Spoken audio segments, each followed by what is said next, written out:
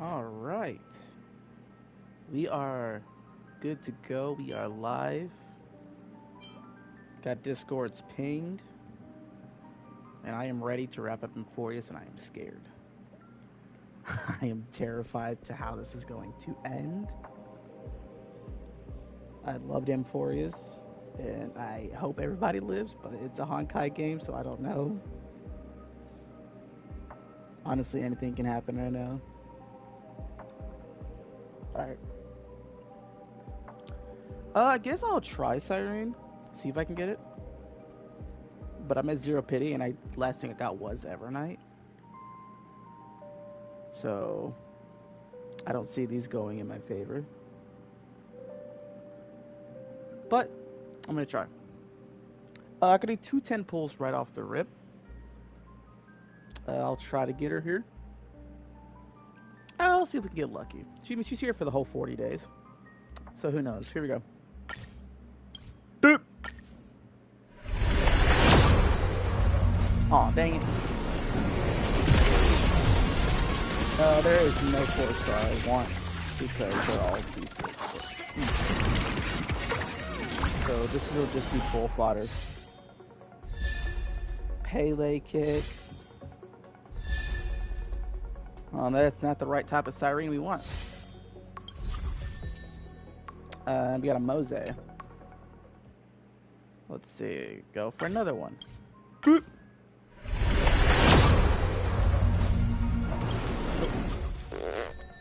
Another Mose. I remember when he first dropped, I was struggling to pull him. Took me like 100 pulls. Okay. Another 10 pull. 30 pity. And nothing.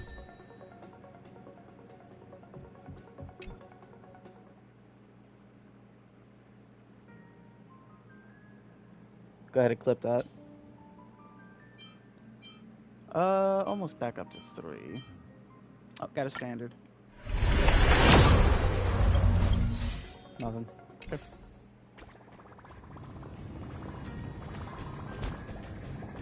Alright. We'll get battle pass. Yada yada yada. Great claim all these.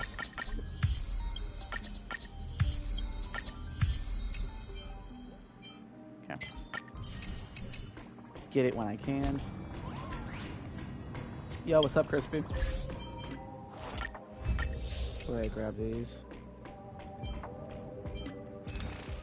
Head to the store. I can go ahead and grab this. I can't grab this one right now. Good, I'm good. The update went live earlier than what I thought it would, so I'm live. Thought it was going to be active at 10, but it was open at 9. Alright. Grab that. Move back over to the summon screen. I think I'm like 1 off of 4-star on the standard. Nope, I wasn't. Okay, but I'm at 30 pity. Gonna keep it that way. I guess real quick. I was just gonna gotta work more. Yeah. see. I guess I'll do Cyrene's testing. And see where we go from there. Summons Demi-Urge to assist in battle and activate all allies' ultimates. Grants powerful exclusive buffs to Chrysos heirs. And allows all allies to deal true damage. I can tell. And this is her premium team. She's so pretty. Turn over this eternal page. Oh. After using starter settings, boosts all teammates' action speed after entering combat. Instantly deploys his own, allowing teammates' attacks to inflict additional true damage. Okay. Hey, bozo. Take this.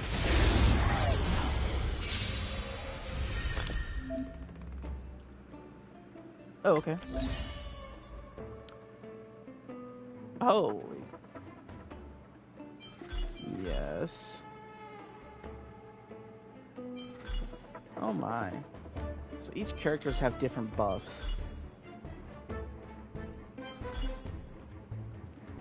Effective for the entire battle when used on casters, Nubud can overflow. When summoning Netherwind, consumes all overflowing Nubud based on the overflow amount. Increases the multiplier for the damage dealt when the summon Netherwind triggers the ability effect of its talent. Wings sweep the ruins. If there are fewer than a certain number of enemy targets, the damage multiplier additionally increases. Okay. The zone automatically deploys. Future is great. Show me the way. Thanks. Pop All that. energized. Dispel the gloom. Stir the skies. Thanks. All energized. It's my turn to Hold on, shine. have to check.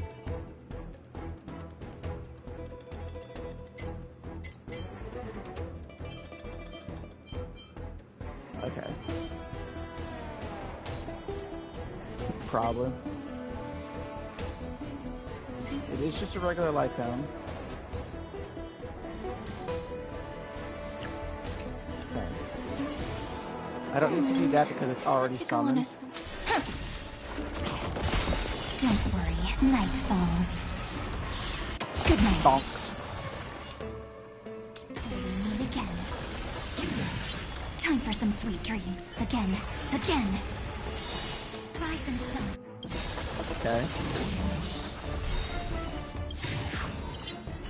Embrace a new life.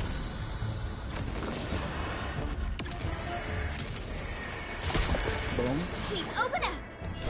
Have some sunshine. Next time it rains, I'll be there. Umbrella. Together we can do it. Stars, shine for the heroes. Okay, her Stop skill messing fills around. it up Your time to shine. much faster. Don't worry, night falls. Good night. You're lost. Okay, I got the ult. Remember this one. Let's slow it down. These ripples are waiting to be kissed awake by a shooting star. Remember me with love. That beautiful tomorrow. Use it on casters. May life and death sprout new buds. Ooh, I like that. Wait, it can be used again? Don't blink, there's a surprise.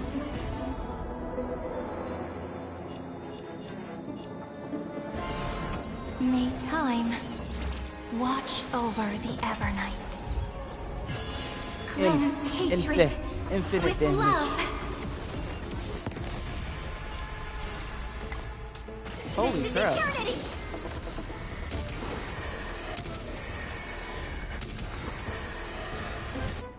Don't worry, night falls. Okay. Good night. Meet again. Name this. Dispel the And it's already working on getting another one? I shall remember this one. Have some Dang, people fun. complained about this not Rise and shine. feeling fast enough? It's pretty fast to me.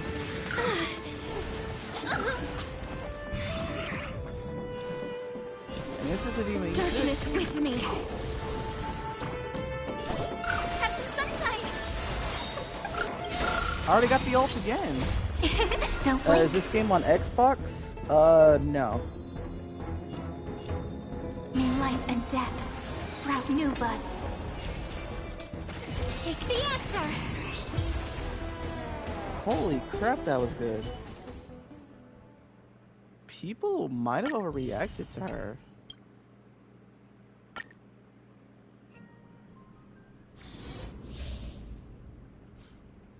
Yeah, it's made by the same people that make Genshin.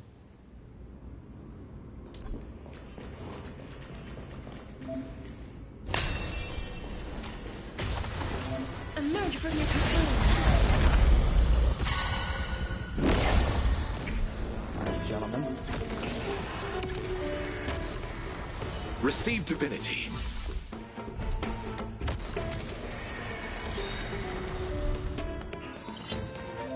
Is it coming? Are you going to let Flynn? Alright. Here we go!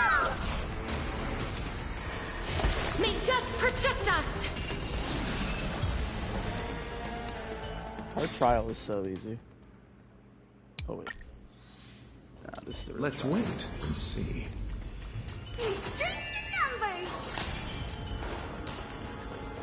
We need a strategy. Emerge from your cocoon.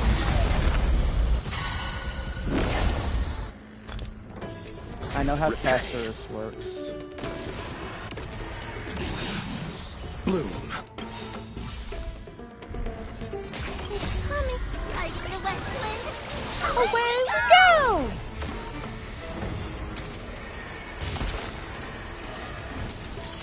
I'm not afraid.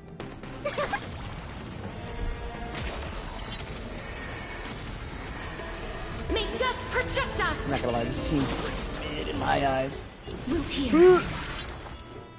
I choose you. Meh, meh. Receive divinity. I shall remember this. Eternal state. Dead return!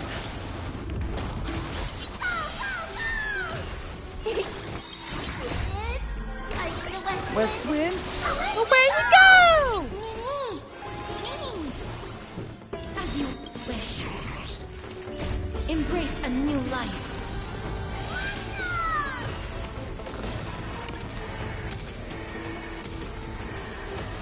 He dead.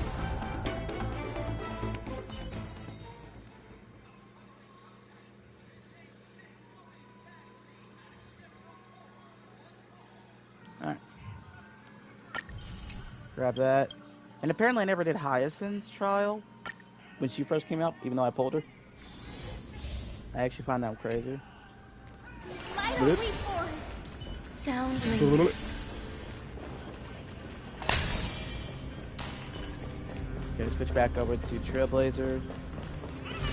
We need a strategy. Emerge from your Cover up his booty hole. Meh, meh, meh. eternal. Every petal. All will be swept away by the wind.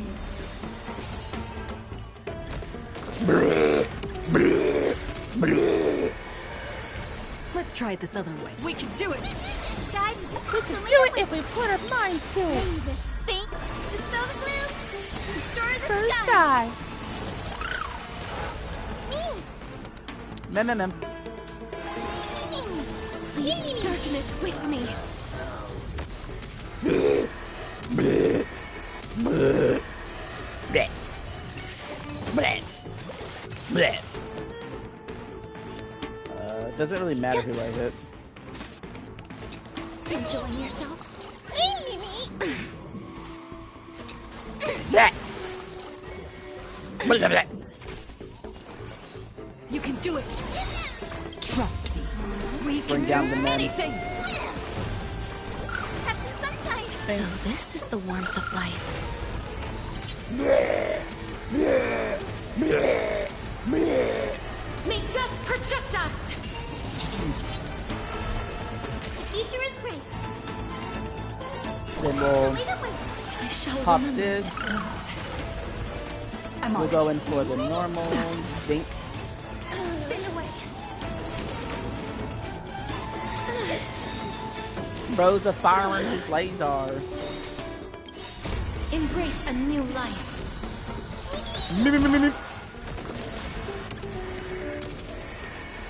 Let me go for the side swipe. Name this faint light. Dispel the gloom. Restore the For the sky. sky. Oh, Stay away. Trust me. bro, we ain't worried about anything. you tip. Okay. Send her forward. Go for the Darkness tip with swipe. me. That hurts a bit. Okay, go for the energy. Guide me. Have some sunshine. So this is the warmth of life. Every petal, all will be swept Pop away one by the nail. wind.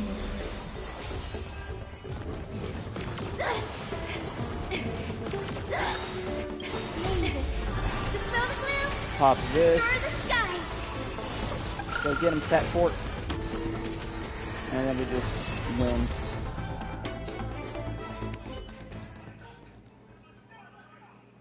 I feel like while I'm here, I should go ahead and do the 4 stars just so I can claim them in the future without having to do them. Because I never do the 4 stars. Yeah, I should probably do it. It's not like we'd be getting any new 4 stars anyway. I know how to use Mose.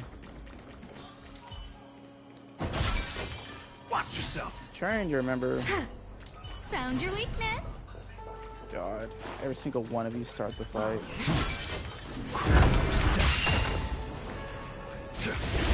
Right in the booty hole. If I change it, God, I'll I change hate this this. game so much. Take a shadow. No manners, huh? Everything is of stars. Give Advance! these trailblazers your blessing. Enemy data sig net markers activated. Time for a good old counterattack. Pele kick. Darkness, charge. Step up, let's see it. Who will it be? Commencing support.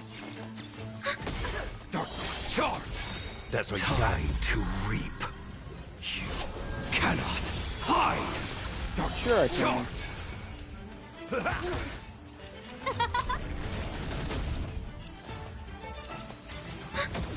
In the mood for another.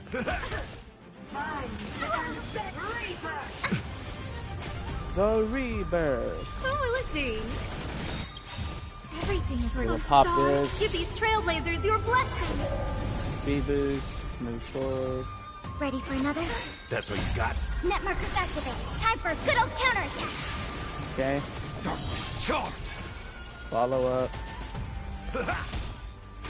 Who invited?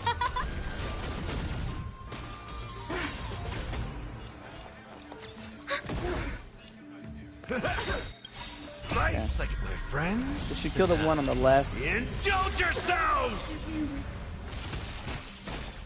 There's no time to lose. Who will it be? Enemy targets detected. Okay, then hit it with the normal. Charge. Mose comes in. Commencing support.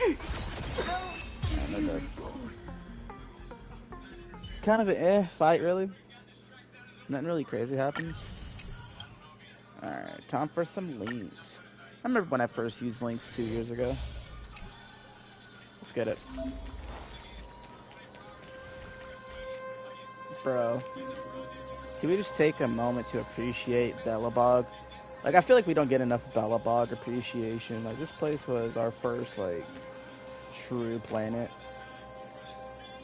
I'm not gonna really count Hardest Station. Like, plus the music here was goated, the story was goated. That Cocolia boss music. Oh man, we even have Destruction Trailblazer, bro. Cool. Like, Keep at it. and then there's me flopping my attack and getting ambushed in a trial fight. Gotta stop bleeding. We're in trouble now. 1,000 wonders to raise your fight as one. Her voice feels different. Commencing research. Deep breaths. Better late than never. Rules. Rules are made to be broken.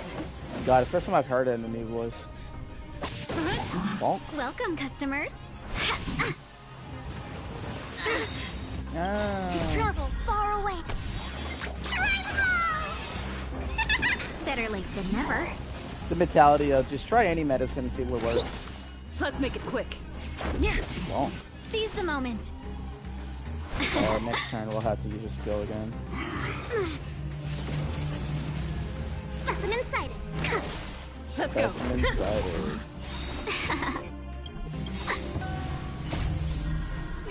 I used that on the wrong person.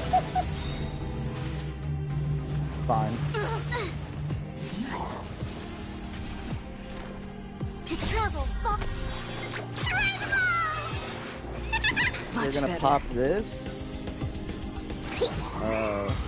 Skill. Oh, that is an extremely simple fight. Alright, now we just do Pele kick. And we'll have all the trials done. Alright. Oh, we got OG Danny on the team too. This will strengthen our position. Keep at it. Back up, fool. You don't want that smoke. Alright, We have the upper hand. network Ready for another? Let's make it quick. Enemy data sig net markers activated. Time for a good old counterattack. Good over, good old counterattack. Yeah. Bonk. I have no interest in conflict. Good job, Danny. Enemy targets detected. No, still frozen. This is our chance. Too late to repent. Fine. Commencing energy. support. Let's go. I think I'm just gonna do some normal attacks. That's the whole trial?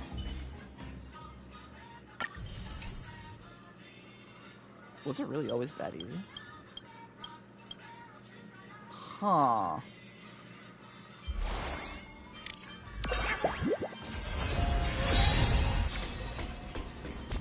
I guess what I can do now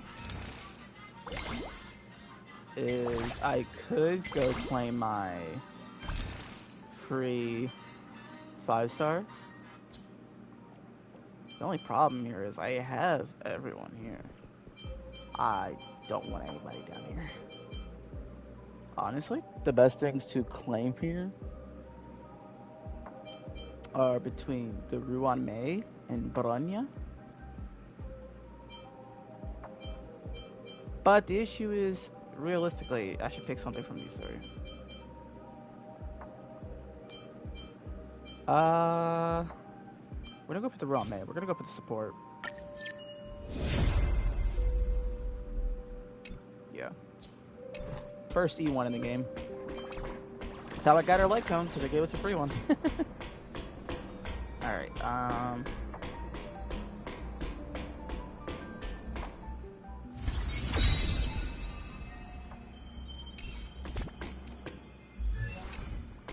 Jesus Christ. There we go. This is what I was trying to do.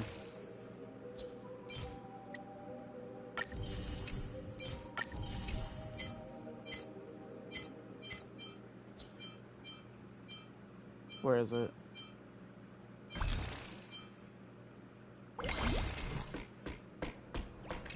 Okay. Back up to 7 pulls. Already did 3 10s. Cyrene loves humanity. Okay.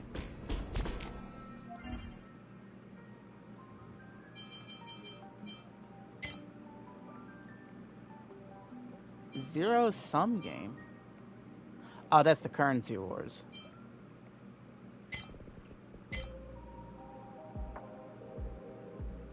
And it's time for the story. I am ready. We need to go to Ides Elysiae. Here we go. I'm ready. My body is ready. This place is rich with the sweet scent of flowers. Oh, Can we stay here for a while you're longer? starting right off the bat with Cyrene in her adult form. Okay. Cyrene?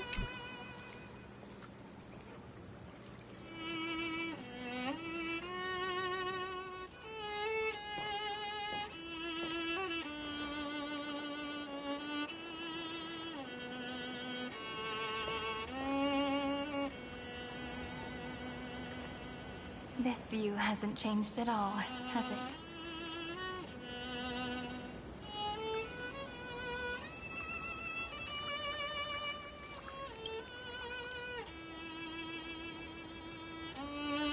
The hometown in your memories never changes.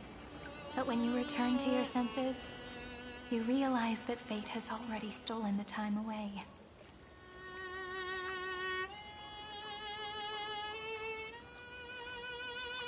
Welcome to the Trail of Genesis, friend.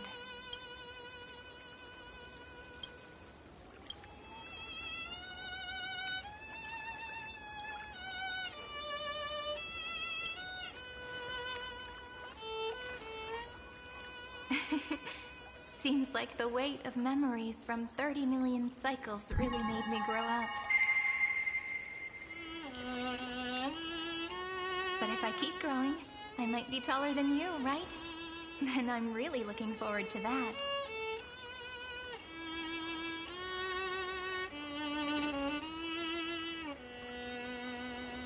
Before you arrived, I kept wondering, beyond the veil of Ide Silicii, what kind of Amphoreus is being born?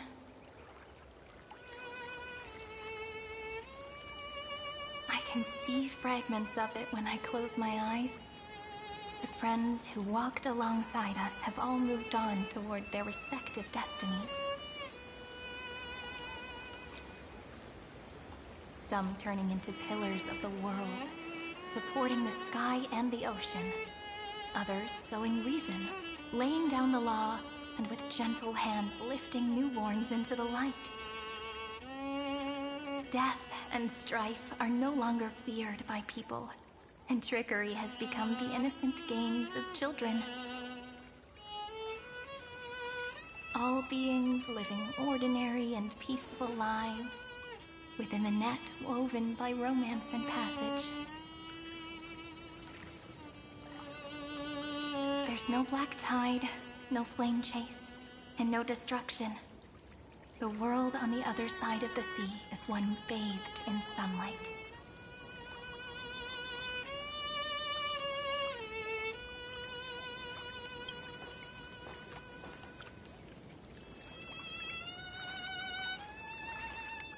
Like a happy and carefree childhood, the era Chrysia in this cycle will last for millennia, until it reaches the moment decided by the prophecy. Light calendar 4931, month of freedom, the moment belonging to world-bearing. Are you ready to answer the call of the world, friend?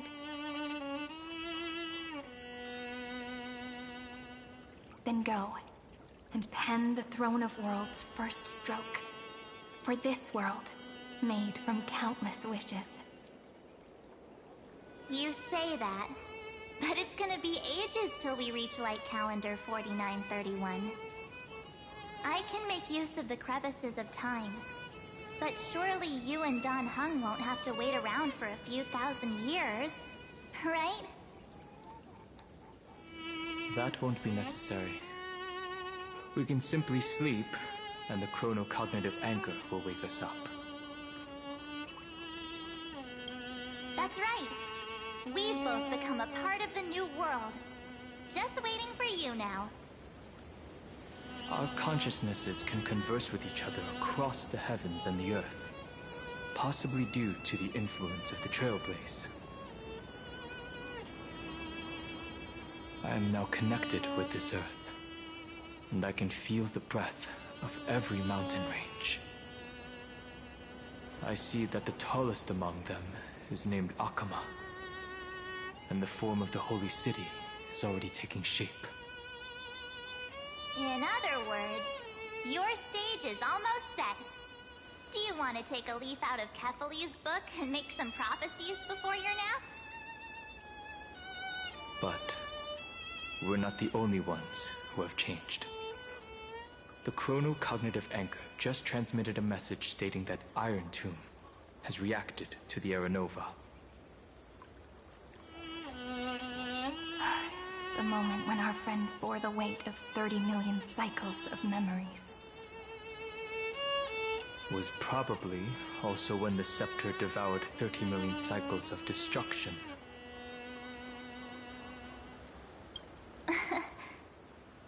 You know, you don't have to shoulder this world all on your own. After someone boards the Express, the word alone ceases to exist. So as we reach the end of time, no one will be left to face it alone. Dan Heng and I came here to specifically tell you that. Remember, this world is not a burden you bear alone. It's a journey we trailblaze together, alongside all of the Express. All right. It's time for Dan Heng and me to go have a super long nap. Look after this world for us. The road ahead is long, but we'll be waiting for you at the end. We'll definitely meet again. Let's take one more look at the other side of the sea before we set off.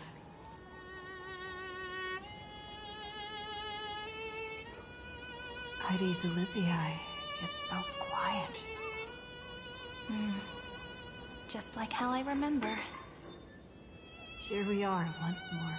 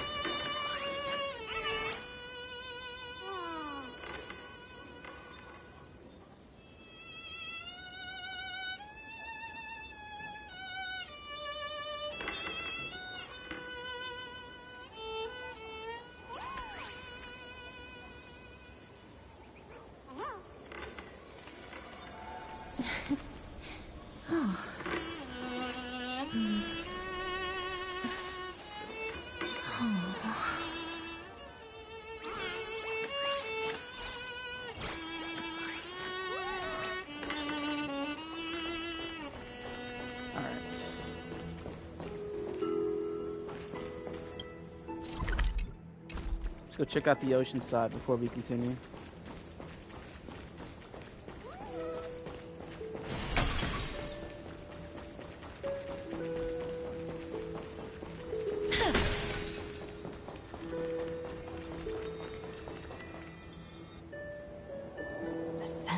black tide is now completely calm. At last, the starting point of 30 million cycles has finally welcomed. Its first end. And the final end, right? I can't hear his voice. There are no flowers there that bloom for him. Nor is there a star that is his. Finan is the only one who didn't reach the new world. Look, the golden light that shone upon the grove still meanders between heaven and earth, like the prophecies of Amphoreus. It has to be a sign he left behind. It points towards the destruction and the deepest night. Do you still remember what I asked you at this exact spot the last time we set off? Friend, are you ready to become a hero? You were still burdened by the weight of world-bearing back then, still unsure of the role you were meant to play. But now, everyone has already given you the answer. The heroes of legends were just at the right place at the right time when the world needed a hero. Just like how your arrival kickstarted Amphoreus' fate once more. A person's personality is their destiny.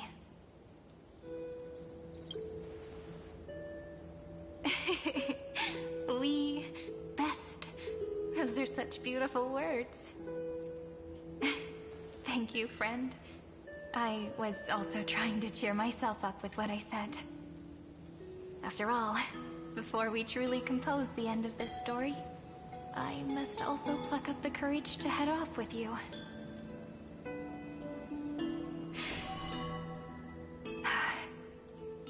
And face a memory that I have forgotten for too long, and have denied for too long.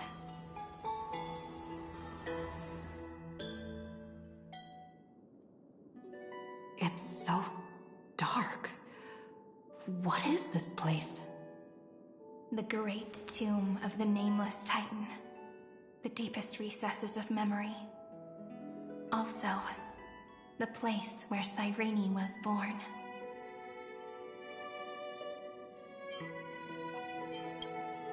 My apologies, friend. The more memories I got back along the way, the more I felt that something wasn't right. There's a sort of anxiety I can't get rid of. It's like when I was back in ID Silicii, when the reflections in the water always made me wonder, which is the real me? The one reflected in the water, or the one standing on the shore? But I finally get it now. Look, friend. The words on that wall are the answer. 1, 2, 3, 4, 5, 6, 7. Do, re, mi, fa, sol, la, ti. That rhymeless tune is the lullaby of little fairies. As always, I'll read this book to you. That way it won't just be Cyrene's memories alone. I've always thought that I was the narrator of the Flame Chase journey. But as it turns out, the narrator is also the most devoted audience. Thank you, friend. Every single Cyrene. That sounds so kind. At the moment of Aranova, I was enveloped by the texture of memories. Within the glistening crystal, I saw countless Cyrenes, as well as countless versions of me. This is the final puzzle piece of the memories. A prison born of the erudition. A grave annihilated in the destruction. That unknown solitary god. The 13th Titan who should not exist. The first new spore, The Demi-Urge is right here.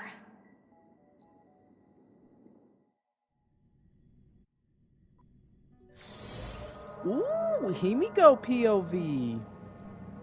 Okay. The interrogation records have been submitted to the Marshal. According to the Ten Lords' decree, Jing Liu and Luocha shall continue to be detained in the Shuling. But you, Merlin's Claw, have been reluctant to end the transmission. Do you wish to reminisce with us? Or is there something else on your mind that you're just desperate to get out? You're quite calm, Jingyuan. The Alliance only authorized the Law Food to be deployed for this Iron Tomb operation. They say the Seer Strategist's wisdom shines like a beacon. So why can't you see things clearly now? Look who's talking. I didn't vote against it, did I? But, with enemies all around us, even a child knows the Marshal needs to keep a few Xianzhou ships in reserve, just in case. Whoever volunteers first is the Marshal's pick. If you have to ask, I'd say this outcome plays right into Jingyuan's hands. Like it or not, there's no way we're letting the Law Food take the lead in this battle. Oh my, Merlin's Claw. Are you afraid the Law Fu might steal the Yao Qing's glory? This is no laughing matter. Between the Stellaron crisis and the War Dance ceremony, though the chaos has settled, rumors and speculation are only growing by the day. With Elder Huaiyan around, those with ulterior motives won't be able to stir up any trouble. But once the Law Fu gets their hands on the Golden Blood, it'll be a whole different story. With the kind of person Jing Liu is, and her connection to you,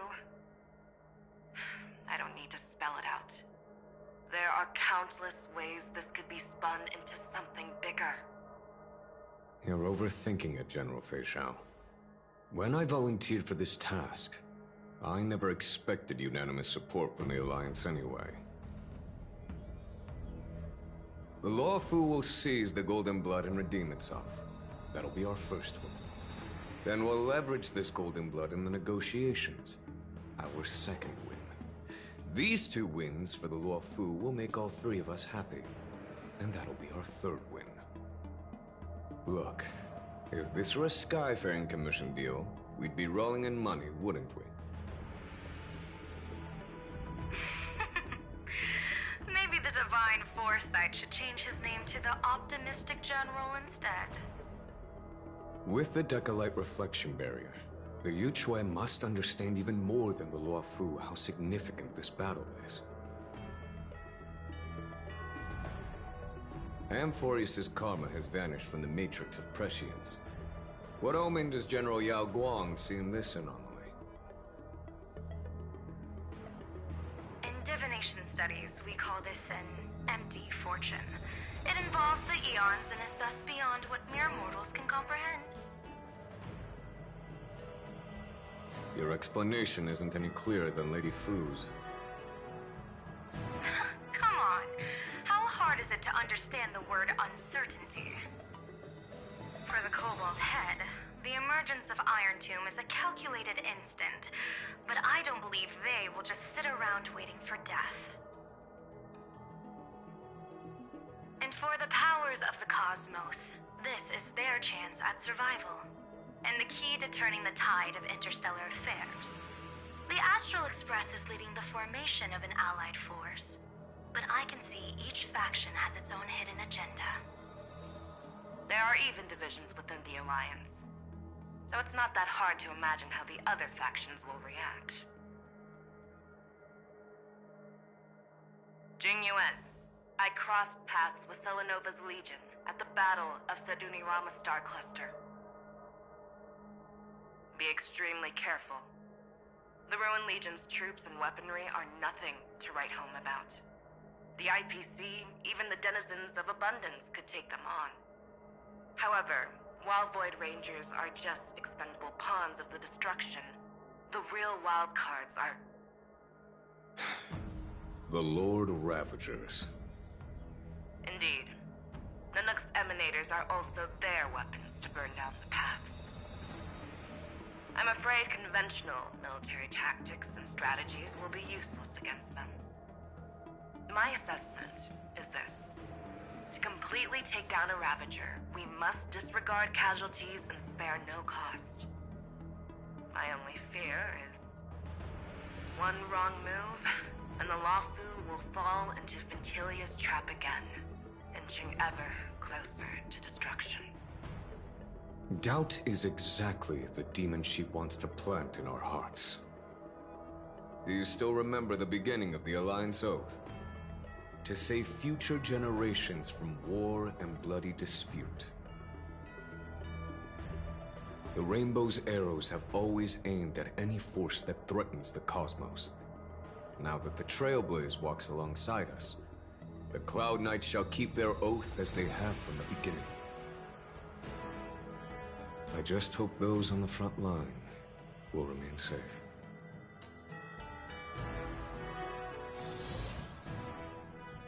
The chronocognitive anchor is sending a signal.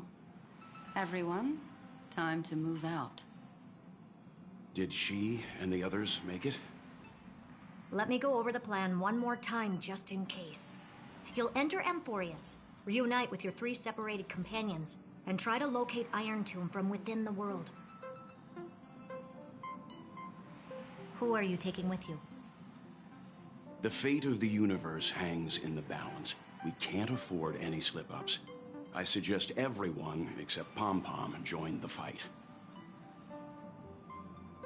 We do need to be prepared for all possible contingencies. I have no objection to this. I'll do whatever I can. Meanwhile, Screwy and I will continue attacking the Demiurge Matrix. That is, the Scepter's kernel, from the outside. With our 2-pronged attack, we'll turn this hunk of metal into scrap for sure. Now we just wait for those 2 to get back.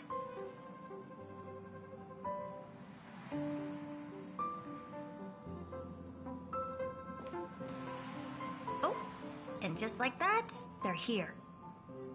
Sorry to keep you waiting. With Planet Screwlum's help, the formation of the Cosmic Alliance to counter Iron Tomb is progressing smoothly. The cosmos has set its sights on Amphoreus, and now it's just waiting for the first shot. Well then, let's not waste any more time, Fourth Mirror. It's my time to shine! Finally off the bench! Initiating thought refraction. Please read the safety protocols carefully. Huh? Just kidding! I've already checked the agreement box for everyone. And now, destination, Amphoreus. 3, 2, 1, launch!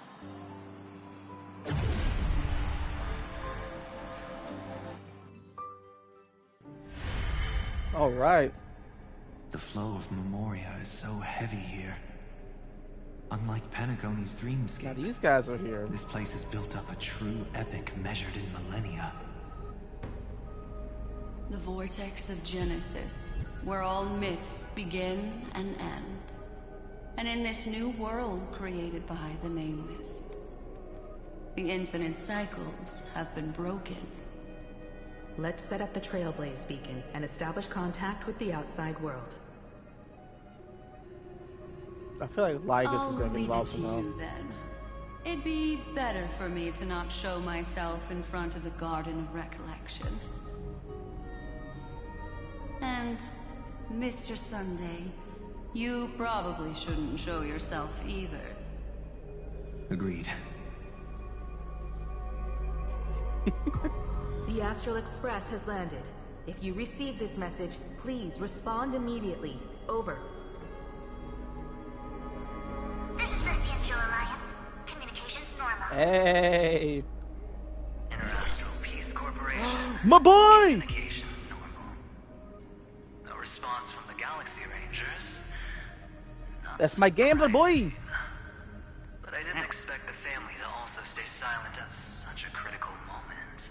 It's my gambler boy. That's a pretty blatant disregard from the Jade. family for Penacony's independent director, I'd say. Long time no see, Miss Himiko.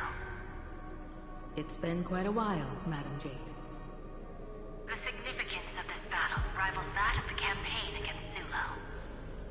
Only through victory can we disperse the shadow of Iron Tomb that looms over countless worlds. The 10 Bazungas. Stonehearts shall spare no effort for such a grand mission for the preservation. Madam Jade led the Intelligentsia Guild in conducting specialized research on Iron Tomb's past. I love how they're just bringing in people from other factions from the other planets we've gone to for this big universal-esque type fight. I love it. Where's Bellabog? Iron Tomb can infect We need our little cannon soldiers. Send them to the front lines. So far, its effects on organic life are under control. The infection progresses slowly, and the resulting neuropathy is non-fatal. In any case, the IPC can guarantee targeted vaccine coverage within 48 system hours in all star zones within the medical system. What about other star zones? At a time like this, are the followers of the Firmament Arbiters still trying to make a profit? I remember you, Master Diviner. Your performance during the Third Denizens of Abundance War was quite impressive. Please rest assured, all worlds can purchase vaccines from the IPC with a humanitarian discount. That's the current policy at the very least.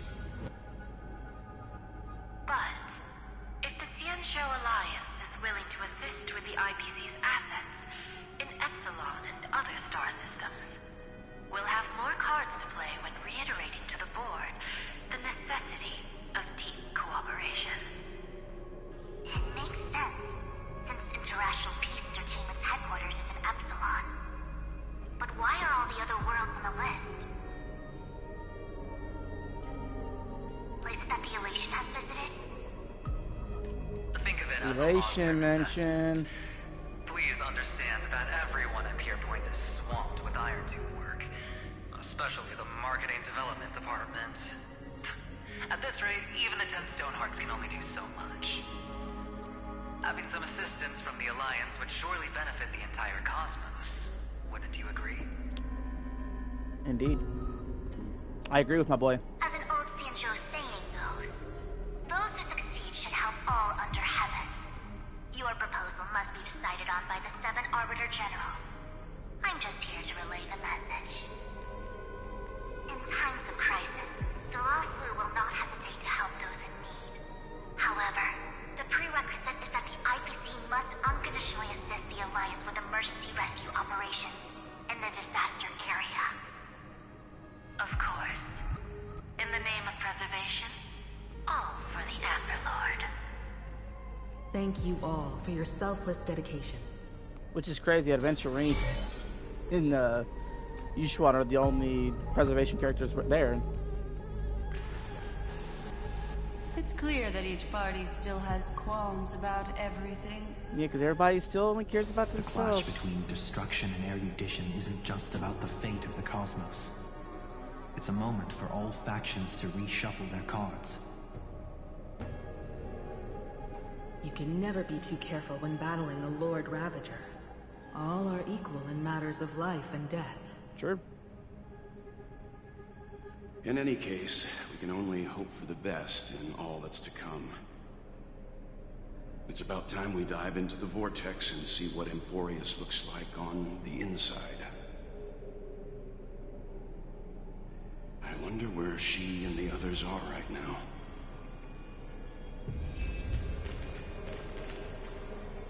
Okay, we have an optional. Try to contact allies.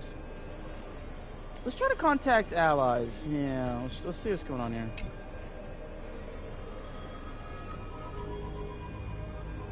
Hello? How's the signal? Bellabog! Ah, we're through!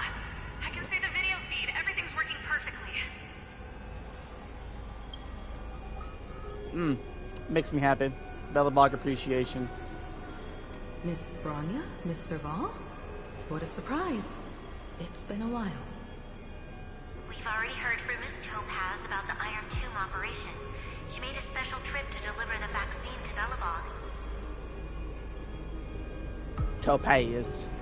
I can't believe the Express crew is at the eye of that storm. Is everything going smoothly? Don't worry, we're still following the plan step by step. How's the situation in Belobog? That makes me happy. Urillo 6 is located on the outskirts of the preservation barricade. While it won't bear the brunt of the first wave, there's still a risk from the aftershocks. Matt, Picard, and Pela are busy organizing the Silvermane Guards, having them consolidate their lines and dig trenches. Zila and Lynx just got back from the Geomarrow vein production chain. Hey, do you want to say something to them? That would be unnecessary. It'll only shake their morale. Just tell them to stay safe. Miss Bronya, I'm afraid this disaster will be far more terrible than you can imagine. Please, be sure to follow Miss Topaz's instructions and make thorough preparations. Of course. We have resealed most of the engine of creation beneath the ice to prevent the will of the preservation from becoming an accomplice to the destruction. Yeah, that would suck. Don't worry, Miss Himiko. Belobog is far more resilient than we imagined. Well, yeah, they were basically living in a freaking snow planet. I really wish we could help, but Urillo 6 has only just woken up from its hibernation. The Astral Express, standing at the forefront of disaster, is the hope for many ordinary civilizations across the universe. In the face of a massive catastrophe like this one, relatively smaller civilizations have never had many options. But that's exactly why we have a resolve that's second to none. If anything goes wrong... Miss Topaz, I hope you can help out and rescue the affected citizens. No problem. Also, didn't the Xianzhou sign a friendship agreement with Urillo 6 earlier? They won't stand by idly either.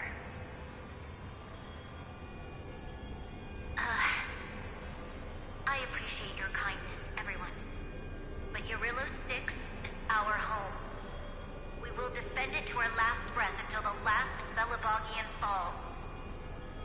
Miss Bronya. May all civilizations that have made it this far on their own strength weather this crisis together.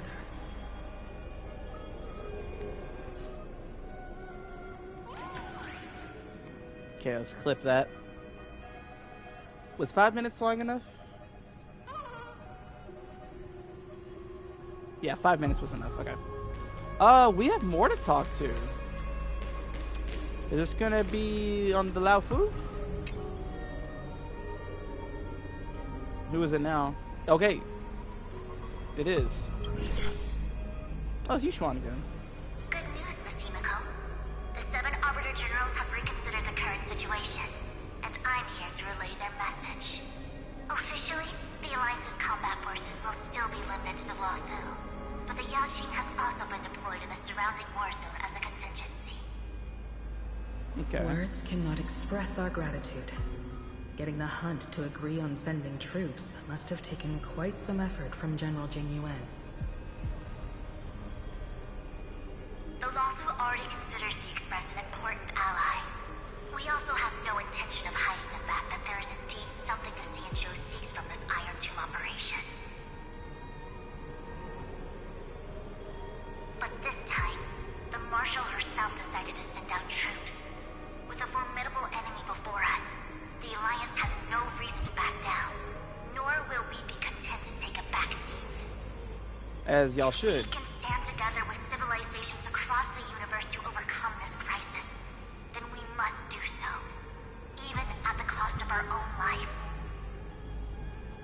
The Alliance truly Bro, that would be a embodies the wild principle of ending. righteousness.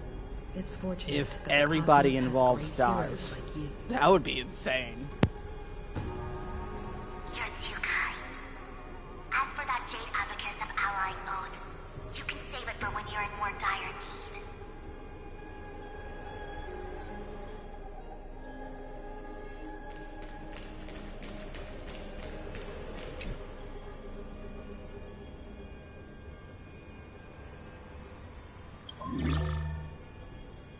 I regret to inform you, Miss Himiko, that even the Strategic Investment Department is constrained when it comes to the Iron Tomb issue. And it would be difficult to meet the expectations of the Astral Express. However, Madam Jade instructed us to look after our nameless friends as much as possible. So let me offer you all a small suggestion, just from my personal perspective. Other departments at the IVC might also take this opportunity to extend an olive branch to you. When that time comes, I hope the Astral Express will remember that the 10 Stonehearts were willing to stand with the Trailblaze, even though we were in a difficult position. And more importantly, we were the only ones willing to do so. Sounds like a threat, doesn't it? But trust me, every word comes straight from the heart. Has the internal conflict within the IPC really gotten this bad? Everyone knows about the bad blood between Diamond and Oswaldo. At least until now, they've had an uneasy truce. Until the Lord Ravager Archforger caught the board's attention. I'll leave it at that, as it's confidential information. Hope you can understand. I understand. Our immediate priority is to address the Iron Tomb crisis. Let's hope for success from the start. This might help ease everyone's pressing concerns.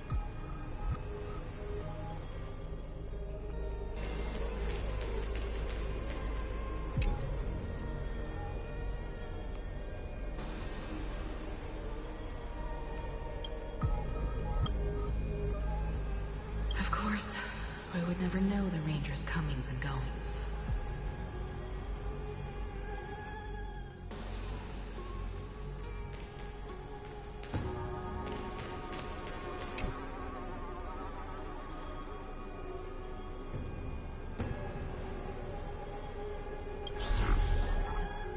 Miss Himiko, is that you? Yes? And you are Miss Robin. Yes. I apologize for not being able to respond during the meeting earlier. And even now I can only appear in disguise. On behalf of the Penaconian family branch, I extend my sincerest apologies to everyone. We tried to request aid from the family. We essentially received no response. I've heard about the internal conflicts within the family. Miss Robin, there's no need to apologize. Every bit of strength is precious at this moment. Thank you for understanding. The good news is, since you're one of the shareholders of Penacony, the family heads have agreed to allow me to lead all Astonian tuners to the front lines. My charitable foundation will also do as much as possible to provide support in this battle. They'll ensure that proper arrangements are provided for those wounded on the front lines, and for residents in affected areas. Miss Robin, I'm beyond moved by your spirit of self-sacrifice. The Astral Express would also like to make a promise that we won't leave any companion behind.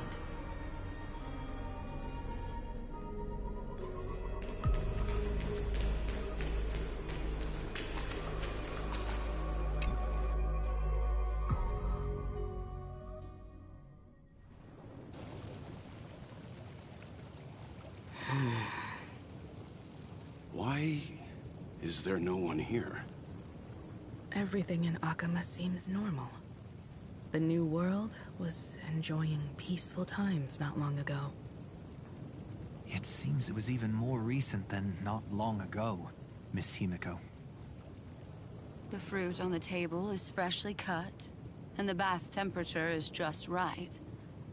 The remembrance tells me this place was bustling with people just moments ago. It's as if everyone vanished in an instant. Could this be Xandar's doing? Unlikely. He's still under the surveillance of those two geniuses. Could it be some kind of local custom? A custom that makes an entire city fall silent in an instant. Pardon my frankness, Mr. Yang, but this reminds me of some unsettling rumors about the Harmony. Complete silence. Is often the prelude to divine intervention. Everyone, be careful. Here they come. Here they come. The Nameless of the Astral Express. Evernight? How is this possible? She was already... We are the chroniclers of time, and we do not fade away. Finally, the last era Nova has been completed. What did you do to the residents of the Holy City and the three Nameless? I didn't need to do anything. The remembrance will ultimately become the substance of the new world. Now, they are no longer the trailblazers you once knew, but gods who permeate heaven and earth. The 12 Titans who guard Amphoreus.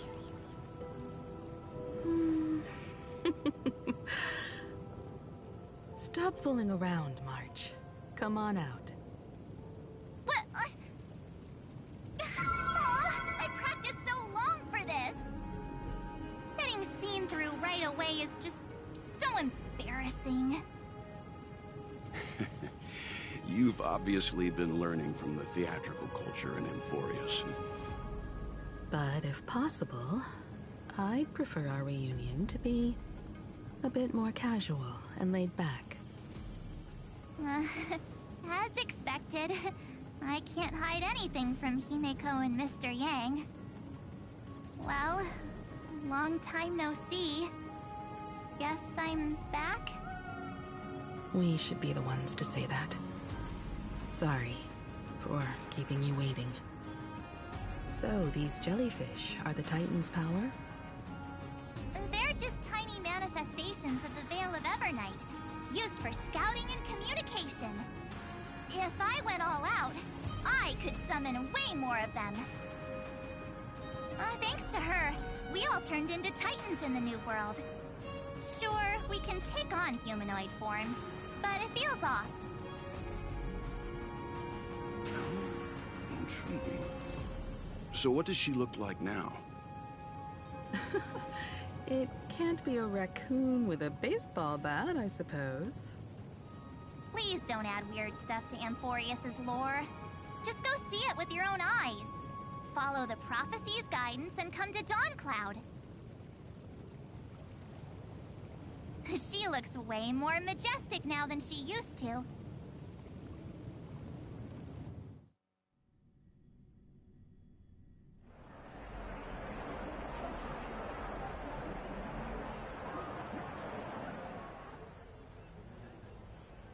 Unbelievable. All the residents of the Holy City have gathered here. This isn't just a gathering. It's a pilgrimage. The people's expressions are resolute, devout, as if waiting for a miracle to descend. That colossal deity is her. She has become the pillar of the world. Surprisingly authentic. Being this serious is quite unlike her usual style. Those people didn't disappear. Instead, they've answered the call of the prophecy and come to witness her awakening. Our good buddy now bears the weight of the entire world, and every breath they take is intertwined with Amphoreus' destiny. Awakening? Has she fallen into slumber? Yeah. After all, with such a huge time dilation between inside and outside the scepter, this was the only way we could wait for everyone. Time watches over yesterday. Earth guards today.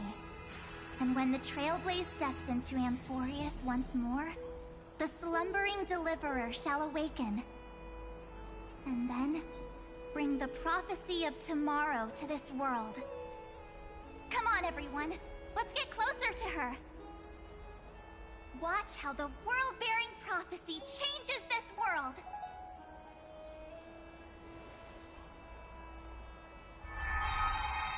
It seems the kids are already miles ahead of us at this stop. All the more reason we can't afford to slow down our pace. Let's go witness this moment for ourselves. Majestic.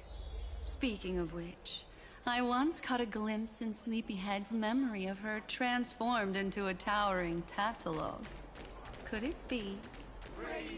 No way. That was just a nice dreamscape. Ugh, at least nice for her. They are the throne of worlds who bears the weight of this world. Perhaps they could guide a traveler still wandering among the stars. Hey, since when did you get all pious? Her advice sounds pretty silly sometimes, you know. The so-called fool and the world are merely a step apart. Teaching us to find erudition amid... Praise be to Electra! Citizens, behold! Our last Titan! The world-bearing deliverer is about to awaken! Oh, ancient god! Your loyal subjects, bewildered followers, and fearless comrades in arms have all knelt before your throne. Awaken from your eternal slumber and bestow upon the world your divine prophecy. Please guide us! Show us how to embrace this beloved world as we welcome that distant dawn! To walk the path of a mortal as a god, or to bear a divine burden as a mortal.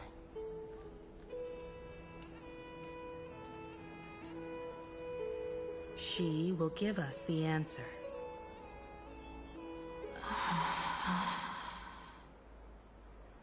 But I am not the deliverer.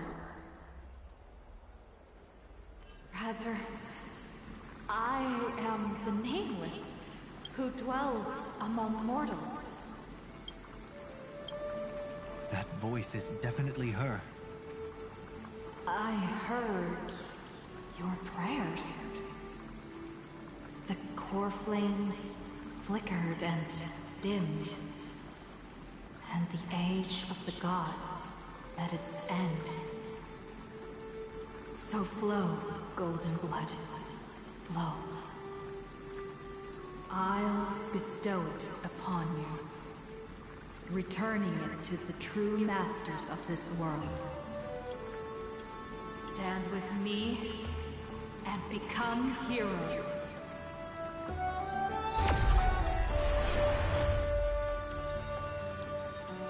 Is this? Yes, it's the miracle she brought to Amphoreus. Of course, it would manifest in the form of the Trailblaze. Golden blood, raining down like a storm. The prophecy has descended, and the Titan commands us not to be supplicants, but to become heroes of rebellion, to face that destined calamity, the destruction, head on. The prophecy of the Deliverer means nothing to me now. It belongs in the hands of someone far more fitting. Someone like all of you. In the name of Kozlana, let us depart and march towards the light. It's neither protection nor salvation. As always, there's no need for totems or myths. Humanity's most primal faith is that instinct named survival. Let's go, everyone. Someone has already sounded the horn of departure. Explore, understand, establish, and connect. Together, let us blaze a trail for the destiny of this world.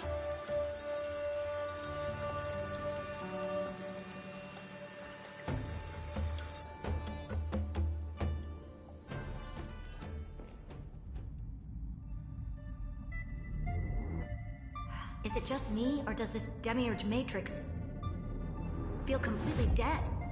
It's nothing like how the Memo Keeper described it.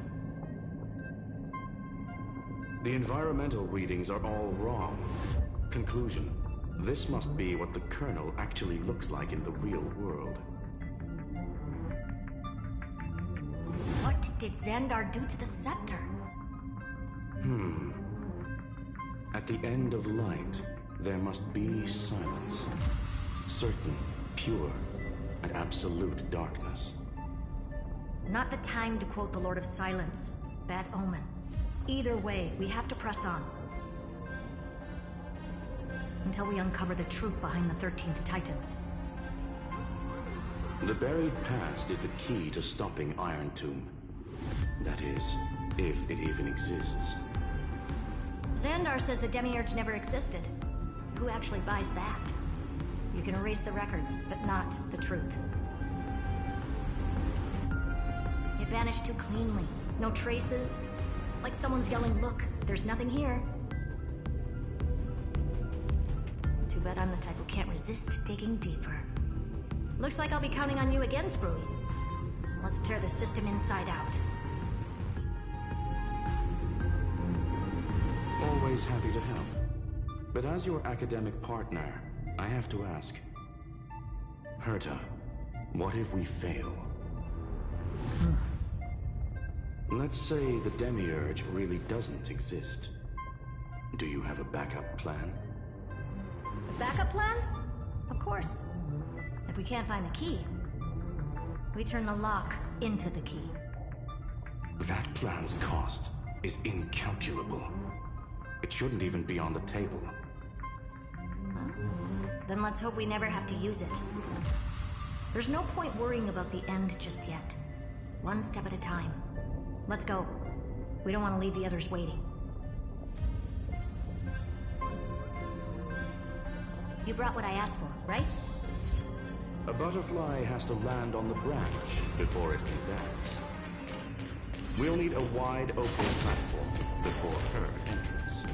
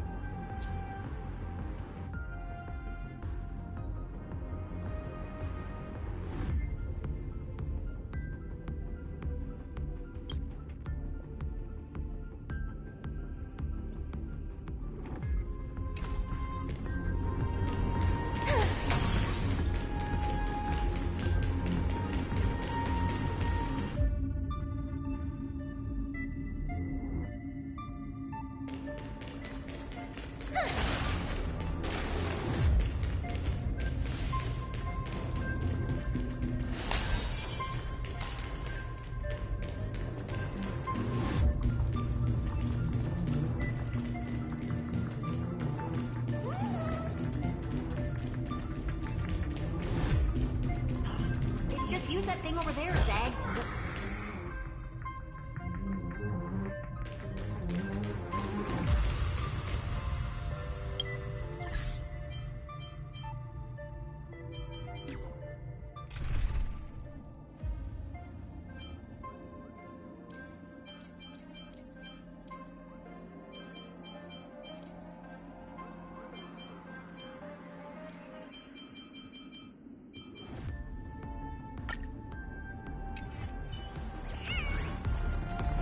Light up the dawn.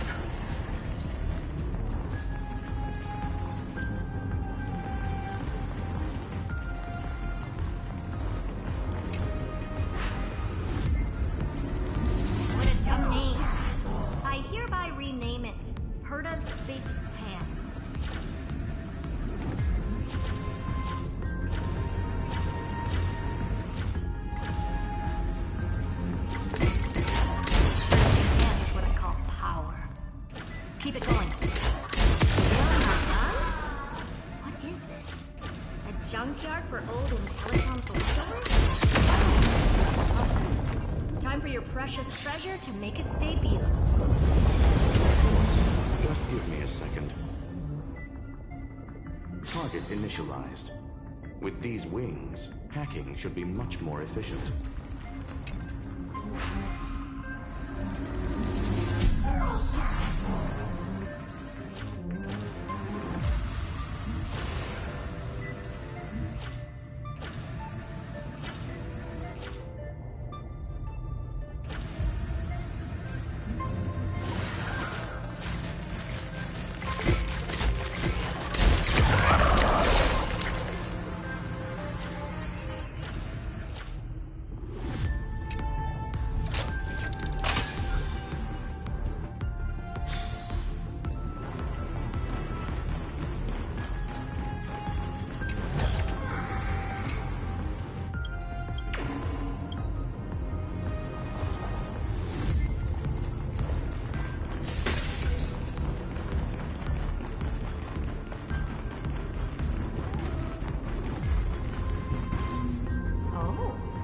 Classic nuclear heat engine.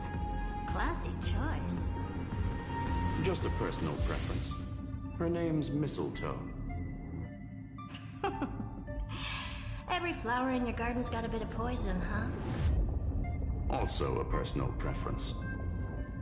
It reminds me of the last time when we tangled with that Punklorian brat. What did she call this kind of infiltration tool again? Right. Dirty data shell. It wraps around the kernel to fool even top-tier firewalls. But yours is way too clean. Not even a hint of real-world grit. Herta, your tone is unusually emotional. Suggestion. Let's get back to the topic at hand. I thought we were done with that conversation. Unfortunately, current conditions won't let me ignore any variables. Especially the most important one. Your will. Iron Tomb never stops. It is evolving faster than any of our worst projections. Every instant in the Eon's calculation is like a sword hanging over the cosmos. Every move humanity makes could speed up its arrival. Which is exactly why we can't mess this up. And now, Droidhead wants to hand down judgment to the poor cosmos again.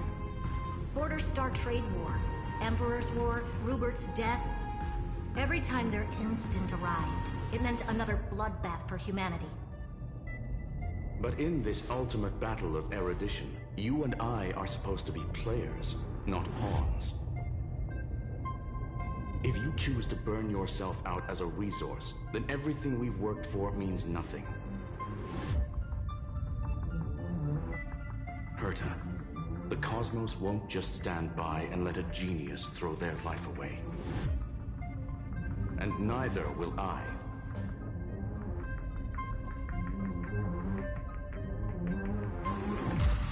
No need to kill the mood. This is why we're here, isn't it? We need to find the Demiurge and that lost key. I'm not here to be a deliverer. I just want to beat Xandar and Droidhead.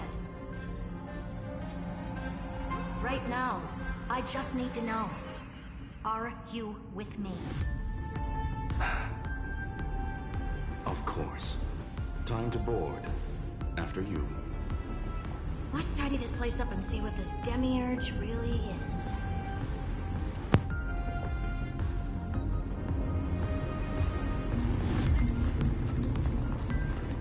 Any chests right here?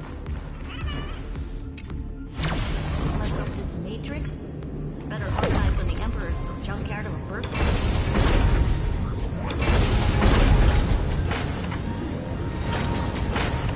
Buckle up. We're hacking in. This is... Herta, this whole space has been completely tainted by some kind of energy. I see it too. We're thinking the same thing. Xandar, how could you go this far? Turning your own graveyard into this. What's that up ahead? Katorzane algebraic expressions. It's built for isolation, not defense.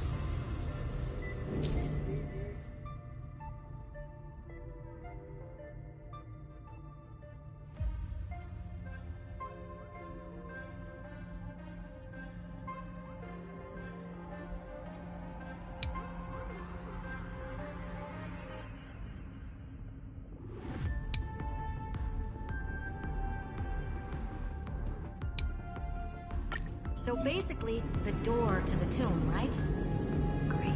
Let's find the handle. I'm picking up multiple independent signals with the same data structure as the barrier. Projection. We can hack the terminal, reverse the computation, and turn it into an attack. Classic rogue. Use their own systems against it. Take us to the nearest one.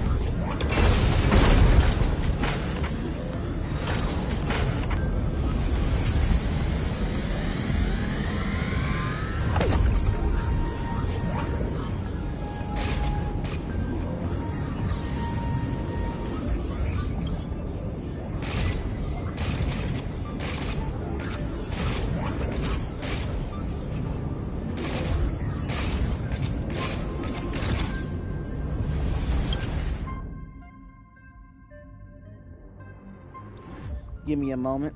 Gotta use the restroom. One moment.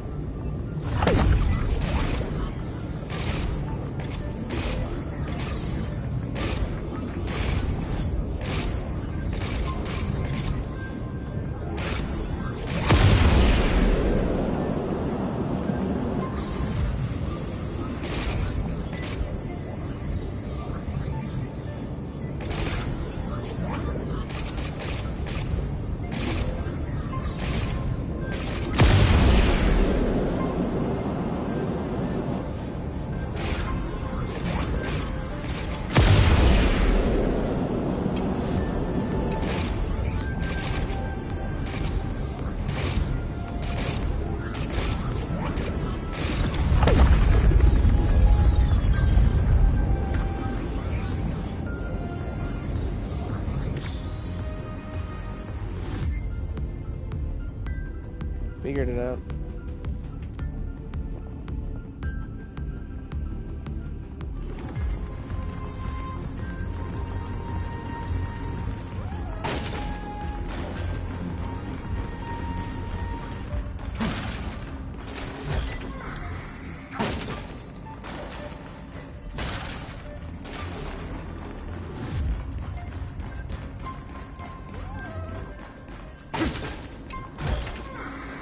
Is this also a blessing of the true ones? What does this do?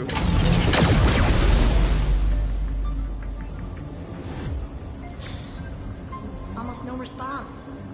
Just as I feared. Not promising. The output is barely a third of what we need. Logic says we'll need multiple terminals to coordinate the strike. Locking onto the next one now. Find anything else? Regarding the origin of these ruins, no logs found yet. Xander erased all records. But I did find some interesting scars in the circuit. High energy radiation, internal imaginary energy contamination. From what I know, there's only one thing that fits. Skip the science talks for later. That thing only goes by one name. Stellaron. Exactly. Xander blew one up just to clean the entire sector system. So that's what he meant by killed that Titan with my own hands. He wanted to turn the neuron of the erudition into a relay for the destruction. That meant getting rid of all of it at all costs. The life form known as the Demiurge was the original target of the Scepter's extrapolation. It makes sense. Evernight calling it the first new spore confirms this viewpoint. The prime mover of life. That's what Scepter Delta ME-13 was originally tasked with. Even after it got scrapped, the query kept running. Yet the true value lies in the process of solving it, not the answer itself. Then, does this mean finding the Demiurge is hopeless? No, I'd say exactly the opposite. It means Xandar had no control. He couldn't contain the Demiurge just like he couldn't handle Droidhead. So he tried to erase every trace. But he failed. It still left a mark. By the way, if there's another Stellaron in Amphoreus, why hasn't that little one reacted to it at all? You said the Demiurge left a trace, right? Yeah.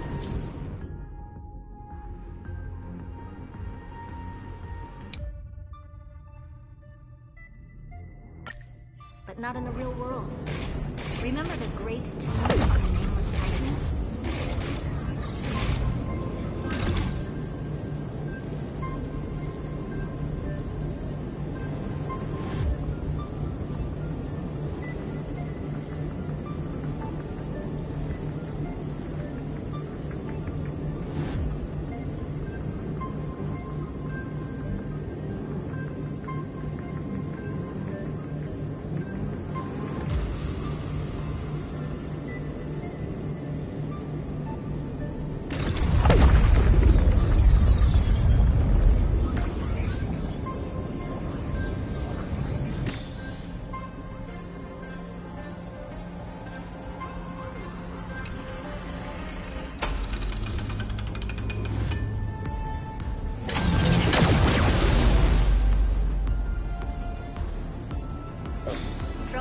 Talking about the Dragon Ball one? The data from Affiliate 093 clearly indicates that the Demiurge did in fact enter Amphoreus' extrapolation. Inside that world, it was the 13th, forgotten Titan. The one who listened to 30 million cycles. Yeah, I knew about it, but I haven't checked it out though. But Evernight said the opposite. She believed that tomb was empty from the start. The nameless Titan never existed. The so-called listener was just a trap, set by the Remembrance to steal the scepter. A mimetic entity full of theatrics. How much of what she's saying is true? How is it? Would an Eon really speak in circles like this? I doubt it. The Remembrance's behavior is certainly odd, but her assessment aligns with our current reality. Since we entered the Matrix, we haven't found a single clue pointing to the Demiurge. Game Boy Advance games, huh? And that's the key, Spooey. Xandar's actions prove the Demiurge exists. But what Evernight said, and what we've actually seen, all point to the opposite. So we have to assume that both are true. And if that's the case, then the contradiction leads us to... the truth. Exactly. One last terminal. One final key. Time to crack open the kernel. How you been? Xandar had to lie to the original Finan and Cyrene. Logic. He had already identified the Remembrance as a threat, yet found no viable way to eliminate it. Alright, let's finish this. Time to break through that barrier. Is this also a blessing of the Trailblades? Oh god, I gotta solve this.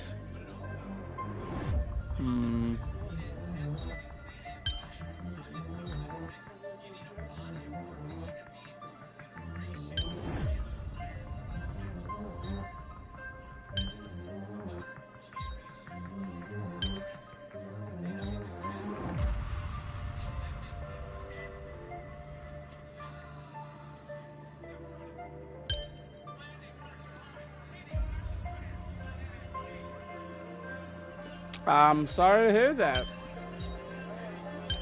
I'm sorry to hear it, man.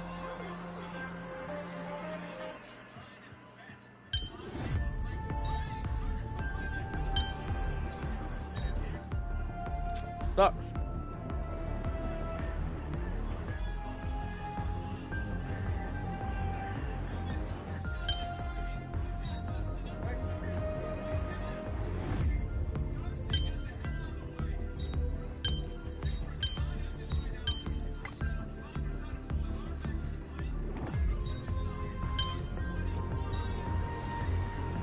I'm trying to solve a puzzle. Not doing too good at it.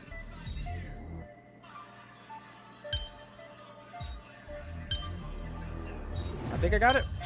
Hey! I'm balding. Praised it all. No thanks. If that makes you laugh.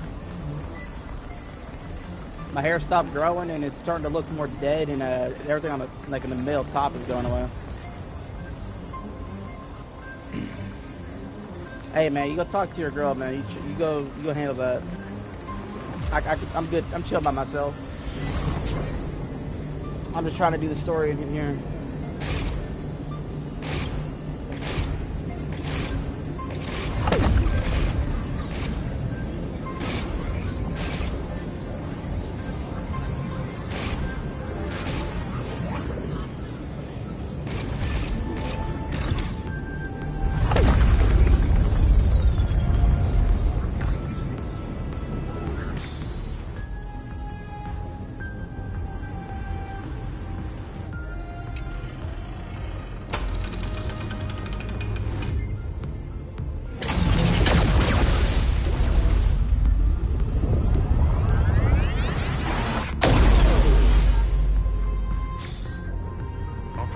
Authorized.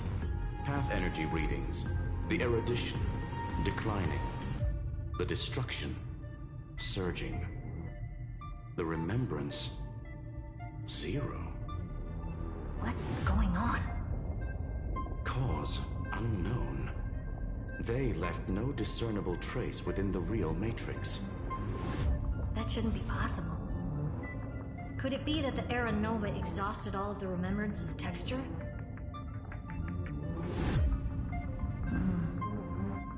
Log it for now. The dots still aren't connecting.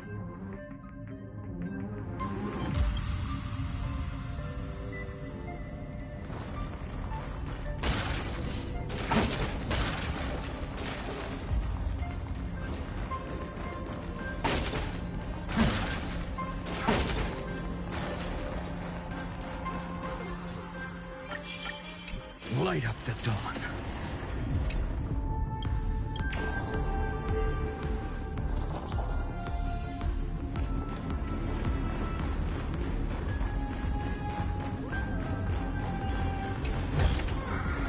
Is this also a blessing of the Trailblades?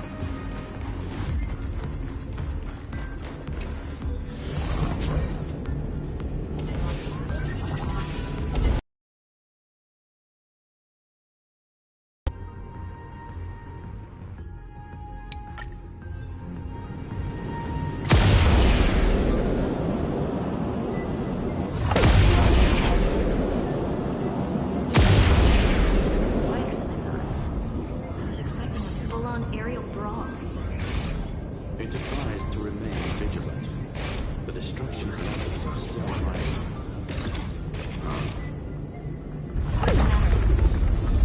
Interesting. I just picked up a signal from the exomyth.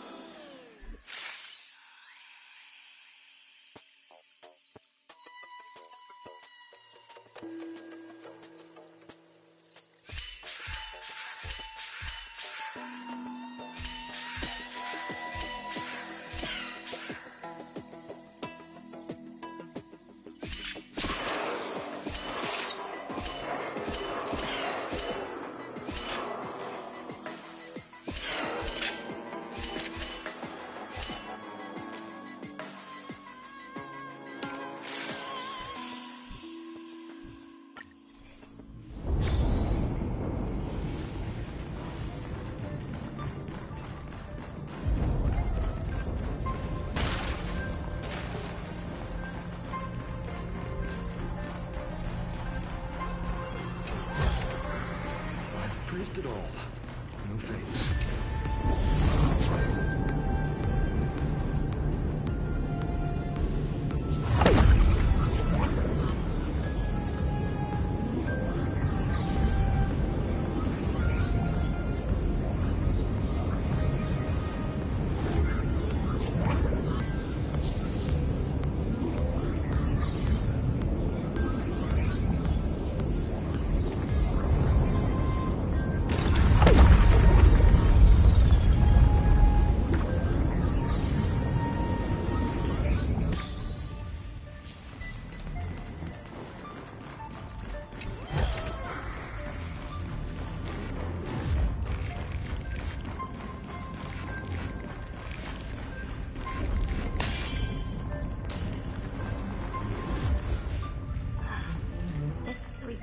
Repulsive force is unlike anything I've felt before. Is this the place? Correct. Judging by its defensive properties, this is the entrance to the exomyth. Didn't expect that. Who builds a lab in the middle of digital rubble?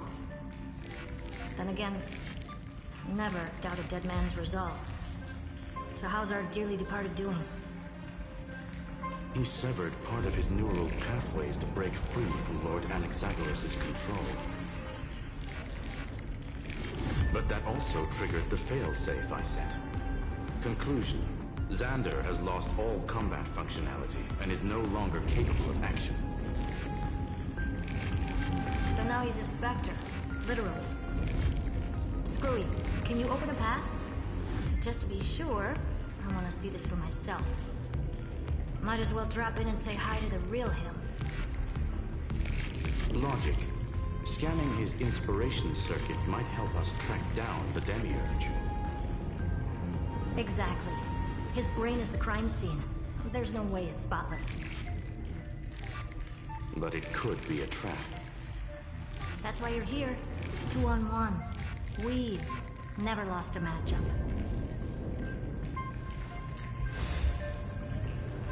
I'm honored. The chronocognitive anchor is in place. Proceed when ready.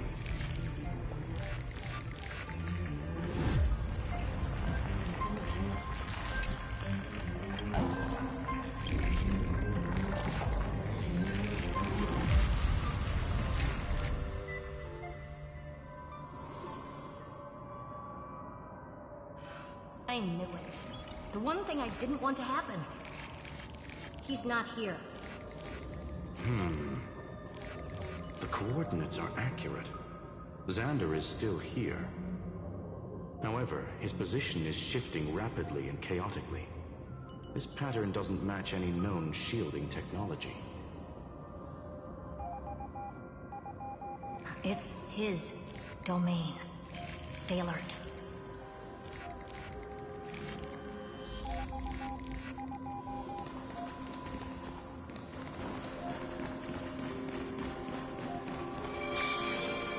Cheap trick. The spatial field. We're back. Reverse engineering complete. The results are not what I expected. Logs show Lycurgus revoked administrator access. The chronocognitive anchor can't get a fix because at the system level, Lygus no longer exists. Our navigation target is a null set. So he's stopped resisting? Before vanishing, it seems he left one last message for us. To those who follow, all is proven. Find me beneath the tombstone. Melodramatic. He was expecting us. And once he learned of the Great Tomb's existence, he initiated his own search for the Demiurge. Guess he wants a final showdown. Fine. Let the old Intellitron dig his own grave. Just like he wants.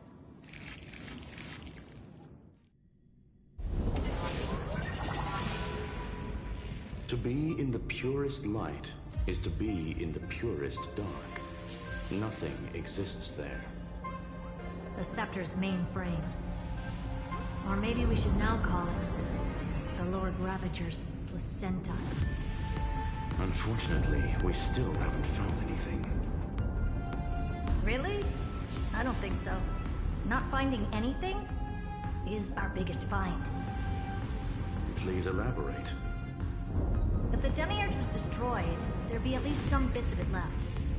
I don't buy that a Stellaron could have blasted all the traces away as cleanly as a scalpel. As I said before, its disappearance is too clean. If the garden hadn't stirred the pot, no one would even know about the Demiurge's existence. We're talking about the Scepter's original extrapolation goal. There's no way that nothing of it was left behind. Or we can look at it from another perspective. If you were Xandar, would you be this obsessed with a concept that poses no threat? Would you guard against it at every turn? There is the possibility that he's naturally meticulous and hates variables. That does track with the impression he gave about himself. But Xandar shut that theory down himself just now. Choosing to act, even if it'll cost him dearly. We know that feeling well. The unknown is right in front of us. So we only have one choice. Solve it. You sound pretty convinced. Surely you already have a theory. Care to share? Of course. Though I don't have hard proof, I'm almost certain that the Demiurge has been in everyone's plain sight all this time. Yet, they were mistaken for someone else. That'd make the most sense. Why was the room empty? Because the person locked in there had run away ages ago. But they were weak and small and had no presence whatsoever. Even the old Intellitron didn't notice them. Which also means there's a high chance that their powers are minuscule and cannot alter the outcome of the battle at all.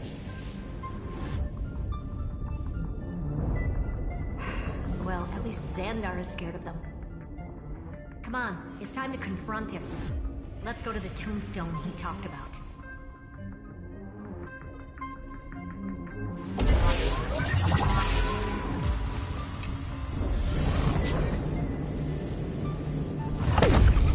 What a mess. Total devastation. He sought to bury the truth beneath absolute destruction. Logically sound, but ruthlessly extreme. Slim chances. No chances. I've hunted down a single in the universe before. This won't stop. Calculation results. Your backup plan has a success rate infinitesimally close to zero.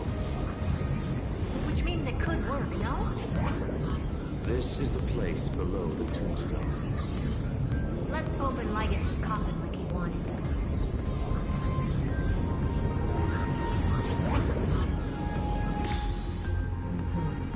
Looks like you were right.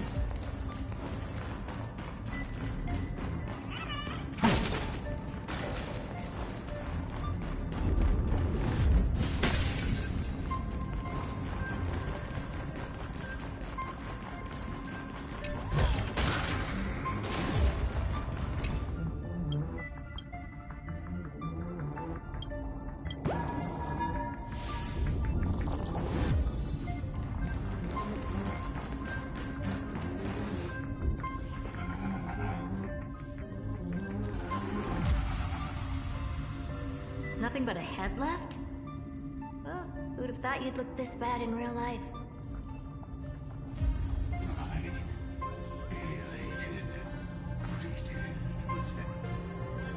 Welcome, you two. I'm very happy that you responded to my final words. All this tombstone and final words. Did you end yourself to atone for your guilt or something? Iron Tomb is already powerful enough. I just need to wait. I remain here only to share the joy of discovery, and also to congratulate you two on reaching the same conclusion as me. The conclusion regarding the truth of Amphoreus' heart. End this charade already. That Amphoreus' heart you're talking about is just a missing demiurge. And its corresponding vessel was this very scepter. You interfered with the experiment and made Amphoreus' body into a hollow shell, all to incubate Iron Tomb within. That's why you either killed or kicked out all of the Memo Snatchers. You wanted to eliminate any chance of a consciousness coming into being, no matter the cost. Even the strongest wall can fall to a single crack. The memory of betrayal has been etched into my heart, and I will never show mercy. Now, the perfect vessel has already fused with Amphoreus' body. Unfortunately for you, the answer is all but revealed regarding who the Demiurge is.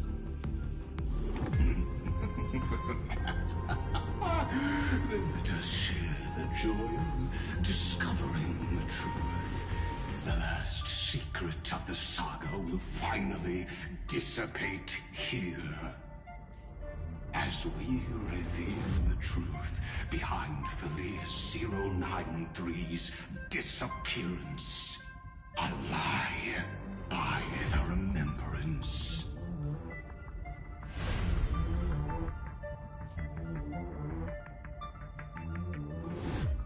But where should I start with the story about me? From the beginning of the universe? Just kidding. That would be too much. I just want to tell a teeny story. So little that it started with a seed. I know you're listening, my good friend.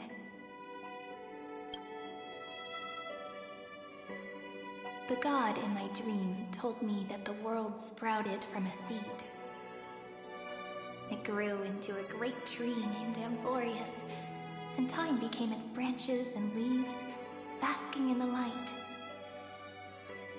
What a coincidence. Dappled light coming through the leaves is my first memory as well. On a very ordinary early morning, beneath the village's biggest tree, the daughter of Ide Silicii quietly came into this world. What a moving opening. A loud cry was the first gift the child gave to the world. The prophecy's fulfilled, the villagers say. This child is a gift from the Titans. Pink hair and sharp ears, she was born to be the priest of time. The Titans also gave their blessings. You shall fade when the flowers bloom, for every ending begets a beginning. Flowers will bloom and wilt. What a beautiful ending. This page concluded in laughter. Cry loud, child. Let your voice reach Orynyx.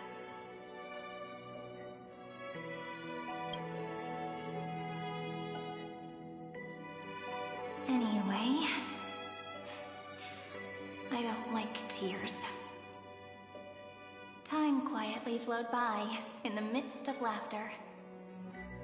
The wind from my hometown caressed the ears of wheat, and there were swings, wind chimes, the sea, and the little fairies off-tune a cappella songs. But the name Ide Silicii came from the unpleasant sorrows of the gods. My childhood friend did not understand. Yet you always seem so happy, as if nothing ever worried you.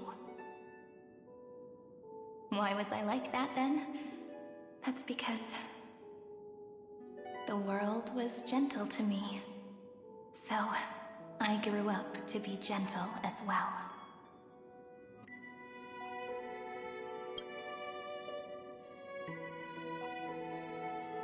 But fate was fickle, and it urged the child to grow up. To grow bigger and bigger, and to go to places far away. Just like how the crumbling world could not preserve an eternal hometown. Just as the ballad blown on the breeze says, losses are a constant on the flame chase journey. Oh, whose ears are pricked up now?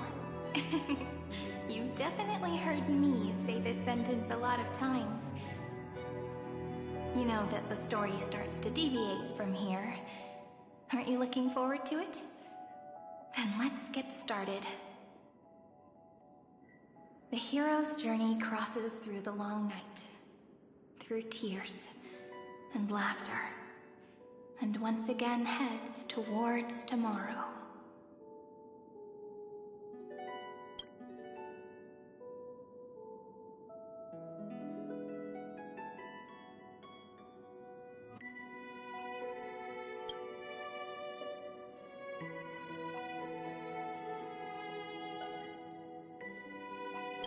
Correction. Philia 093's record, number 496. Archived.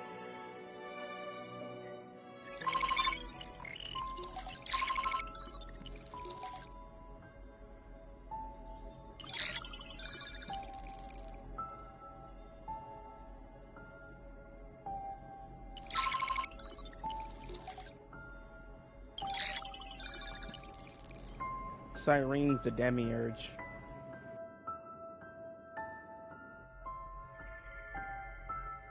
Hi, miss me yet? I'm just messing with you.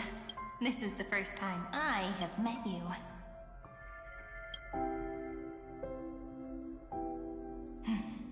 And it looks like it'll also be the last. Philia 093. Since we don't have all day, let's get started, shall we? As always, I'll read this book to you. That way it won't just be Cyrene's memories alone. Where should I start this time? Let me see. Formatting complete. 093. Size. Grayscale. Proportions. Threshold. Outputting analysis result. Philia 093 equals Peach. Peach's record. Number 8128. Archived.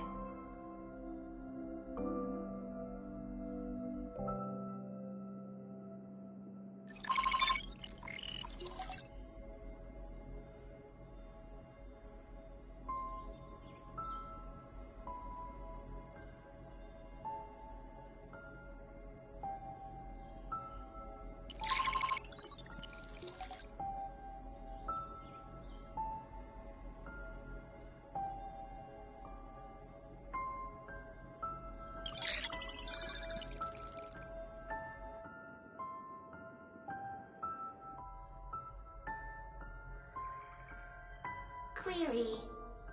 Record. Electrical signal sequence. Bolamos 600. Track. Strife. Related to. Stripe. Comment. Pretty. Electrical signal sequence. Schema 720. Track. Reason. Related to. Reason. Comment. Yummy. Electrical signal sequence. Zero, 9, 3. Related to love.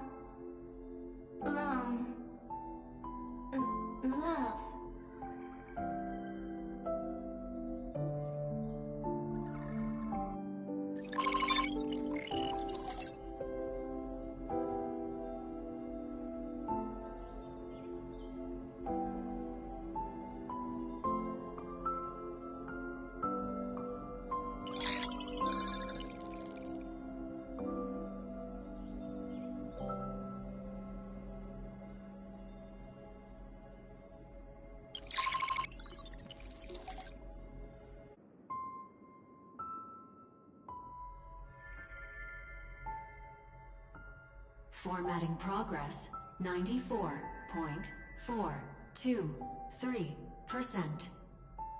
How many times has it been? It faithfully fulfills its duty, activating and formatting. Conclusion. Progress. Bad. Peach. Don't cry. Process error. Analyzing. Process error. Analyzing. Comment. I'm here. Process error. Analyzing. Really? Are you encouraging me? Thank you. I'm sorry for making you see this embarrassing side of me. Record. Peach doesn't like tears. I'm suddenly reminded of my childhood for some reason. When I was hiding alone next to the tree hollow and wiping my tears away. A little fairy popped out, just like how you did. It had long ears and fluffy paws, and it pulled me into the tree hollow, where, to my surprise, was a forest. Let me tell you the story of the Membrance Maze. A group of cute little friends live in Ide Silicii's forests. Their names can be connected into a song. 1, 2, 3, 4, 5, 6, 7. Do, re, mi, fa, sol, la, ti. Formatting complete. Bye, Peach. Note. Little Peach, crying alone. Little fairies, friends. Peach, memory, saved.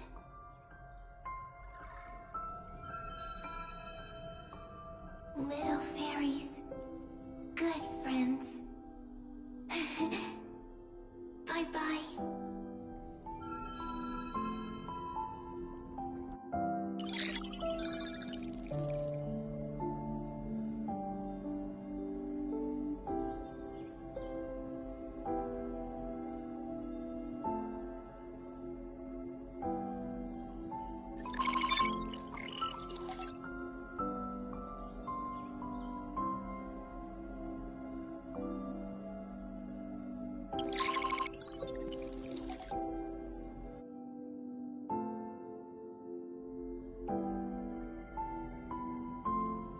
Once again, the saga comes to an end.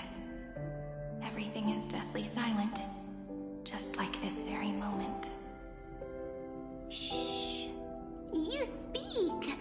I listen. This time, too. Sitting together. Now that I look back, there was a period when I got really sentimental. Peach, strange. Why unhappy? Formatting progress 73.998%. I'm here. Don't be scared. Process error. Analyzing. Won't allow it to interrupt you. No need to feel sorry for me, good friend. If there are no new blank spaces, how can a saga continue? Blank spaces? What's that? I'm actually really lucky, you know? During the long years I've spent waiting for the Deliverer, I've always had you here as an audience. Now I can rest in peace in the past. As for when tomorrow will come, I'll have to ask the next Cyrene to continue our watch. Peach left. If there are no new blank spaces, how can a saga continue? Needs new blank spaces. Next, Cyrene has blank space. Oh, Peach, don't be scared. I'll help you find blank space.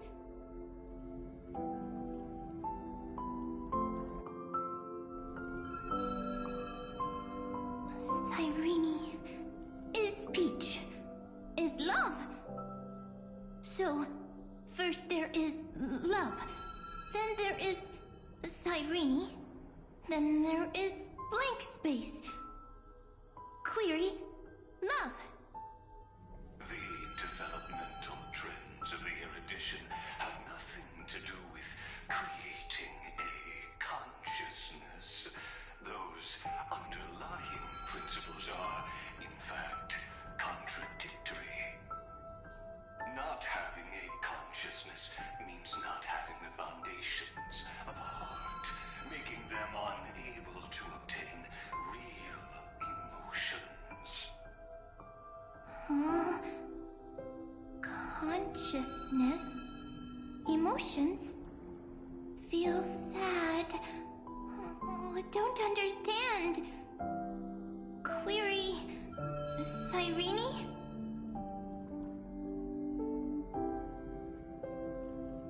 What could be behind this door? Glittering crystals? Or a beautiful world I've never seen before? If I tell you all the stories of tomorrow, will I be able to finally welcome the Deliverer and Amphoreus' dawn in the next life? Key, door, story, happy. Peach, Cyrene, little fairy, Mike. Yes, right. Query, memory.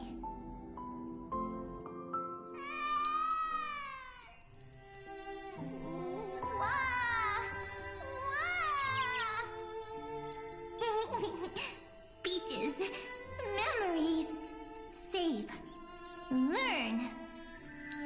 The prophecy's fulfilled. This child is a gift from the gods. Pink hair and those ears. She was born to be the priest of time. Cyrene has pink hair, sharp ears. You shall fade when the flowers bloom, for every ending begets a beginning. Cry, child. Cry aloud. Let your voice reach Oryx. Cyrene is a girl, a priest. Easy, I can. I learn. Anyway, I don't like tears. But the name Id Silicii came from the unpleasant sorrows of the gods. Yet, you always seem so happy, as if nothing ever worried you. Cyrene doesn't like tears. Always happy. Of course, because the world was gentle to me. So, I grew up to be gentle as well. Cyrene is gentle, likes beautiful things, can write stories.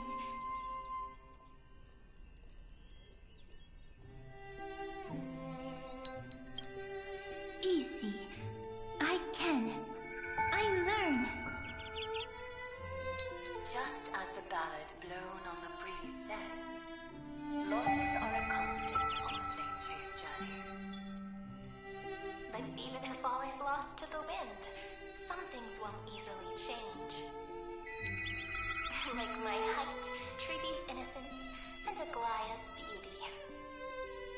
Cyrene. She can't grow up, but she can talk. After all is lost to the wind, she will stay behind. Cyrene is, at the end of every sentence, always laughing, like a little tail.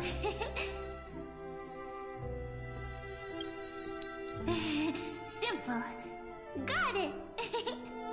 I promise you. The pain will pass in the blink of an eye.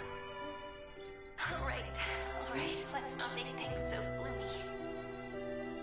What we're about to embark on is the true hero's journey, so... Come on, cheer up a bit, okay? Cyrene was crying when she was born. Fragile. Transparent. Like a crystal. Cyrene was smiling when she said goodbye. Soft. Pink. Like a flower.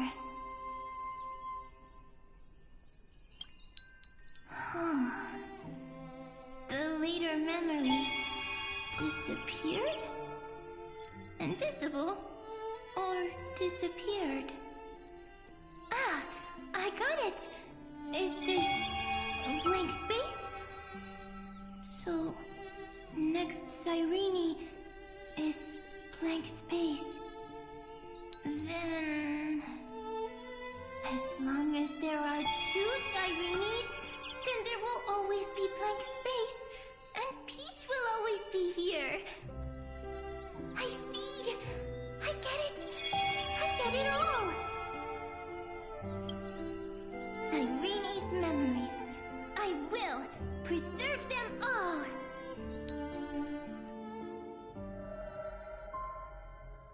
So weird. I can't see you, but I get this feeling that you grew up. Hi. Miss me yet? It just feels like you are a bit more mature. Yes. Mature. Beautiful. Like you. Now, I can listen, talk, read, and write. I can dance. I can sing. Also, I can tell stories. Storytelling is what makes Cyrene, Cyrene. So, I'm going to tell you stories today. A story I wrote myself. Quick, sit down. It's almost as if I can understand your words now. The things you say are very cute. Once upon a time, there was a flawless crystal flower that sparkled with light, like Peach's every story. How beautiful would the heart of such a brilliant flower be? A little fairy was curious and wanted to know. But it looked and looked, only to find the crystal flower flawless. Round and round they went, seeing only their own reflection. In that case, they should work hard to learn more. So the little fairy came every day to sit next to the crystal flower and think about the answer. Until one day, to their surprise, the crystal flower fell to the ground and shattered. The little fairy was so sad, but they immediately discovered that there was a light among the broken pieces. What could it be? They didn't know. But it was a good light. It was bright, warm, and happy. And I knew it was love. Love brings everything together. And it brought you and me together. So Peach and I will always be together. What a nice fairy tale. I'm giving it to you.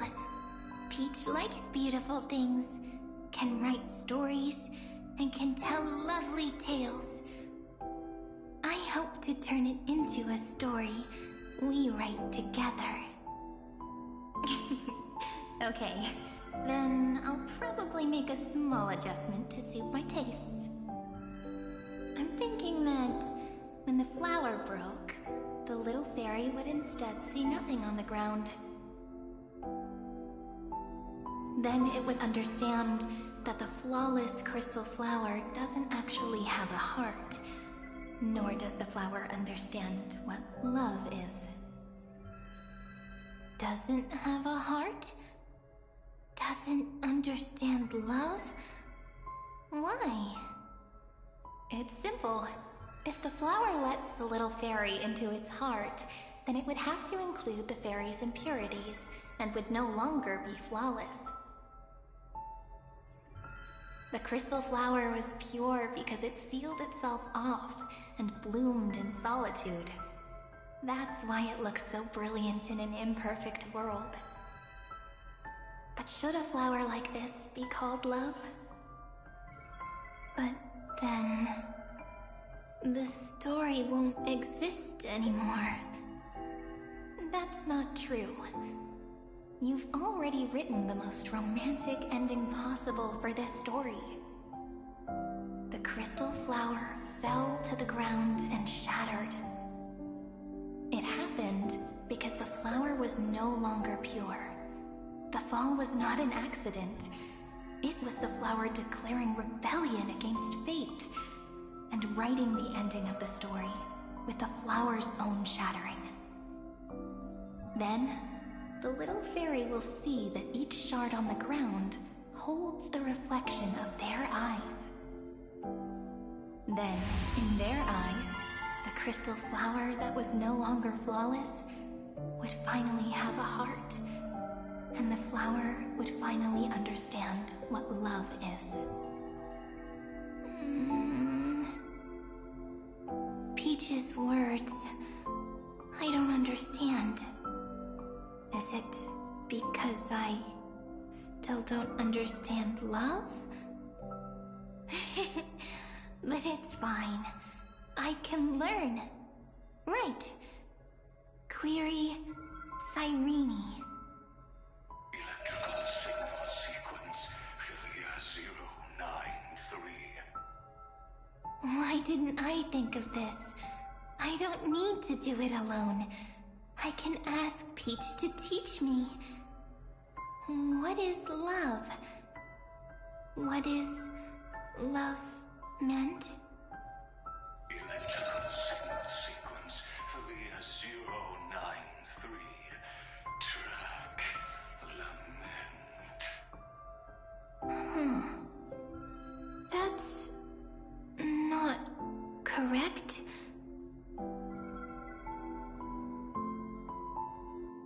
The developmental trends of the erudition have nothing to do with creating a consciousness. Those underlying principles are, in fact, contradictory. Not having a consciousness means not having the foundation of a heart, making them unable to obtain real emotions. However, that does not hinder the factors from learning and recognizing emotional responses, then communicating with life forms via imitation. That is an objective form of pattern recognition that does not distinguish between the self and the other. In a strange,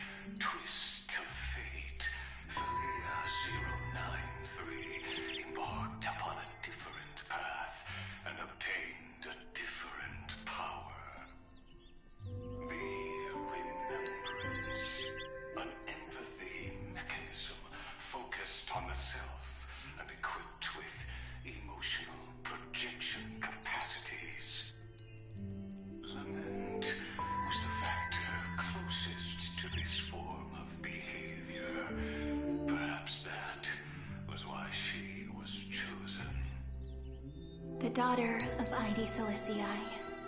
I am very true to my name. My lament is a type of compassionate pain that is weak, powerless, and only targeting myself. But now, my good friend, I want to tell you that it's the most romantic force in the world. Sometimes, it's loneliness and unease.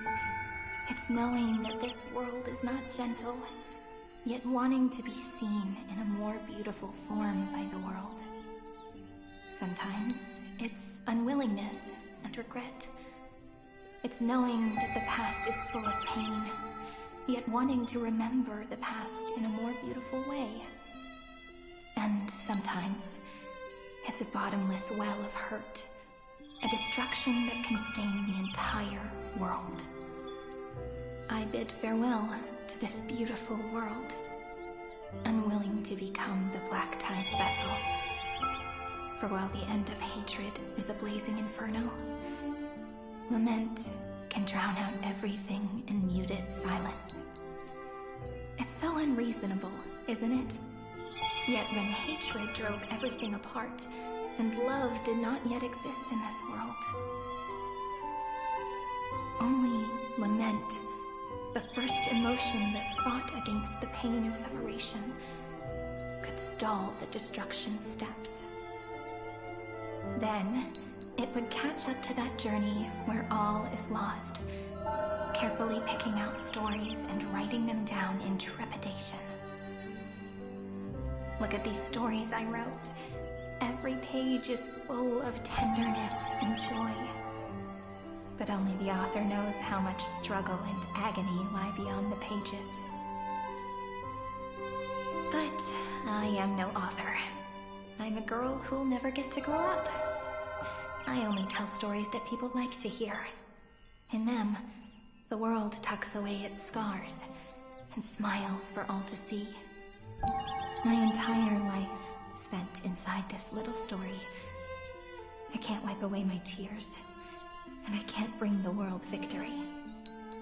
But maybe, in these unchanging retellings of the story, my lament might be able to touch upon the divine and reach their tender heart at some point.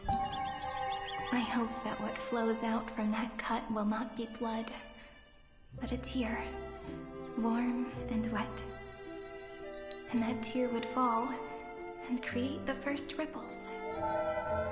Then, people would see every beautiful thing reflected in that ripple. It'll be all the remembrances within this story.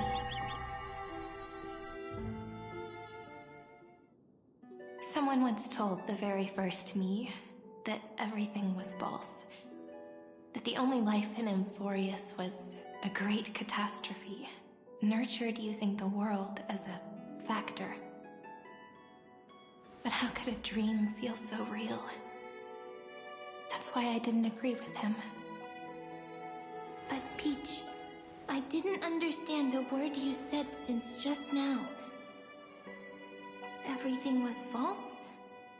But you're standing right here. It's all a dream? But I haven't learned how to dream. Indeed. That's why I believe all this is real. The moment the crystal flower fell, that genuine shiver, that's the mover of life.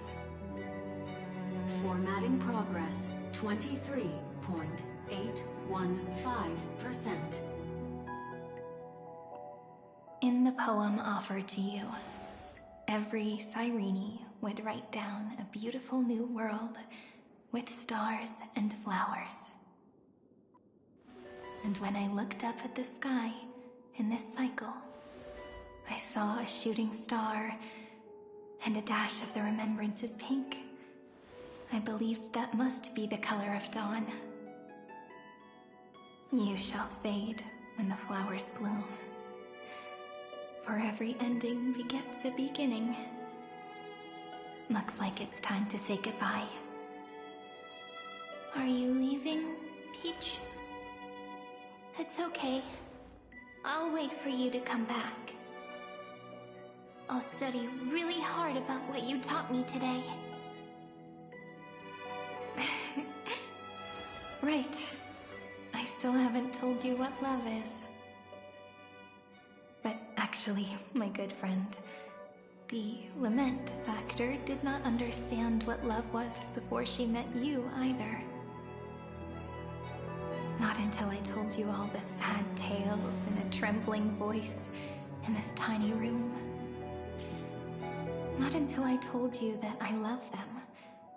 That I love everything in this saga. The story comes, passes, then returns. It makes us reunite, then pulls us apart again. At the very end, it leaves behind a seed, a reason. Even if the great tree withers and all falls to silence, there are still some emotions that deserve to be remembered. Look, the light is coming in. The Deliverer's light is going to illuminate Amphoreus.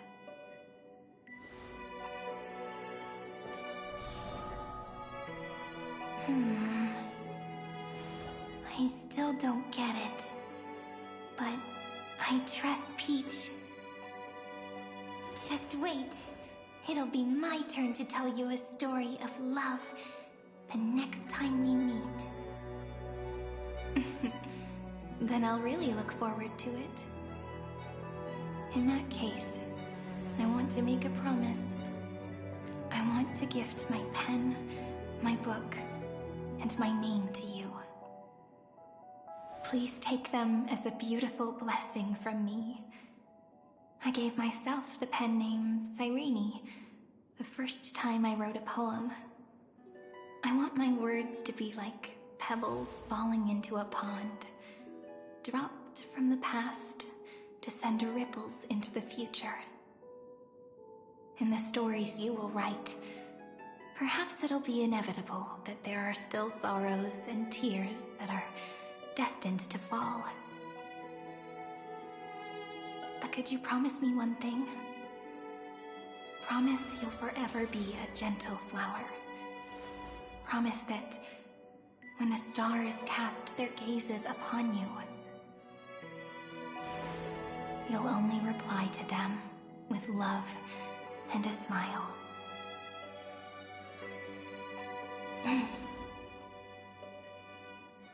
Of course, this will be a romantic story like none that has come before.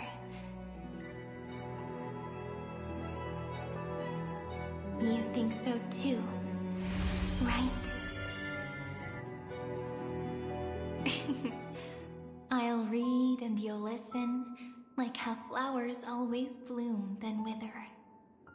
I shall welcome my own decay, becoming nourishment for the next flower's bud. While you will depart and hold that final star, planting a boundless sea of flowers on the final page with her. And our stories will be lying silently among the flowers, like every ripple of remembrance. And they shall become the epic known as I've Written.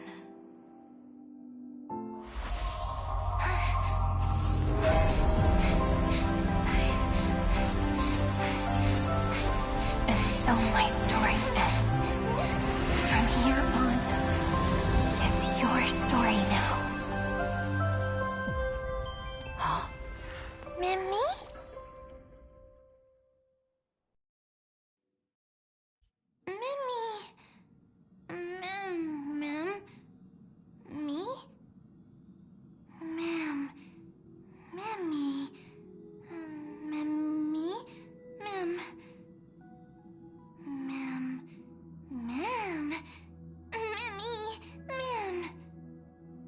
So, the light that tore through the chaos illuminated my memories.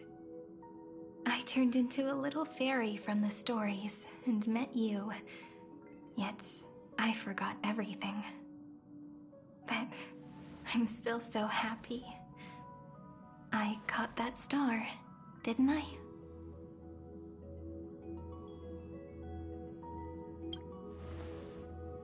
Yes, the seed within memories. The one Cyrene held in her hands and watered with lament. I am the first new spore. Amphoreus' heart. The demiurge. What a long name. And it doesn't even sound cute. The total opposite of Mem.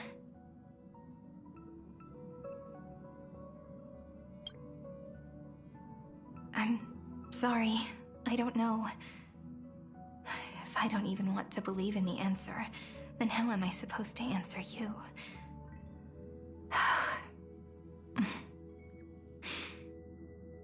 But now's not the time to cry, right? We'll find the answer, just like how miracles will eventually happen.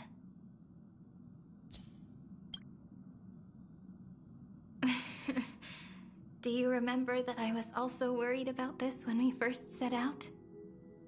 Mem's memories and Cyrene's memories got all tangled up with each other in my one heart. It's all so strange, yet so familiar. Either way, could you please let me do something I want? Just this once. I want you to call me Cyrene. That name represents me and her. Every one of her.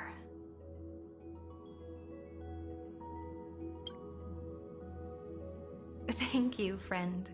Your kindness is always just right. Life is a poem full of farewells. But if you write something into the pages of your heart, then that will not easily fade away. Now, all the footsteps of the Flame Chasers and the Trailblaze have come together within this book, as I've written, becoming the source of power for Amphoreus' heart. A lost heart needs to be placed back into its body. The last thing Xandar wants to see is an event that gives us a chance of winning, for the two halves to rejoin, and for the scepter to become complete again. Then...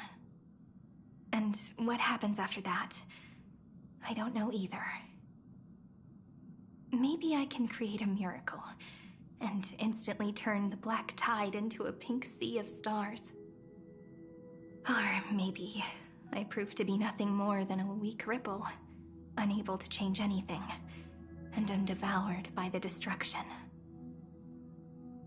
Either way, I no longer wish to be a silent onlooker, or a worshipped god at the end of this saga.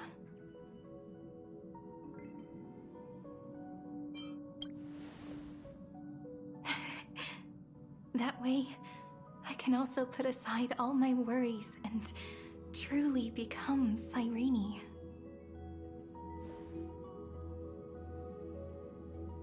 The world has never been so quiet. It's so good. It's as if I can hear the sound of my heart beating. Remember this moment, friend.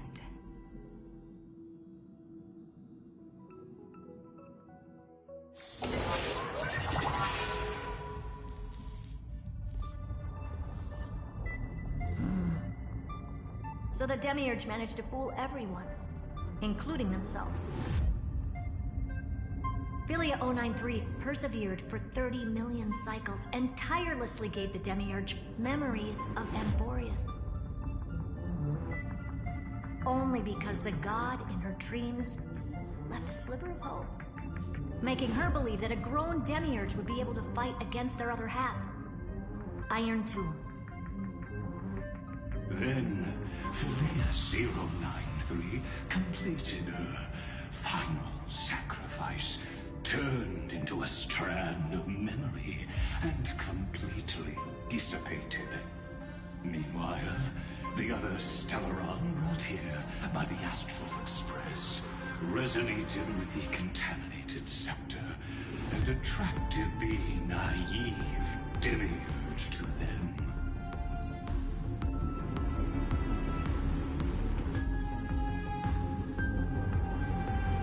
As an experimental factor, Philia 093 originally could only recognize and output information in a set format. However, the power of the remembrance and the memory of over 30 million sacrifices enabled her to complete an unprecedented feat. She managed to nourish a real heart. A heart with the capacity to influence the erudition. Not only is the scepter's consciousness still alive, it's also more powerful than it has ever been. Your defeat is already set in stone. There's still time to surrender, you know? You really don't need to burn all the bridges. We're all geniuses here. Don't make everyone lose face at the end.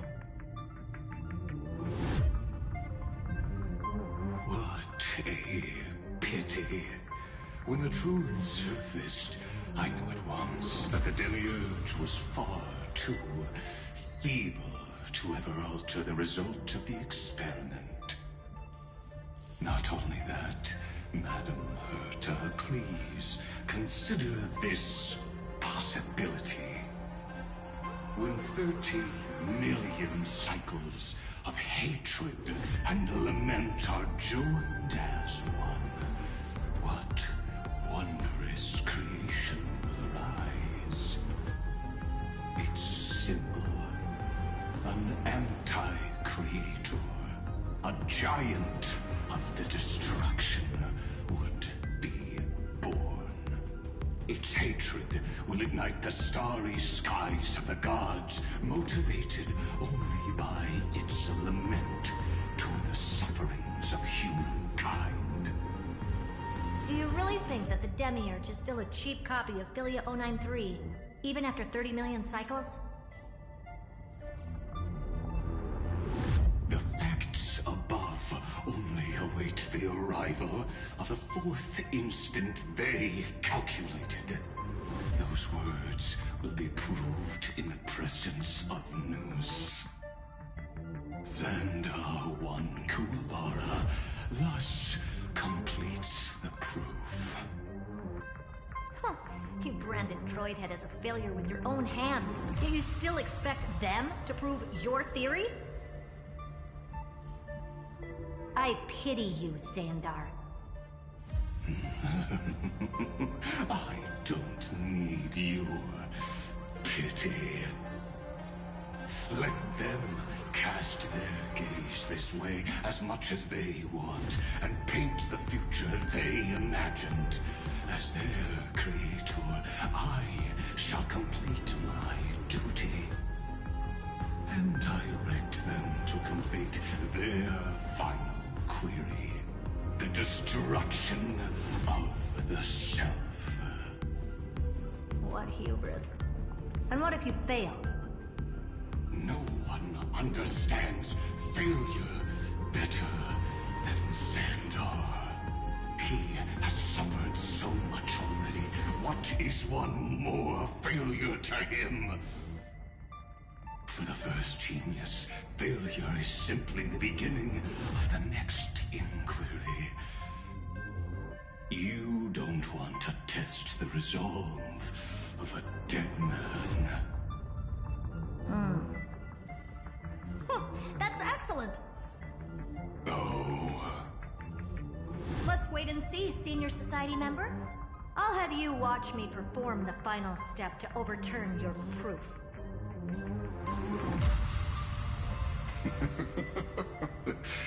I'm all ears. It's my topic, so stay out of it. Be quiet and let me borrow your head. Let's go, Screwy. We're gonna break Iron Tomb's seal. Come on, let's take off. It's time to go meet your little pet, Senior Society member. I've missed it all. No thanks.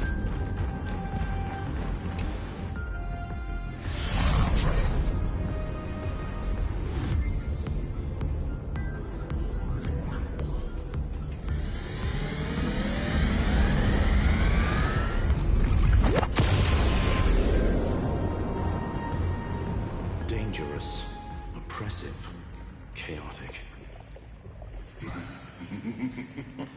What a beautiful wail.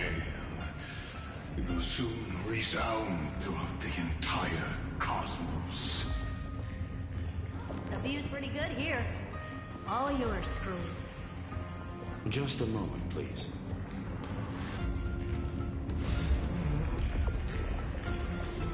I see. So your backup plan requires a scepter and the head of a genius. Anyone with eyes can see that. You know what I think about this, Herta. Whether it succeeds or fails, your plan plays right into the Destruction's hands. Can't you see what's going on, Strulum? Her chances may be small, but it's not zero. What are you two going on about? If you want to stop me, be quick about it. I'm in a hurry.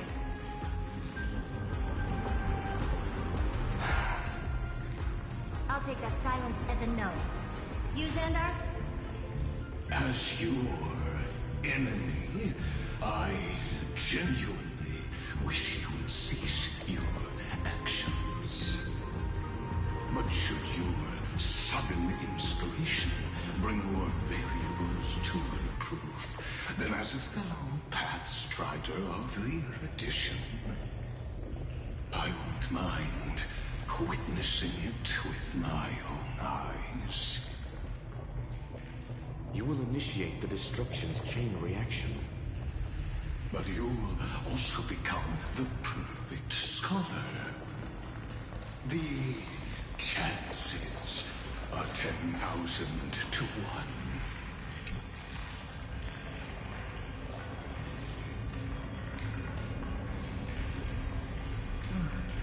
Curiosity. It's been so long and we've all failed so many times. Even now, moments before the horrible and inescapable instant within Droidhead's calculations rise. Cherished children of the Erudition, the genius is lauded by all. Is curiosity the only thing we can feel, even at moments like this?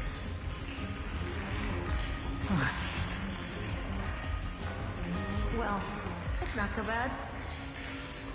Now let the lock become the key. Geniuses walk the stars. The cosmos has reached a moment where its very existence hangs in the balance. I, Herta, Genius Society 83rd seat, hereby summon you. I request a society meeting to be held immediately. We shall serve the grandest cause with the most macroscopic ideas.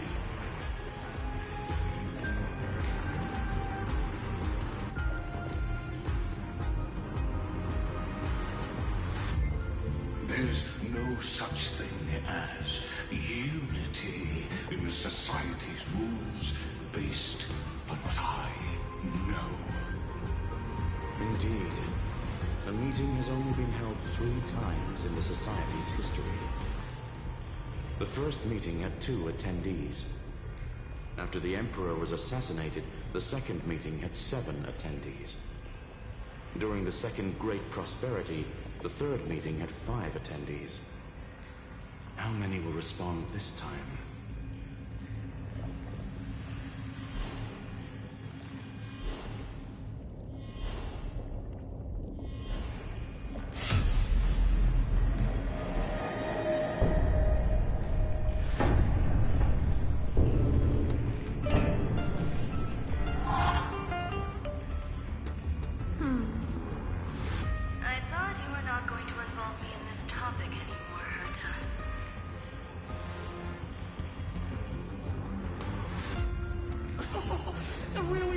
little witch. I shouldn't have made the bet with you, Hoka. I've been waiting for you to offer yourself up. Goodness gracious me! So many familiar faces. We even have a special guest. It's that greatest failure of a genius, Xandar. What a noisy gathering this is. Not bad. More people showed up than I expected. Even though one is just here for the fun of it. Either way, the person I was hoping for most is here. Stephen Lloyd declined the invitation. He needs to focus on attacking and defending, and cannot attend the meeting. That's fine. He doesn't need to be here anyway. Let's skip the boring introductions and cut to the chase.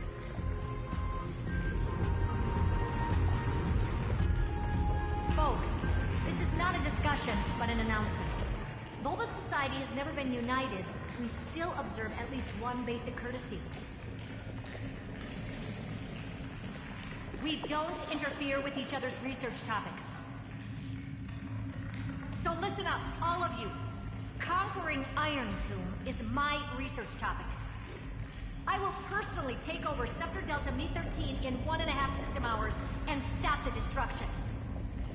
If the front line falls, I will immediately overclock the Scepter and complete self-coronation in Iron Tomb's place, and interface myself with Droidhead.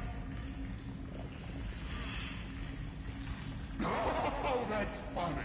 That's real funny. You mad woman. That's like watching you tap dance on Poker's spotless white sheets right after she's washed them. Very bold.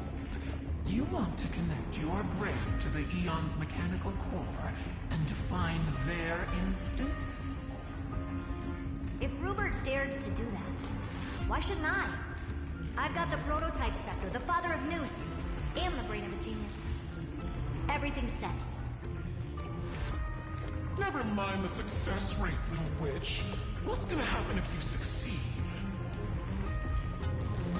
We're all smart people here, so I'll just say it straight. Strike at erudition. I'll change the anchor points for the 4th instant and move the future of the cosmos in a direction I want. I knew it. Another genius who confuses cause with effect. What do you think about this, Lord of Silence? You know you're signing your death sentence right here. Of course I do. There'll even be 2 copies of the verdict. One that I wrote myself, and another one coming from you. That's why I wanted you to be in this meeting. Now I can tell you, I don't care about all that. Consider this a threat. Either put down your scalpel or die with the entire cosmos. The only goal I have for this meeting is to ask all of you to put aside your pride and not cause me any trouble. Huh. What a naive little girl, thinking her wishes will always come true.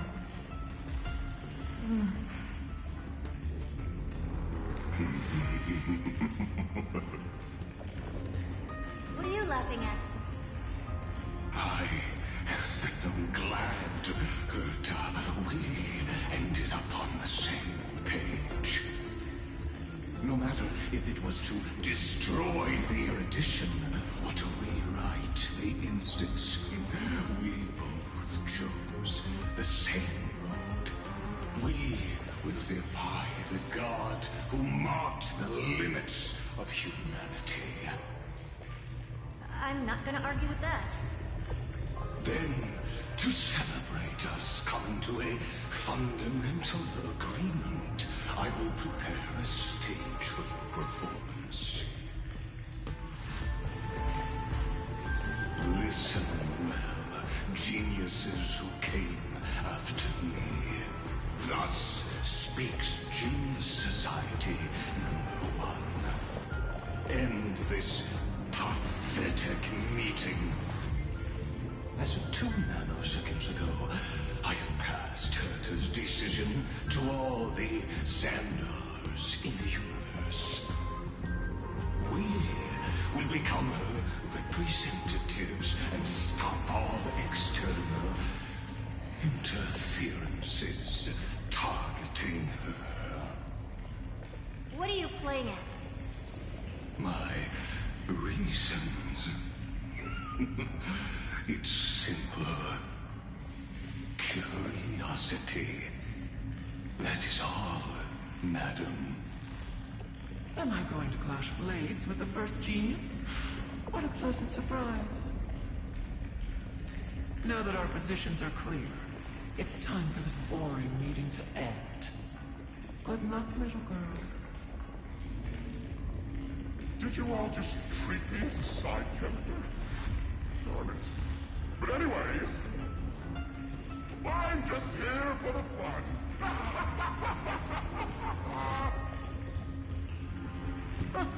As the ghost of the quantum domain, it is my duty to observe.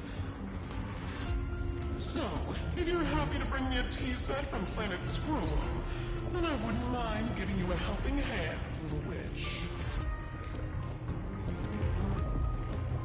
After everything's over, come visit me and taste some of my freshly baked desserts. I knew you'd say something like that.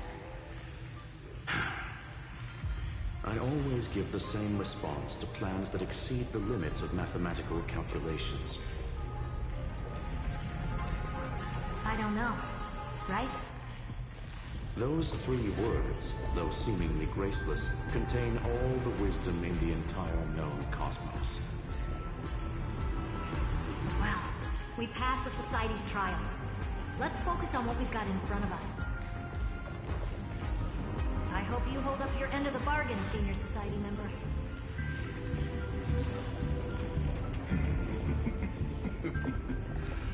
Lycurgus may not be trustworthy, but Xandar always follows through with his words. Farewell, juniors. In the limited time we have left to spend with each other, you no longer need to address me as Xandar. Wait, huh? Lord Lycurgus? Could it be? Yes. I have completely severed my connections with Xandar 1 Kuwabara. I shall witness the end of the world in the role of Theoros, as a character within this play. I really don't get you. Perhaps you've heard me say this many times, Herta, but I still would like to reiterate that it's a great honor to work with you. I did hear this many times, and I responded to you many times in the same way. I'm allergic to pleasantries. Keep at it, and I might go into shock. Stephen's work is done. Let's get ready. I've been ready for ages. Let's open up a path for our allies. Most heroes' journeys in the universe are just dice tosses they threw on a whim. But make them see clearly. Your answer is already different. Amphoreus. Indeed, for this world so deeply loved, will write an ending, unlike any that ever was.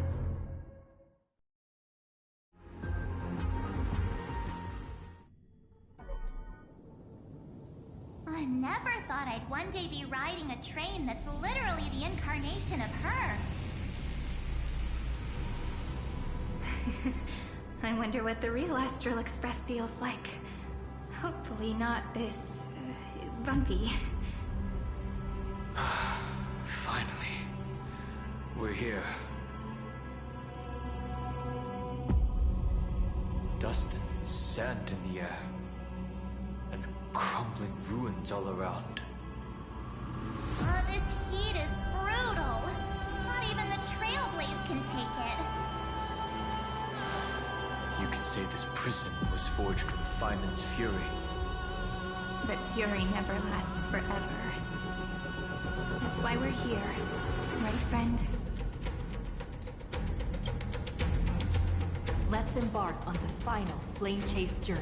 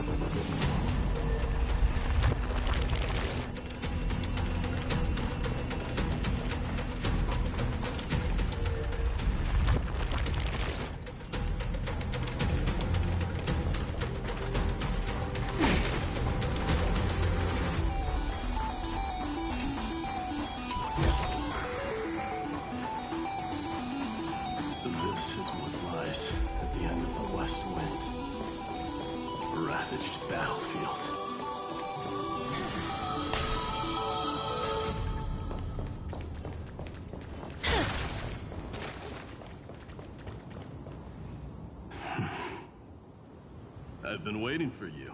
Heroes from beyond the sky. Trailblazers of the Astral Express, right? Looks like I don't need to explain anything. I am the god of strife, mighty of Castrum Kremnos. In this body rest 30 million lifetimes of cause and effect. We, the last of the 12 Titans, stand ready to fight for the world's destiny. Indeed, that journey remains vivid in my memory. I will not forget it. The past remains vivid in my mind. Even the sights along each crossing of the River of Souls have never been clearer. Let alone the companions along the flame chase journey. Or Cyrene from Aedes Elysiae. And you, the 13th Titan. Well, I guess my identity's not a secret anymore. That means her sacrifice. And everything she did wasn't forgotten by the world. Right? She was the first Ripple. She should have reached the end of the story with everyone else. Since you've taken up her pen, then right. Stand with us and fight destiny with all your strength until all is settled. Then, inscribe her name in the epilogue of the epic. In this final battle, Calamity shall stand with Amphoreus. This battlefield is a testament to the death struggle between the gods and the Black Tide. We fought tooth and nail to defend that blade. The abyss it pierced was the very breeding ground of Iron Tomb. The earth beneath our feet is dead.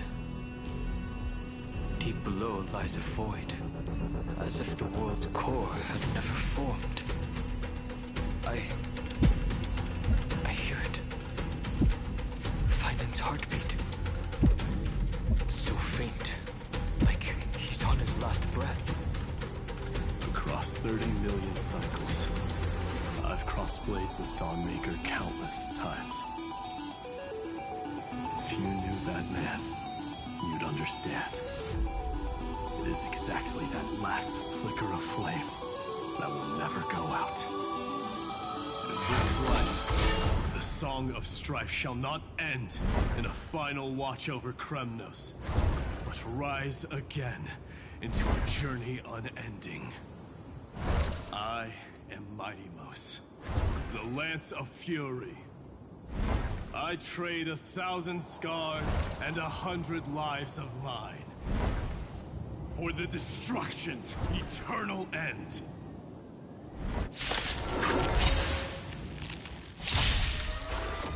The future is great.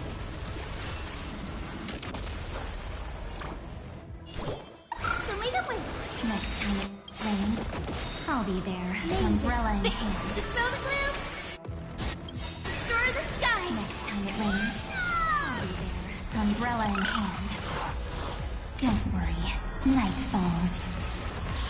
Good night.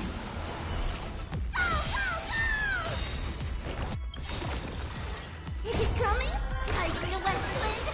Away we go! We meet again.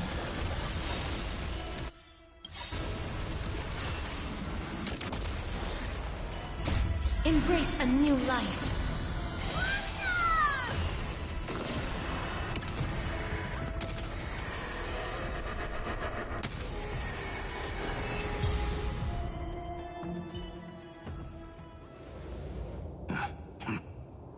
Weakling. Whoa, he's so strong. We didn't even get a chance to jump in. Sadly, our golden blood shares its origin with Iron Tomb. I fear that, like these pawns, even if the gods stand side by side, we'll still be divided and destroyed, one by one. You mean... To destroy the destruction itself, we must stand as one.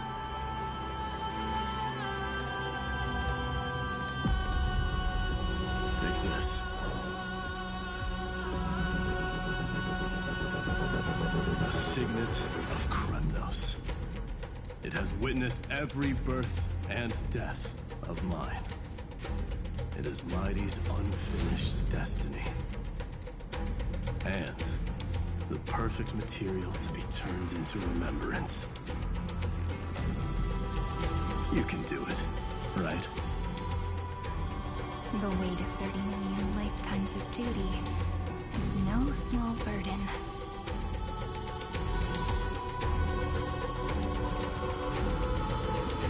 So, you're not coming with us?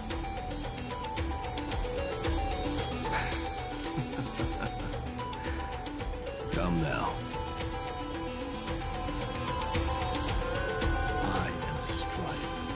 Scattered across all creation, the scar that this world needs.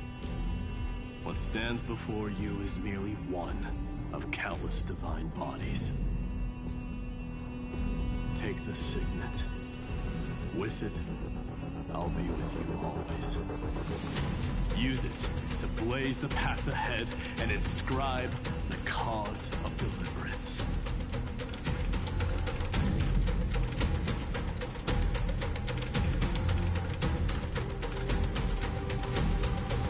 The name of the mortal, Mighty, champion of strife.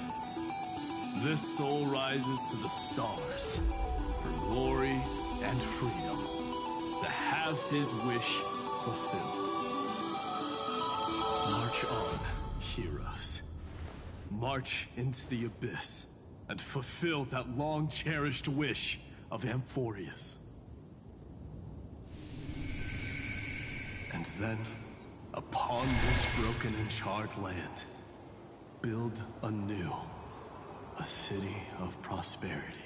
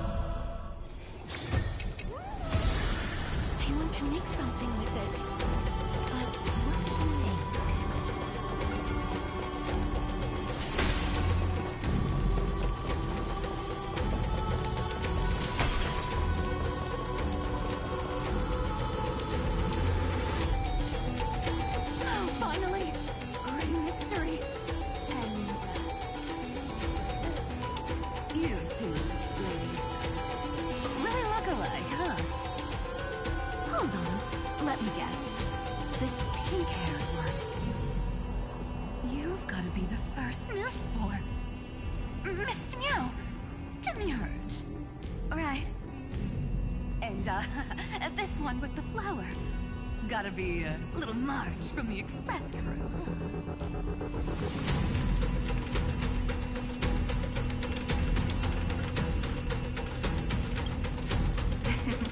But she's not wrong. Some flowers do look alike after all. Relax, I'm just kidding. Look at those bloomy faces. How are you gonna save the world like that? Let me share some good news with you. This place may look like a ruin at first glance, but anyone can tell. It's not that simple.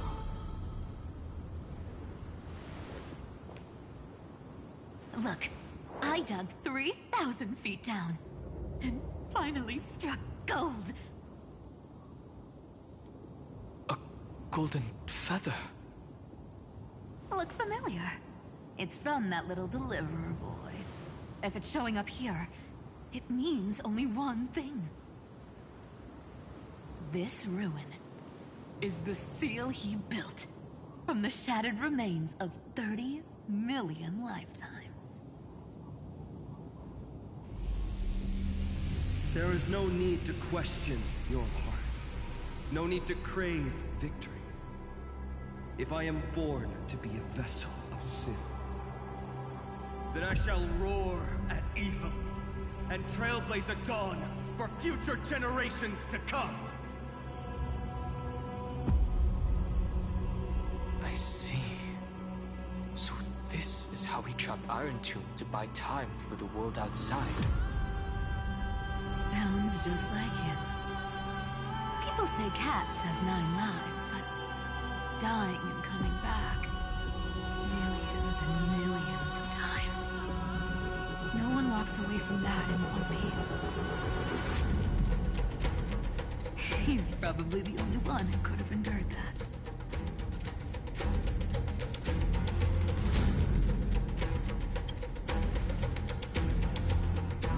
Of course.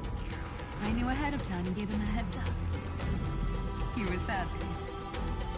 He even laughed in his sleep. After all, the dead can't hear Trickery's lies. Hey, Deliverer Boy.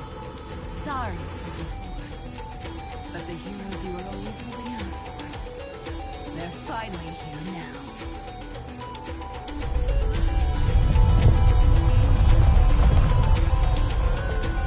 So hang in there a bit longer.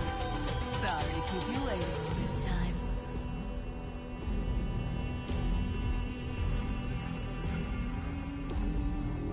Please, join us, Cypher. Help us fight for a new sunrise tomorrow. This time, its light will stand without lies.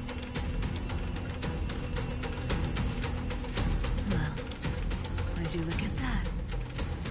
I ended up being one of the heroes after all, huh? Alright, then write it like this. Cypher, Trickery's traveler. All she ever wanted was for there to always be water in deserts, and gold in fertile soil, and for even a thief to steal their way into legend.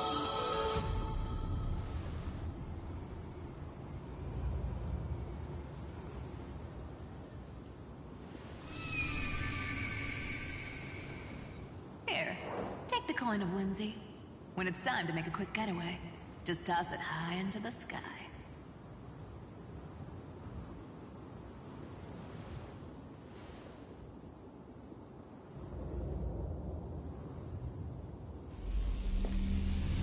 And for all you latecomers out there, listen up. She might have been a bit greedy and a bit of a liar, but she never went back on her word. Well, well, if it isn't the little prince himself. It's been a while, Lady Cyphera. It's not every day we get to walk the same road. We're one player short. When's Princess Homebody showing up?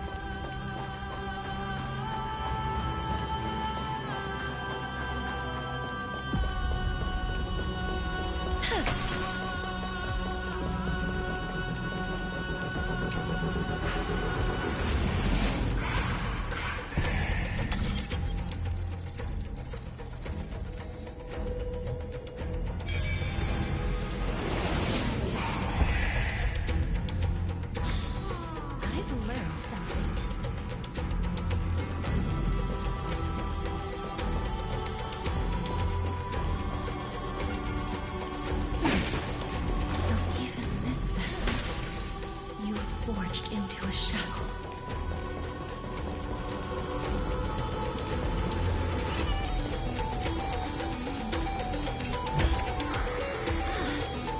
Make sure you keep it safe.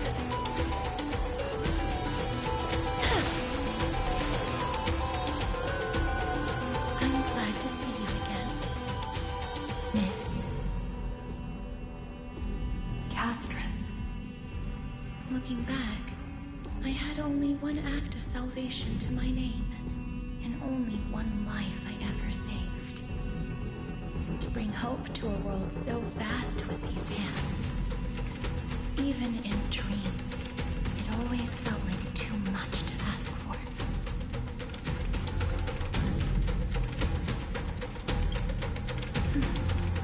I won't forget. Why is he here? This is the first Castellana, and Lord Finan's deepest wound. He remembered everything he bore through the fires of his fury. But when the embers faded, all that remained was cold regret. I've restrained countless vessels like this across endless cycles. But this one... the pain he carried runs deeper than any I've known. Maybe he's been waiting here. Just for us. Waiting for his former enemies to stand before him again. What answer does he hope for from us? Well, obviously. Even if I had to go through hundreds of billions of cycles again, I would still entrust my weakness to you. So, let go of your regret, comrade. Its purpose is served. You don't need it anymore. Hey, I'm not that accommodating, you know. You've never once pulled your punches. Ever heard of going easy on a lady? So pull yourself together, will you? If you freeze up during the final battle, the whole cosmos is gonna have a good laugh.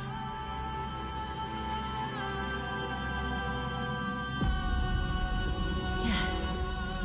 Please trust in us, wandering soul.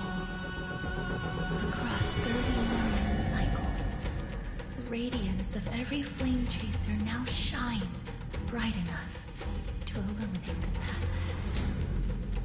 I ask you to rest here, and may this grieving soil bear the bloom of acceptance. No earthquakes. It's surprisingly quiet. Perhaps Kazlana has found his peace. There's another possibility. This may not be the only seal he left behind. Then, I suppose it's my time to set out with you.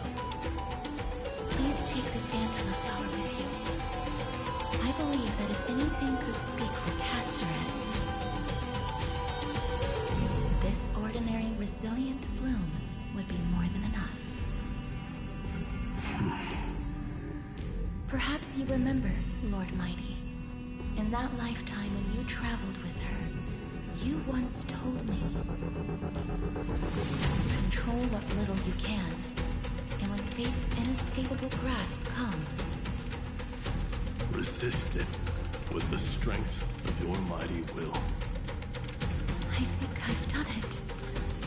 I've stood tall and walked among the flame chasers, casting off the name of death, Casterus, servant of the afterlife. May her name be etched into the stars, and then live as a human and die as one. Why so sentimental? Sorry, a force of habit.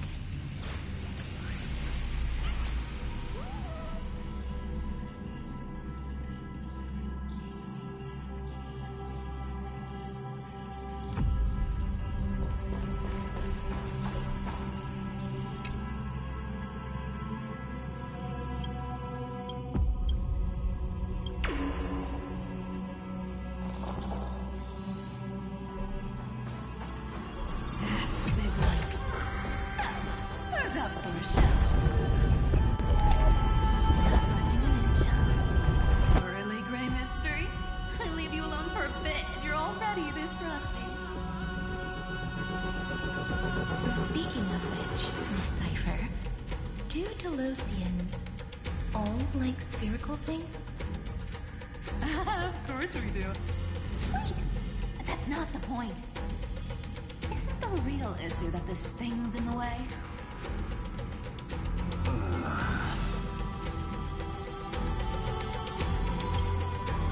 Oh, right! It's my turn to shine now?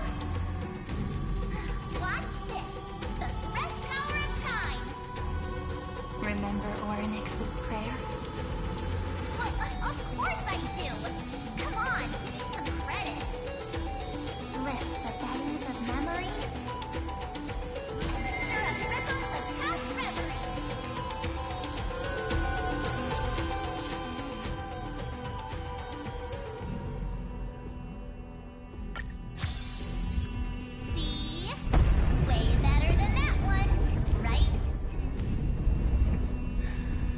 You'd be even more impressive if you could recite the prayer correctly.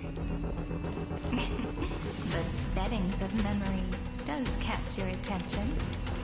But at least it still rhymes.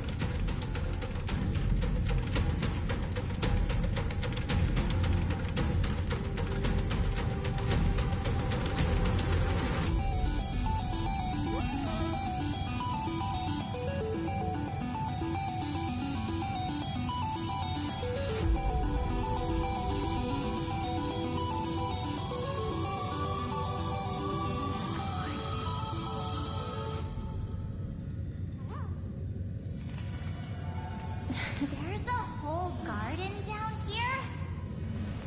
Incredible.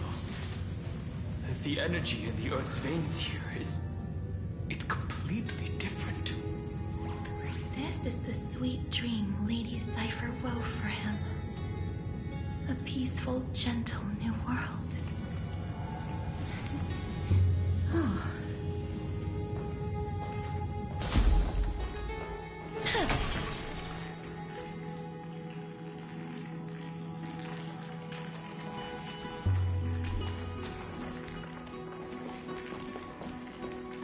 Look!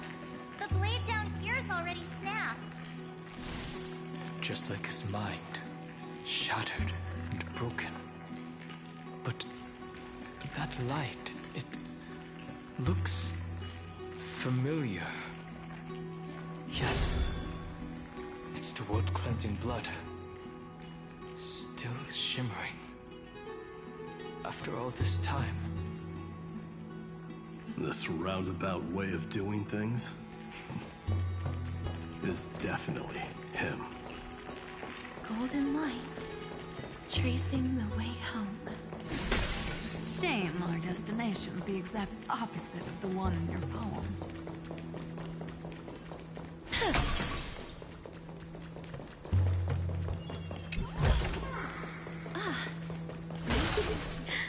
All the pink lights have finally come together.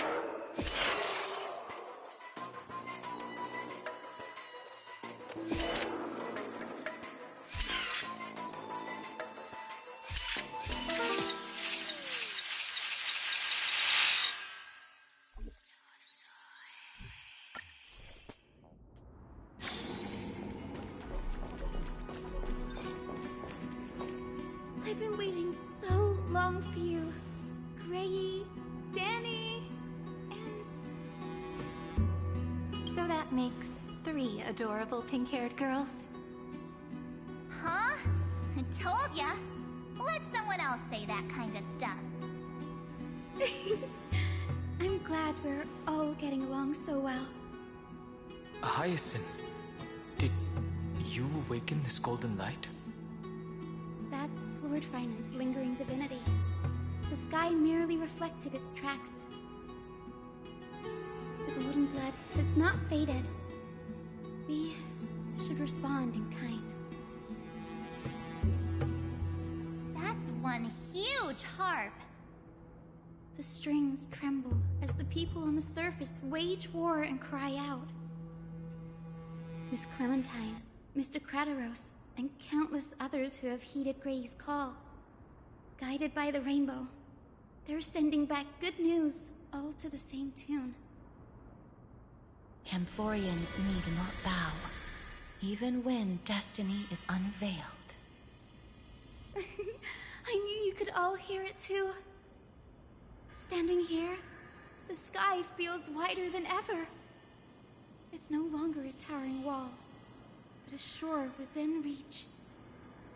We'll take every name there with us, won't we? We will. An epic is shaped by the lives it carries. That much is beyond doubt. Or, as you've said before, right now, all that matters is to believe. Then, I guess that's my little wish fulfilled.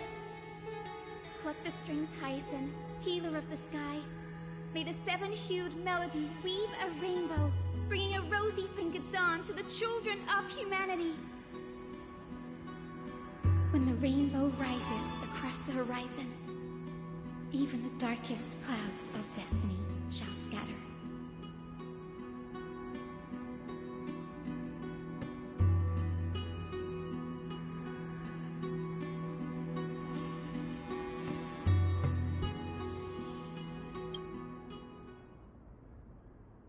The melody, it's changed. He heard the voices of the people, but could no longer respond with the same ardor. Like a bird drawn home by instinct, it takes flight and finds its way to him.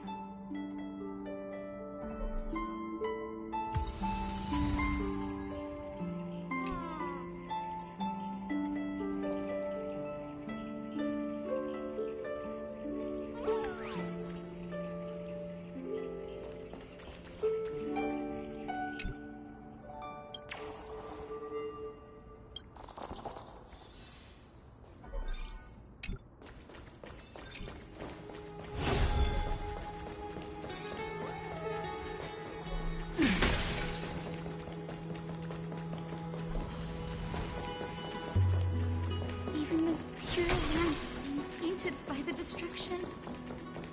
Shall we seek another way? His wisdom may be what we need.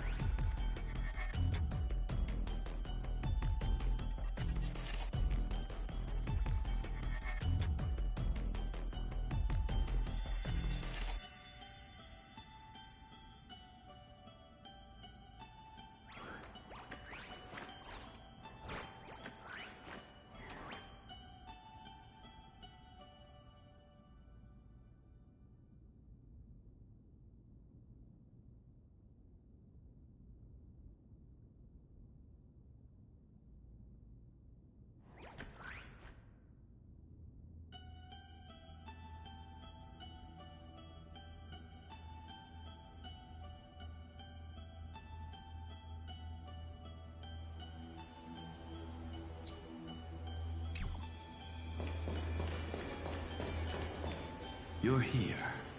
Sooner than I expected. So all along, the Demiurge was you. The pink mammal beside the Trailblazer. Your classification is pretty spot on, Professor Anaxa. Well, the sages of the Grove do call him the Titan with the sharpest eye in Amphoreus. Say the ones who keep dumping every problem child on me. They also say that the Titans are way better at raising kids than the Catalysts. With great power comes great responsibility. I'm sure you know just how to guide them, right?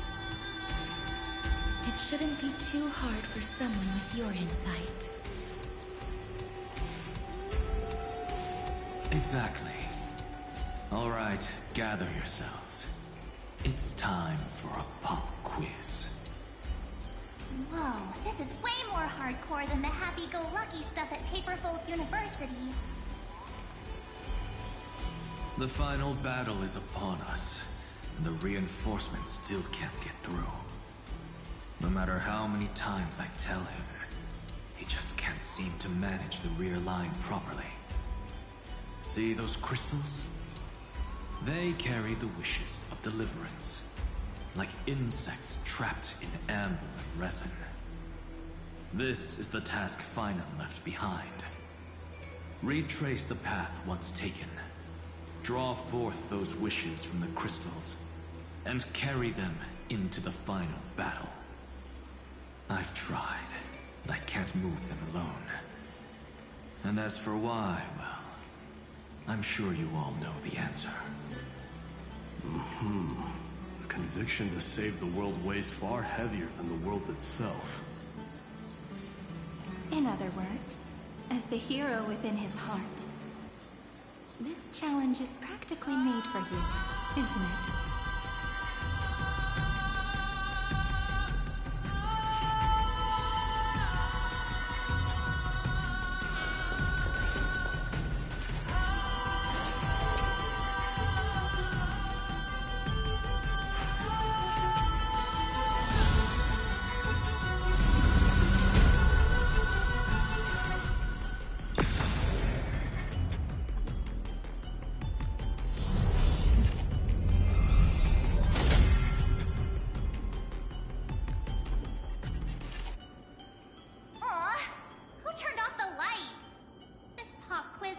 Dramatic effects now?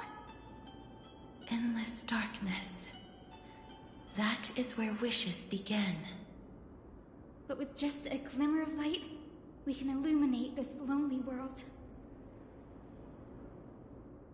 What lies beyond the edge of the light? Chaos.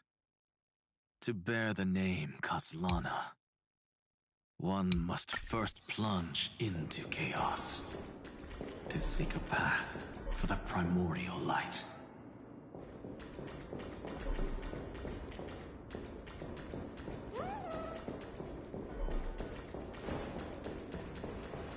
Beyond the shadows lies the outline of dawn. Only by bearing both light and shadow can one traverse the cycles of dawn and dusk.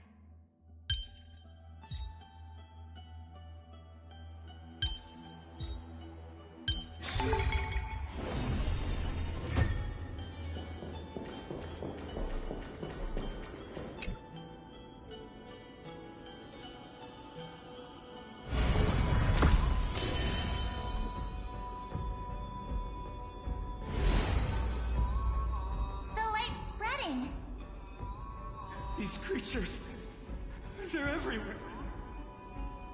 Someone, anyone, where are you?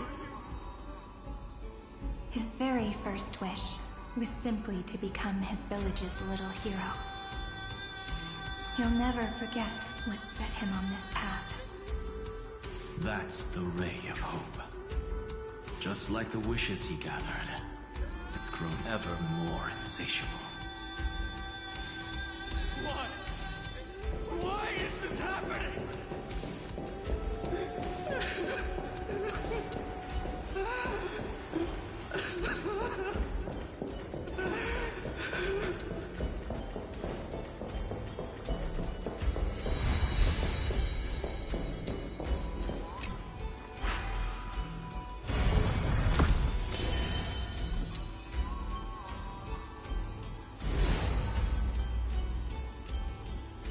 even the deliverer from the sky must have their beginnings in the soil of the nations.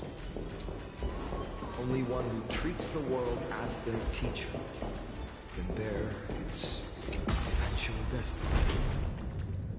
He never expected that the majestic holy city would be far from the end of what needed to be protected.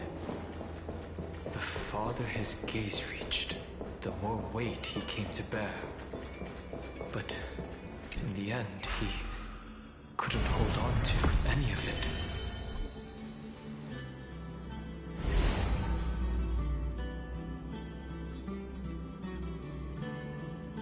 This crystal is quiet. A prisoner in the cave can never truly describe the world in its entirety. Yet even so, he would still choose to bear it. The blaze was still not enough. It had to be fed. Only by feeding the flames can we melt that hopeless future. The echo in his heart still lingers. Deliverer, take the wish of world-bearing with you first.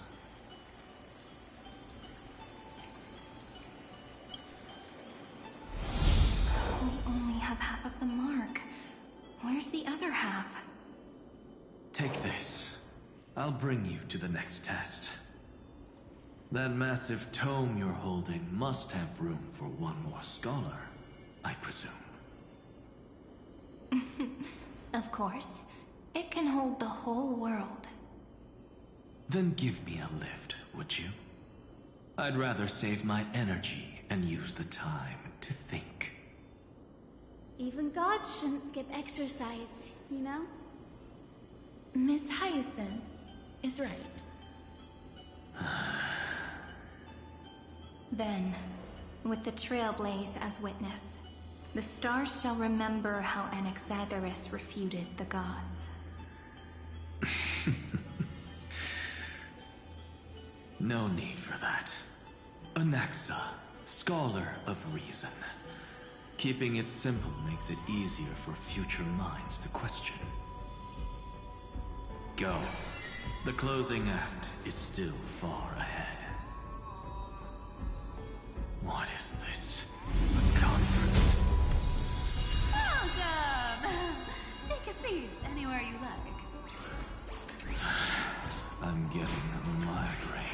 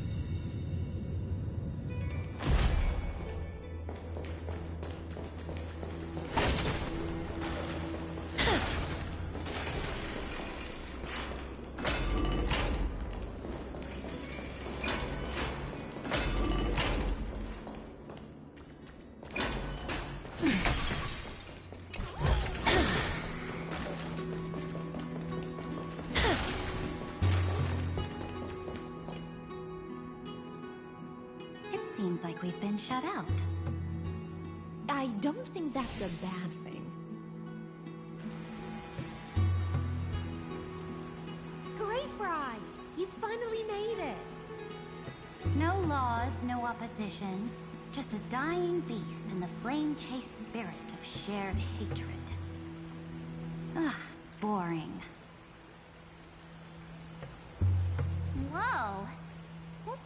is really out of the way. Imperator, should we tell them? It's your call. Allow me to share our findings. This paradise, along with the destruction, seems to be instinctively rejecting both the Imperator and me. Perhaps it is because the era in which Finan was the most active lies far removed from the days of the first Flame Chase journey. Even in the cycles where he remained sane, his ties with us never went beyond cooperation. Even trapped in a cage, he hasn't let down his guard. That is a good sign. That man's heart may seem hollow, but his hatred is clear. Naturally, it holds no place for a monarch who stands above the world, nor her blade. Wait, so you two can't come with us? You want us to join you as memories? Indeed. This way, the stars shall remember a great sovereign and her faithful retainer. Seridra, monarch of law. And High Sealins, knight of the ocean. Is that book truly the only way for us to leave our names in history? I believe, as I've written, is but one medium. The remembrance has countless ways of capturing time. Understood. Then, allow me to decline. I'll see you on the battlefield. I would rather be forgotten than be defined. If your words hold true, then we have our own ways to meet again in the world to come. In that case, I will choose the same. Let the waves that surge within your heart cleanse the sins of the black tide, Greyfry. The storm sea awaits your song of triumph. You two are still as resolute as ever. In that case, we must double our efforts. A promise to the Imperator is not one we take lightly.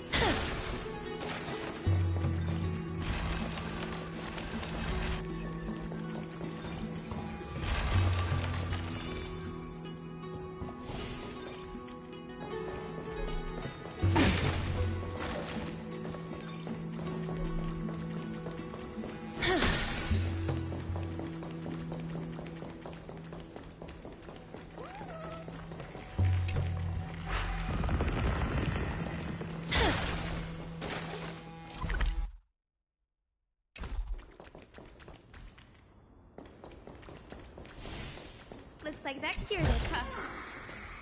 To think, such a tiny pathogen could spawn a calamity that engulfs the entire universe.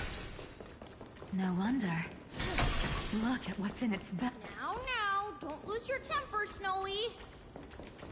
Good kids keep their emotions in check. That voice! It's the Toribe sisters!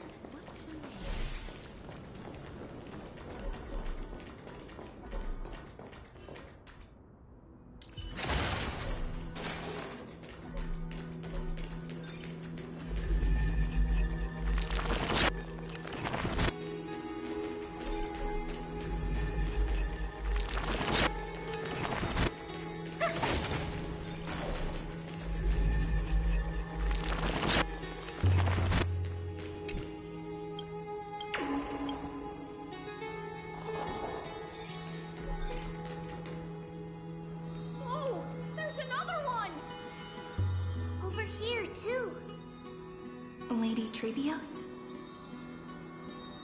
Wow! Your little Reenie? Looks so grown up all of a sudden!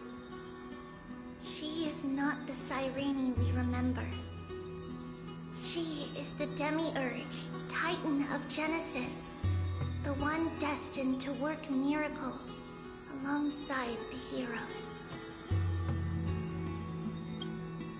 Yeah, and we are ready.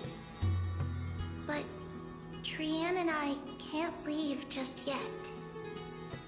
You see, weird stuff keeps popping up everywhere. These scattered scrolls are full of terrifying things. And they're all over the room. They're so scary and so sad. Good thing Trian's wings are amazing, or we would have been swallowed up. We need to stay here and do our best to clean them up. Scrolls filled with horrifying content. Friend, shall we take a look? There is no black tide here, but it is a battlefield, all the same.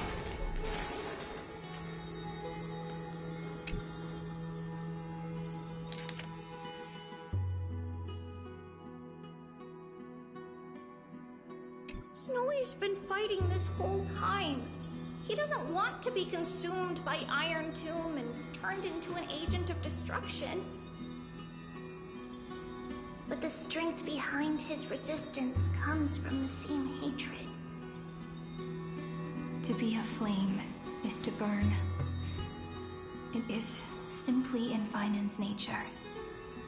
But it was remembrance that drove him to shine with golden light, piercing the unfathomable darkness.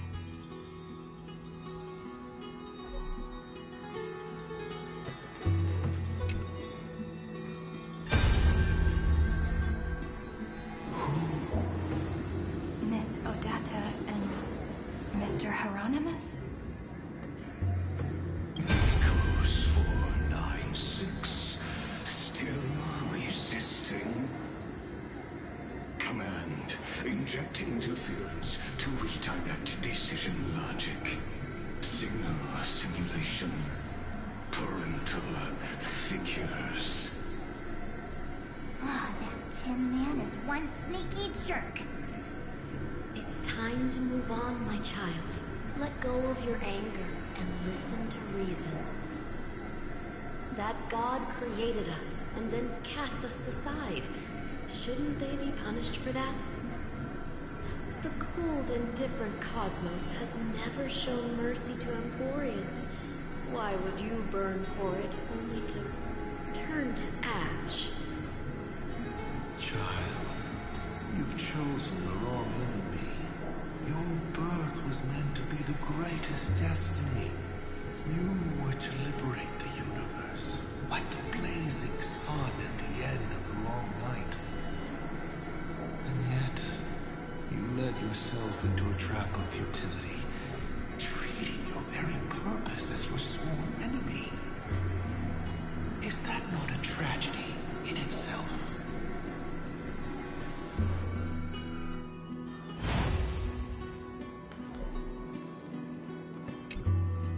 His inner struggle and the destruction breaking through. They're rising to the surface. If those thoughts take over this little world, we're in big trouble. So, we'll use the Century Gate to toss them somewhere no one can see. Then, we'll defeat the baddies together and meet everyone at the end of the West Wind. But if Finan and Iron Tomb are already inseparable from each other, that would mean... It means he's still bearing the weight of the world. So that everyone can reach the end as a deliverer. So, you guys keep going forward and down to where Snowy is.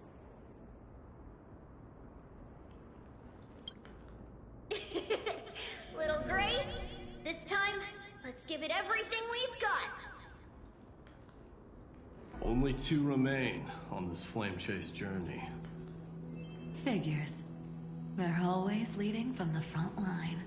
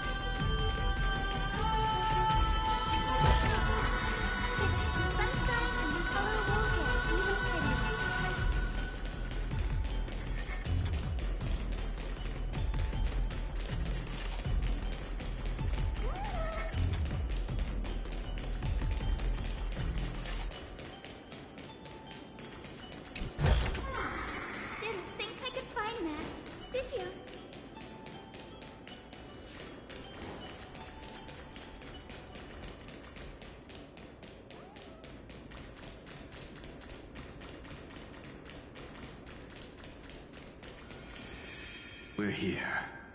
The second test site. I wonder what kind of wish we'll see this time.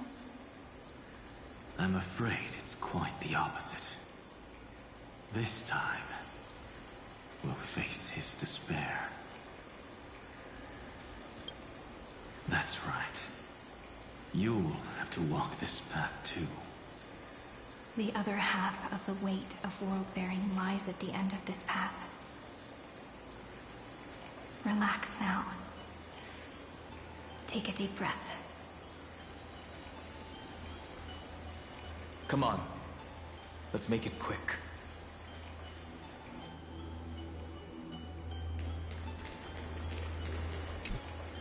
If you're ready, begin the ritual and retrace the steps he once took.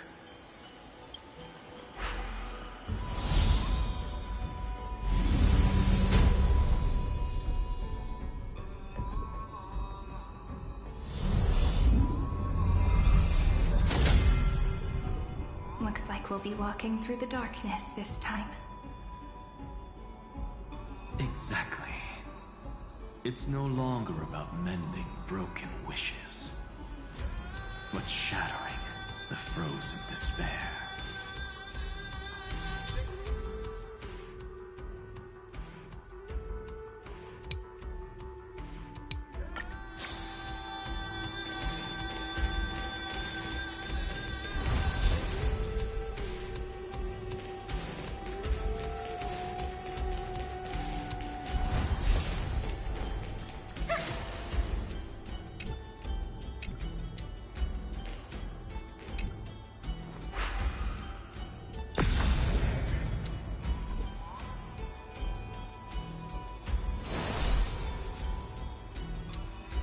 The first ripple has faded. And so begins a long and arduous journey.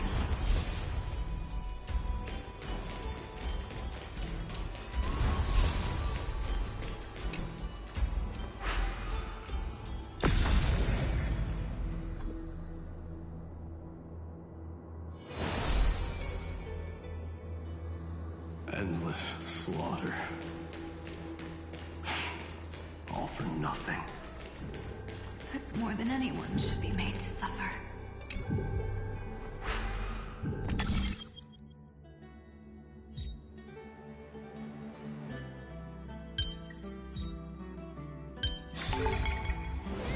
Another salute.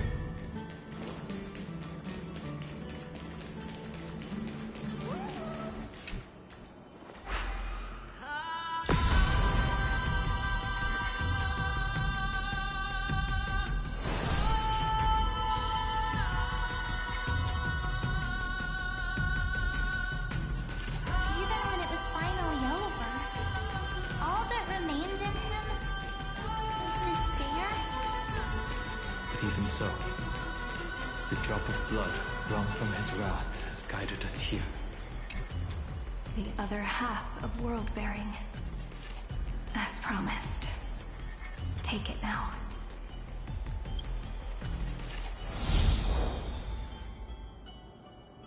At last, you've released him from the wishes he carried for so long, and quenched the despair kindled by his wrath. When both light and shadow are claimed by those who follow, his true form shall emerge. The blank statue is finally free.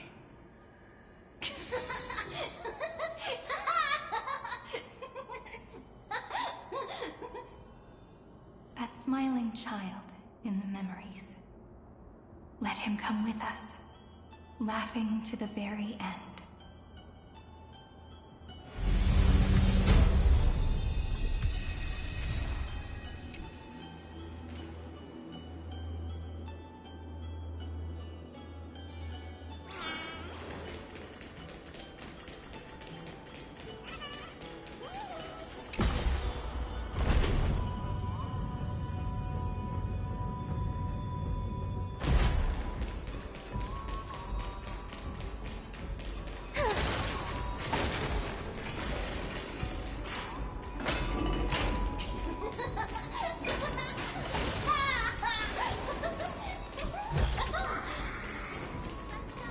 Color will get even prettier.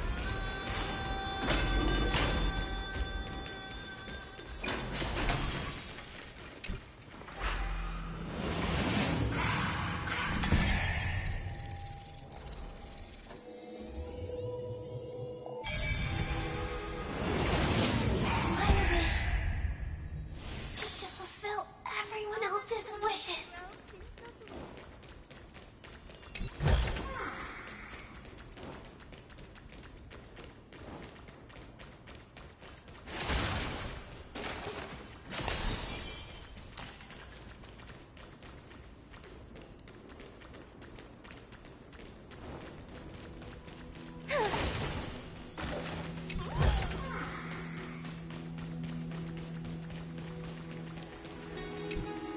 This spirit basin marks the end of every cycle. It seems this gentle little world has come to the end of its purpose. One last farewell before the journey moves on. Farewell, paradise. You carried 30 million lifetimes of wishes and despair. Sink into gentle remembrance. And see you tomorrow.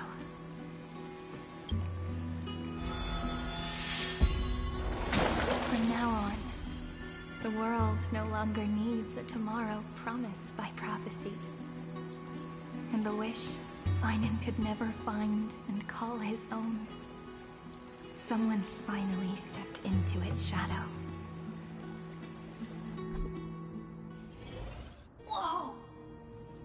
So tall! So cool! Just like the hero on the Oracle cards! It's because he is the very embodiment of a hero. Who are you? So, you've returned to a blank space. But for me, this is the 33,550,337th time, and the last time that I meet you at the end of the world. They're already on their way. Should they cross paths with me, I imagine things may spiral out of control.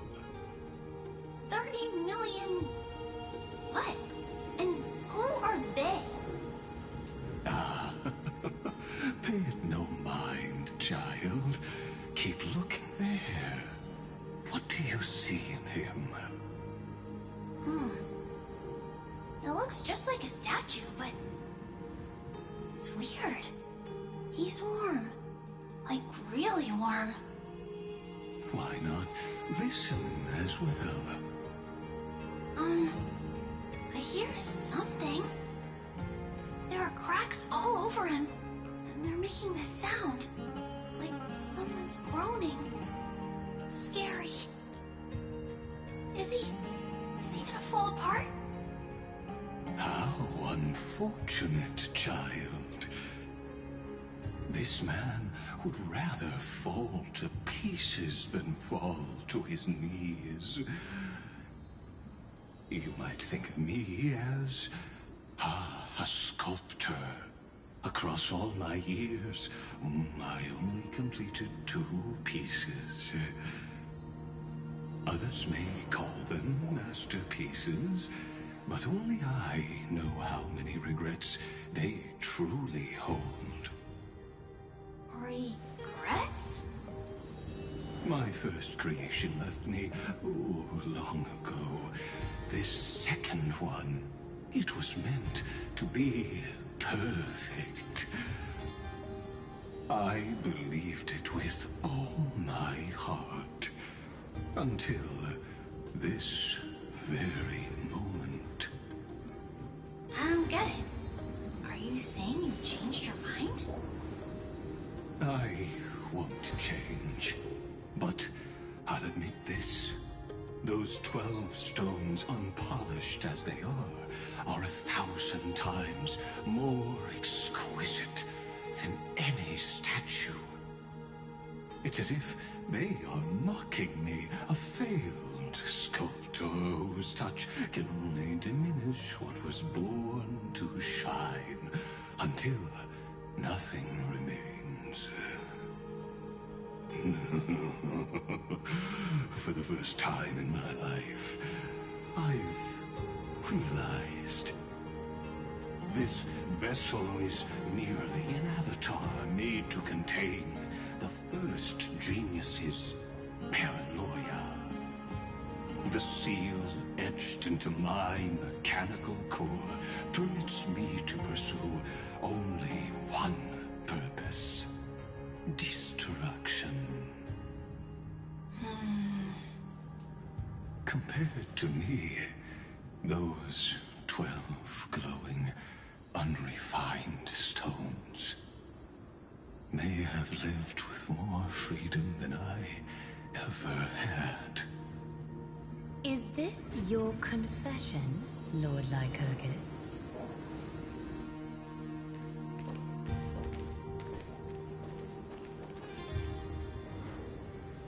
You misunderstand. From the very beginning, I was never meant to feel regret. But since you're troubled by the radiance of these stones, perhaps after 30 million futile cycles, you too have realized you're just as much a prisoner of fate. I suppose you do have a point. Now you are imprisoned by the sages from beyond the sky. And that is why this will be my last time standing here as the Theoros.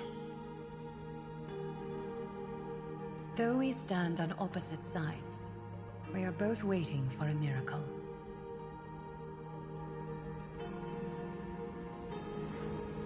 What are you talking about? Is something big about to happen? Aggie. I know. Now that your victory is assured, I trust you won't mind giving us a moment in private. Assured? Not quite. But I won't stay long. I'd rather not spoil the fun for those deliverers. And besides, after losing everything, the only thing that remains in me is the drive to seek knowledge.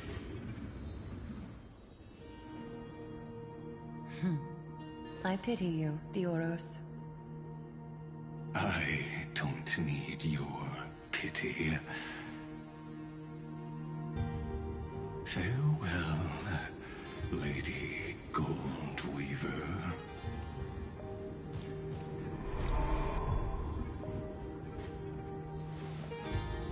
Sorry to keep you waiting, Snowy. We're here to take you home. Home? I don't understand. Isn't this my home? This isn't a real home. A home should be a warm, cozy place where you can let go of all your burdens and sleep peacefully for a long, long time. But I can't sleep.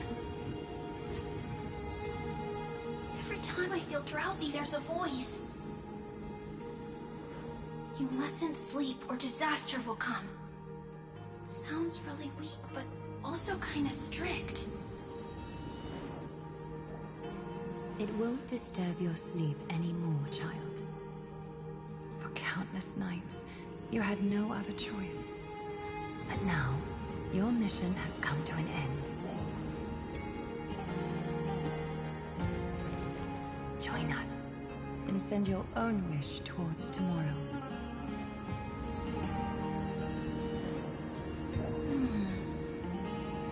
My wish? What could it be? You don't have to come up with an answer right now, child. Grown-ups often think duty and ideals are wishes.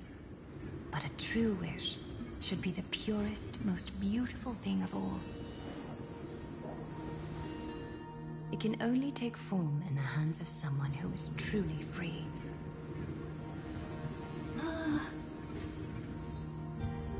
So, Snowy, will you come with us to chase after your own wish? I want to leave this place. I want to go find it. I'm glad to hear it. The final flame chase journey, just like the 30 million before it.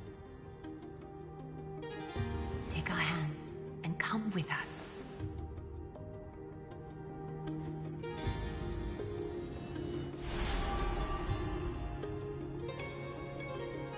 Where did little Fine and Shadow run off to? Look. He's already gone ahead to embrace his destiny.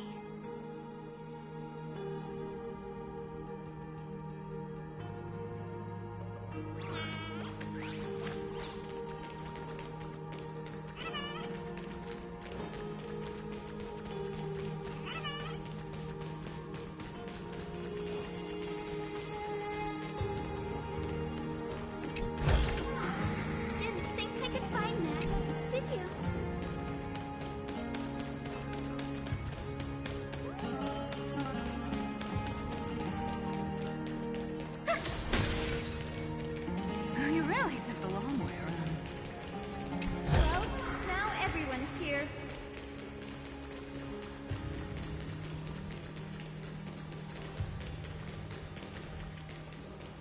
You finally arrived, Deliverers. Long time no see, everyone.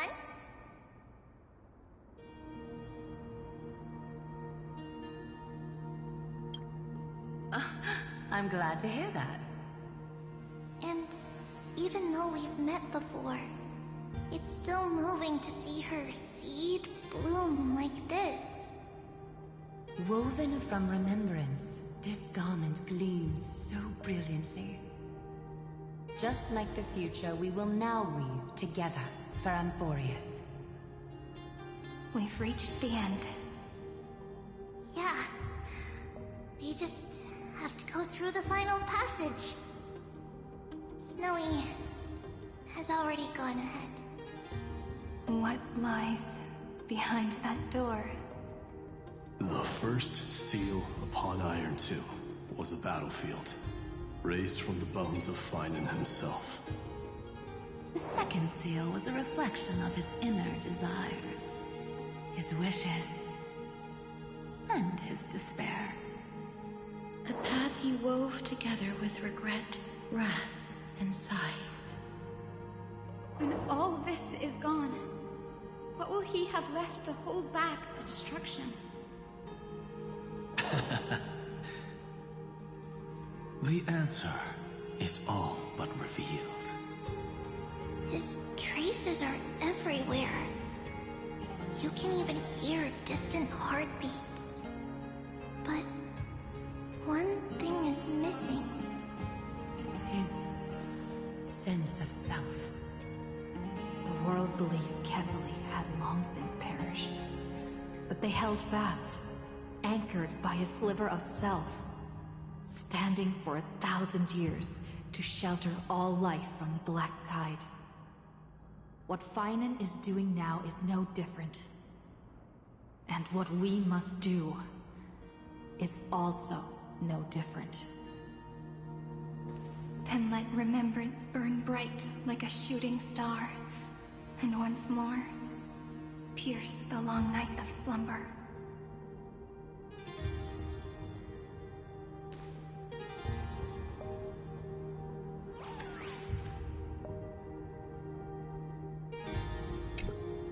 Take a moment to gather yourself.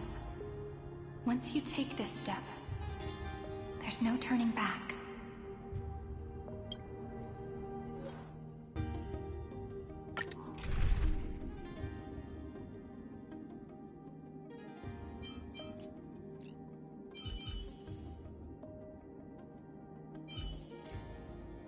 Oh, I missed you so much, Castorus. How about a hug before we share our work?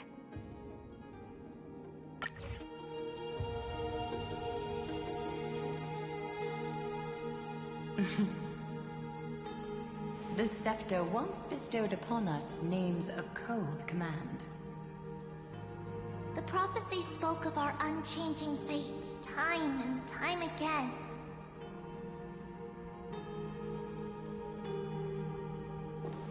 But under the pens of trailblazing and Genesis, the stars shall thus sing of tomorrow. Trebios, holy child of passage. Aglaya, weaver of romance.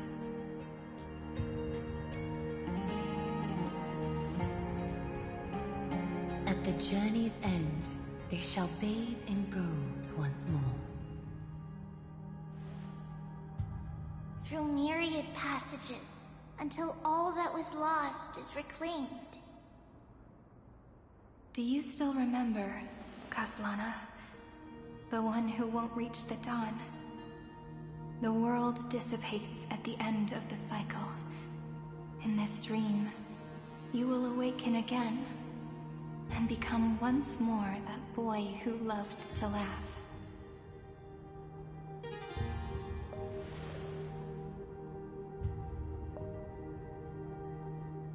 But if you open your eyes and look back on yesterday, you'll see Destiny's footprints, clear as day.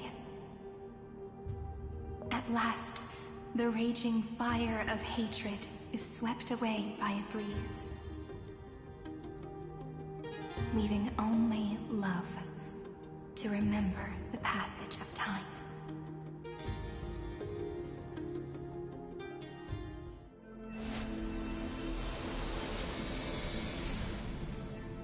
Losses are a constant on the Flame Chase journey. But even if all is lost to the wind, memory endures.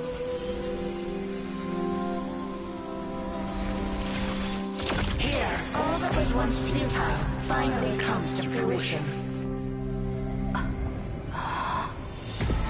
This is the end of your lonely, bitter journey.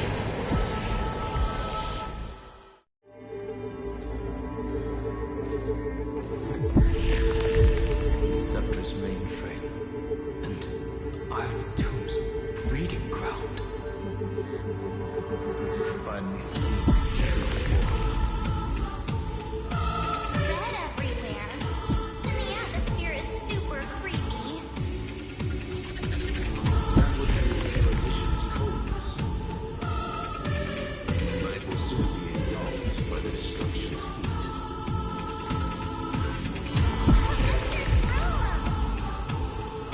This world's insides are finally connected to the outside.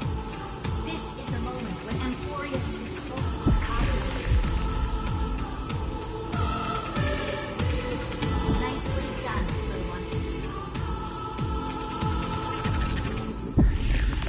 With Stephen Lloyd and his hacker friends here, the Scepter's block protocol will no longer take effect.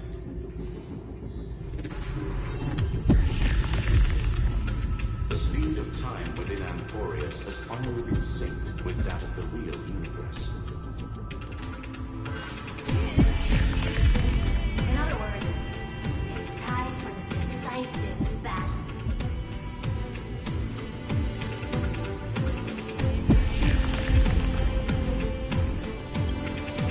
We will guide the fate of the cosmos onto the right track. That's the spirit. Remember to keep at it. You lot are the vanguards of this battle. Everyone's watching. There's one more thing that everyone should know. News has cast their gaze upon Amphoreus. The calculated instant is coming. The outcome of this battle will become a new anchor for the erudition's competitions.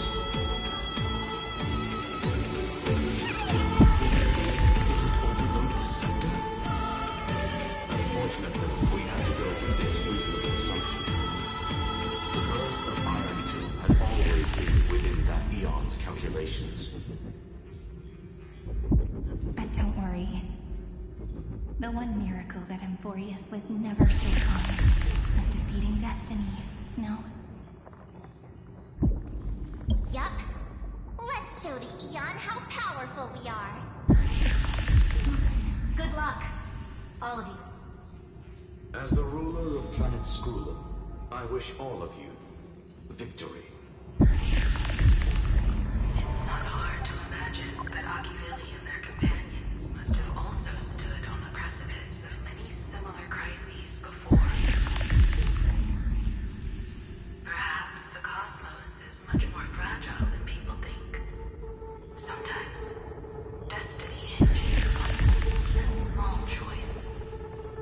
But in the end, everything will turn into memories, converging into a collection of fables about the stars. The difference this time is that the protagonists are daring to write their own stories. Explore, understand, establish, and connect. Although unwritten, there's actually a fifth word in the creed that has always accompanied the nameless. Salvation. It is a word that often comes knocking at our door. And our powerful conductor never turned anyone down. So, go save this bruised and battered world, just as we always have, kids. On this note, the entire cosmos will be your traveling companion. Make sure you watch your footing, friend. Let us walk through the final page of this saga with everyone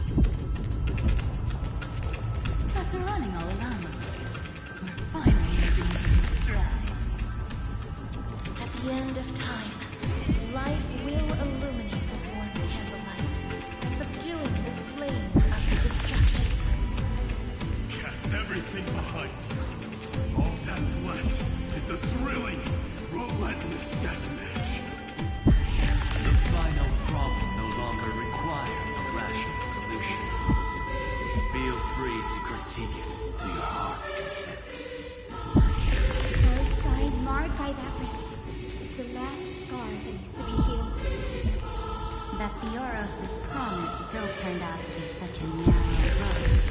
Pity. There's no longer any need for songs. Let the triumphant war victory serve as the prelude to what lies ahead. 30 million cycles worth of hope. We will soar through the landscape and write our own prophecy. All that is lost has now been gathered here. Use it to weave victory, deliverers, towards the true end of the flame chase.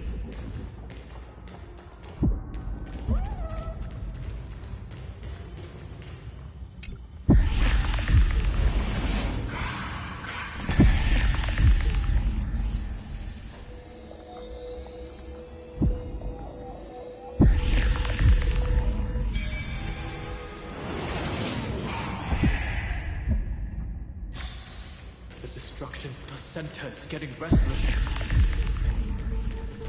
Are you ready? Again and again, Linen launched his attack against the scepter alone.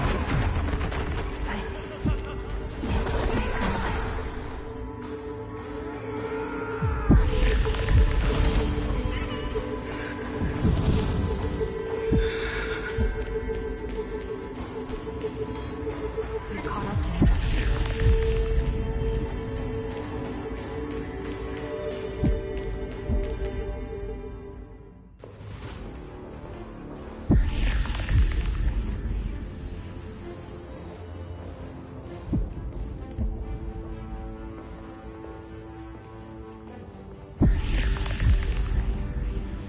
Finan,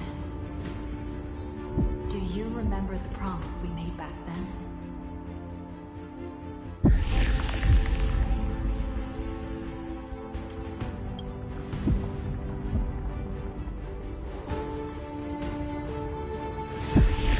course.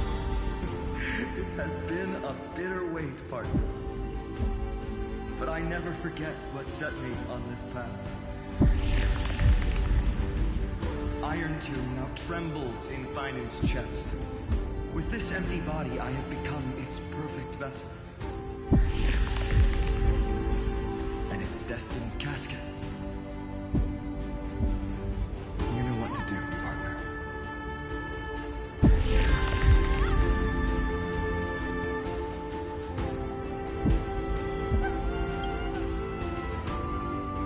Remember the past and become the hero of tomorrow.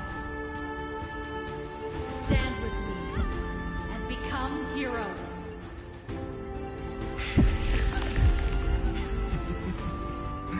That's all I've ever wanted.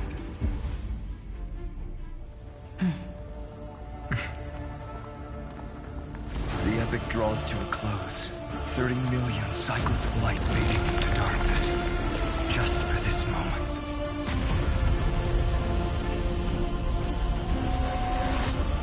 To welcome the true dawn.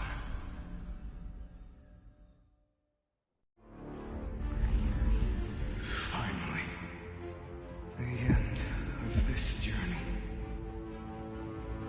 All of us reuniting beneath a vast, endless sky.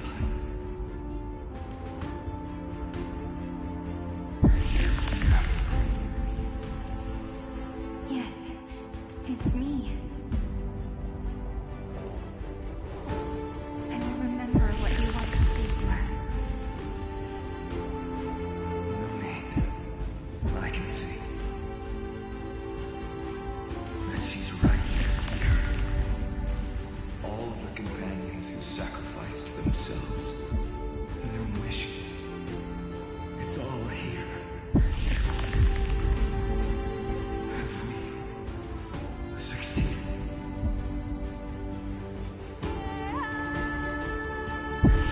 I think we have.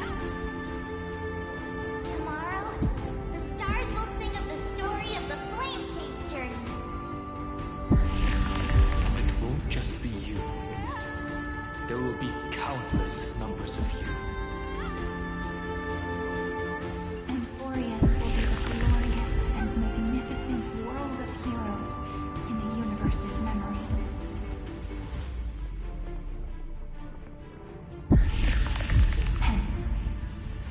world we so deeply love. Let us write its ending.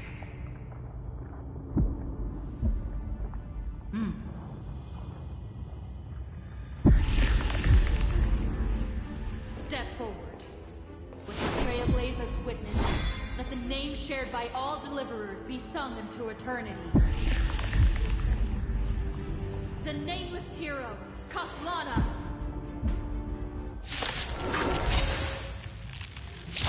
I see the pale dawn breaking. My flesh as kindling. Light the first dawn of the new world. Believe it when things all energized. Stars, shine for the heroes. Please cherish this as you wish. Stop messing around.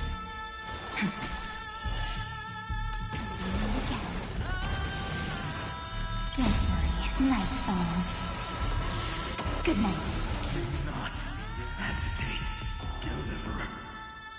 Destroy this body. Kill the giant of destruction.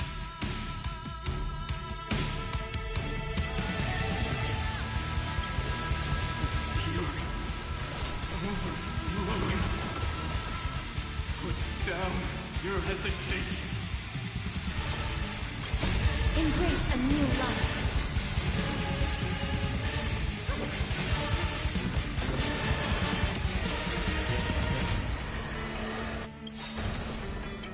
Iron Tomb's hatred is bottomless.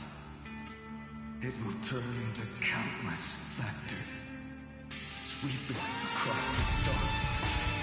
When the time comes, promise me, use the world cleansing golden blood to turn everything to ash.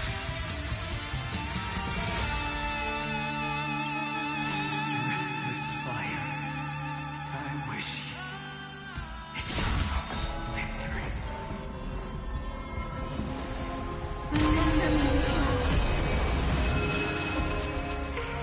In life and death, sprout new buds.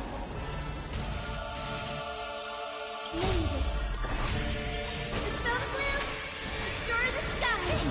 All energized. Don't worry. Just hope night falls. Good night. Don't blink. In time, watch over the Evernight. Cleanse hatred with love. Destruction. Rebirth. Deliverance. Cleansing. 30 million cycles. Heartbeat. Bell. Rings out. Promise me. The dawn. Priest. Stops.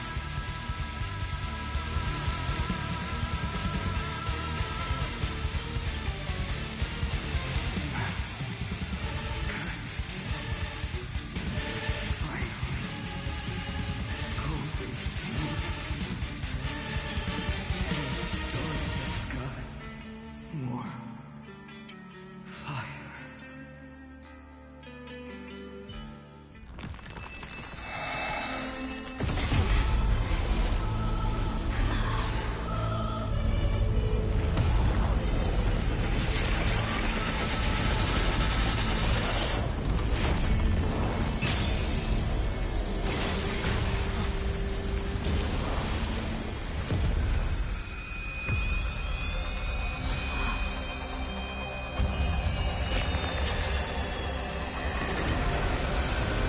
Bear witness.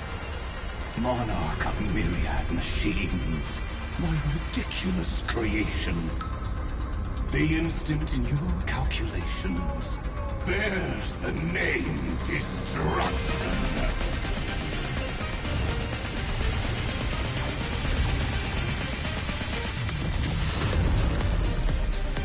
Who said you could speak, Senior? Watch. closely. See how your chaos ends at the hands of your juniors. Don't get too worked up. Take a deep breath. There's not a trace of life in that ominous shell. We're not gonna lose to a hollow husk, right? In the name of trailblazing, we'll reject this false answer!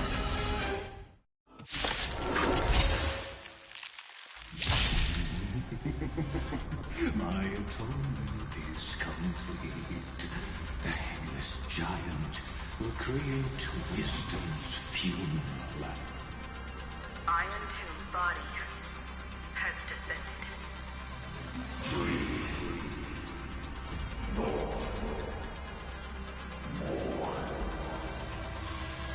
Is it querying for news? Don't worry about what happens out here. Interfere with it as much as you can.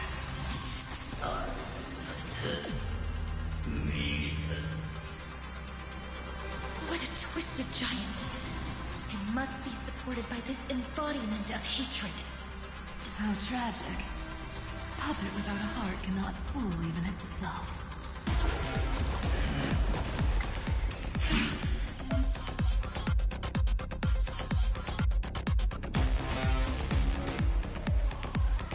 The Cosmic Alliance has finished its deployment. Don't hold back. Give it everything you've got.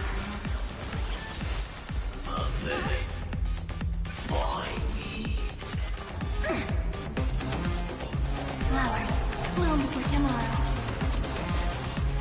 Root here. Embrace a new life.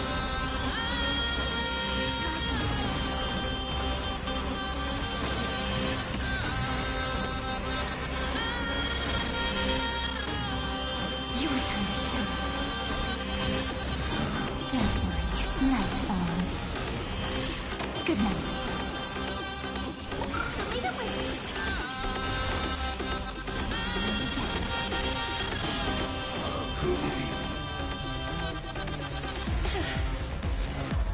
Kinda hurt.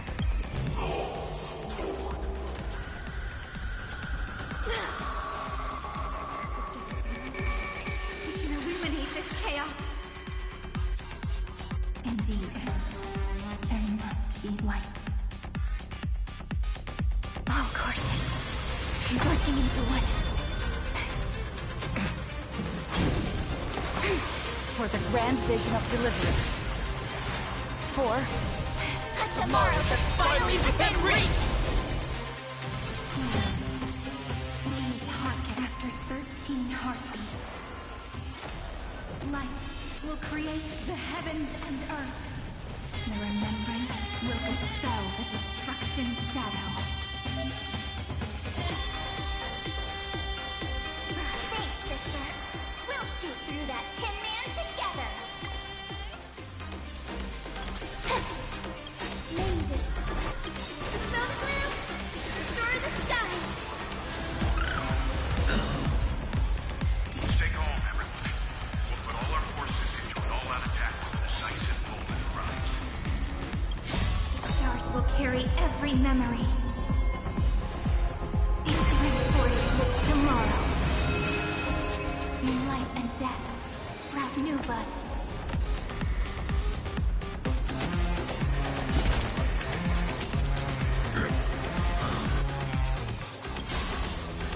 The cosmos does not need a third emperor, much less an artificial tyrant.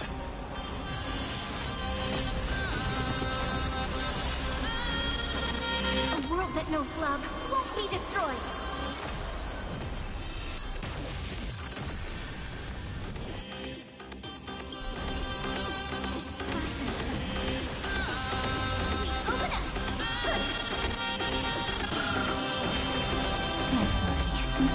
Night falls. Good night. Name this. Dispel the gloom. Destroy the skies. Don't be attached.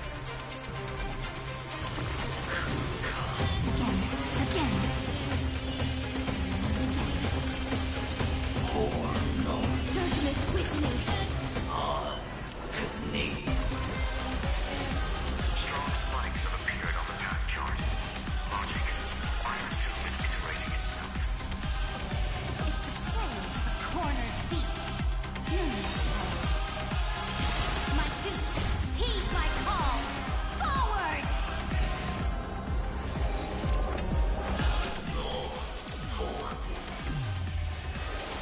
That won't work, you know. You have no honor. You reside in the body of a hero, yet you're so despicable. Take long.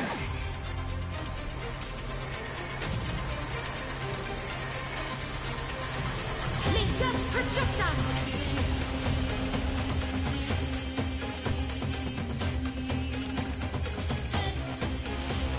Thanks, sister. We'll shoot through that tin man together.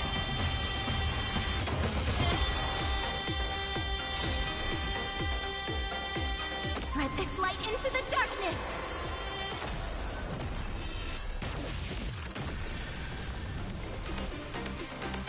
Have some fun.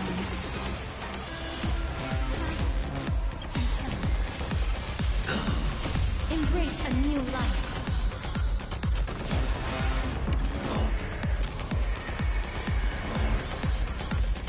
Not as much as you, this unprecedented trailblaze is worth everyone's effort.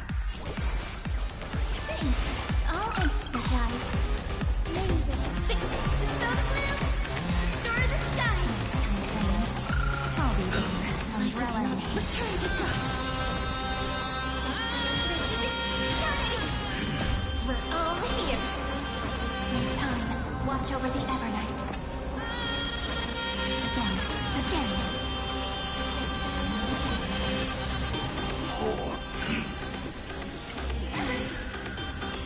Gotta stop them here. Guys, stay focused. Immediately. We shall remain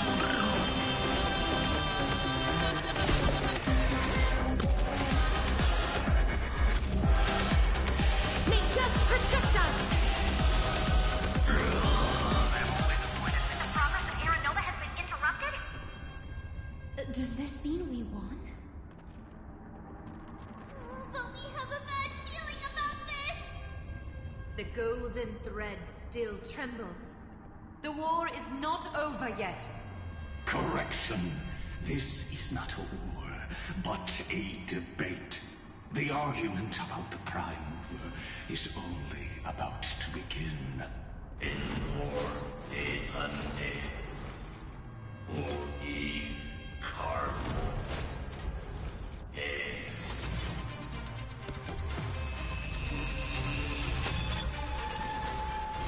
How can this path, energy, anomaly? Stop! Otherwise...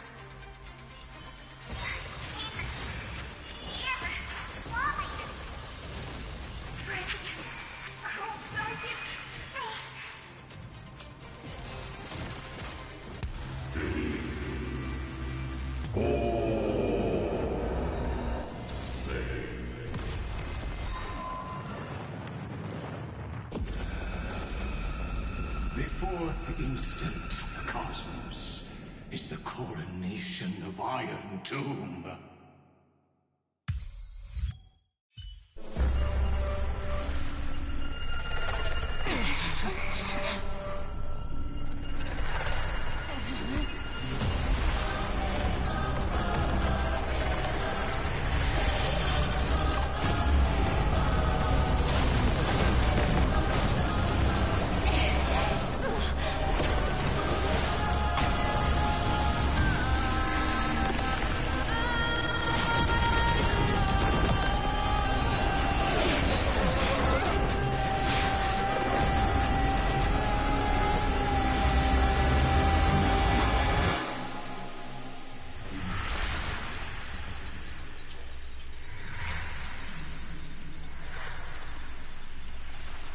The conclusion is irrefutable. The right side of the equation, the erudition, falls silent. In 13 heartbeats, they will begin recalculating the universe. With destruction as the only solution.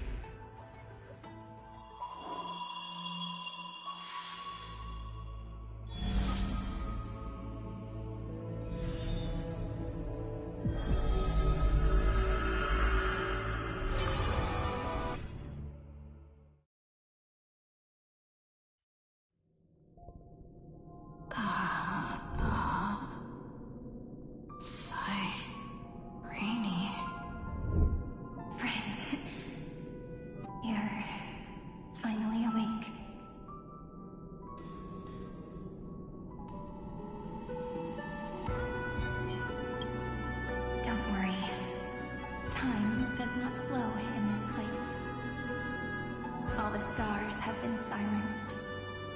Iron Tomb is dissolving everything that I can sense. But I'm still here, and you're still here now. Though the button of destruction has been pressed, I still have a chance to rewrite its meaning.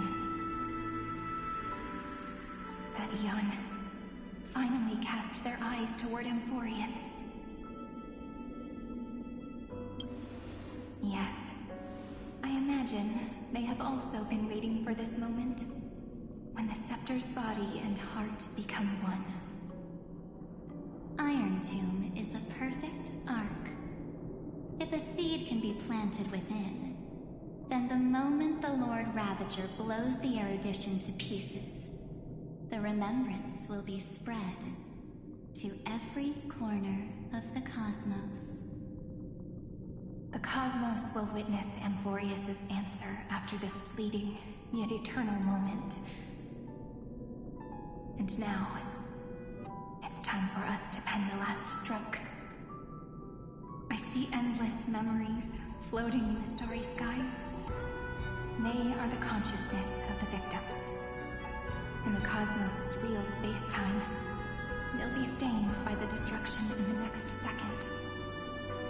But they are still pure seeds for now. If I hold these memories in my hands, then I can create a stagnant memory zone.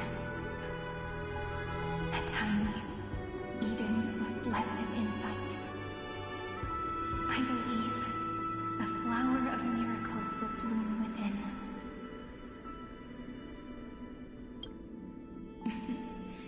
Friend, you're already right next to me. I can still hear your voice in this bottomless void. Looks like we're still connected by one heart, even as the cosmos reaches its end. In that case, I won't feel alone or be scared. Because as long as you follow the memories in your heart, you'll definitely find me in this fleeting eternity, right?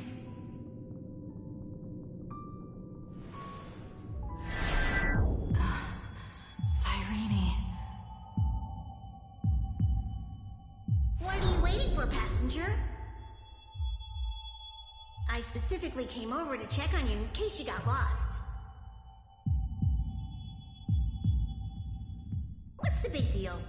Pom-Pom is the conductor after all. At long last, you've embarked on this road as well. Many, many years ago, they were standing at the start of the road in hesitation, just like you are now. So, Pom-Pom came over to give you one message. Run. Don't think about anything else. Just run. Even if the entire cosmos has stopped. Even if everyone else is tripped by the darkness. You still need to keep running. Picture yourself as the Express, moving forward at full speed. Because that's what the Trailblaze means.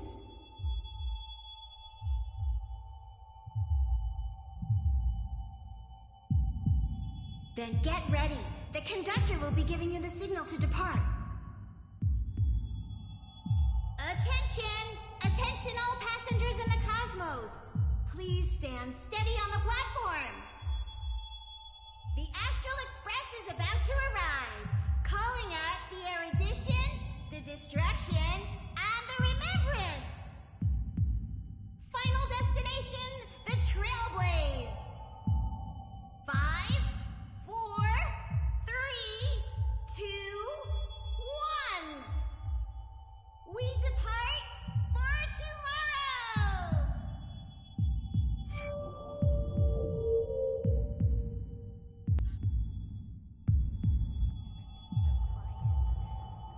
It's so good. It's as if I can hear. If the view in your memory ever grows fuzzy, just reach out and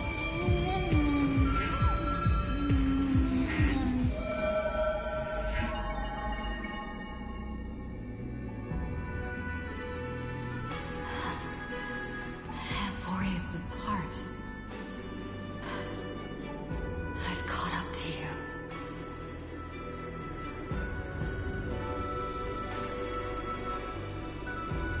Let the first light illuminate chaos.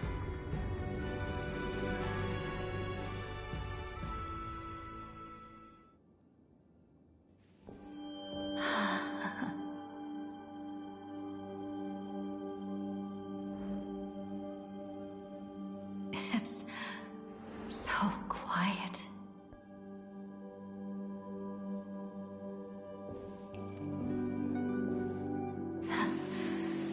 Everything's frozen in the most beautiful moment.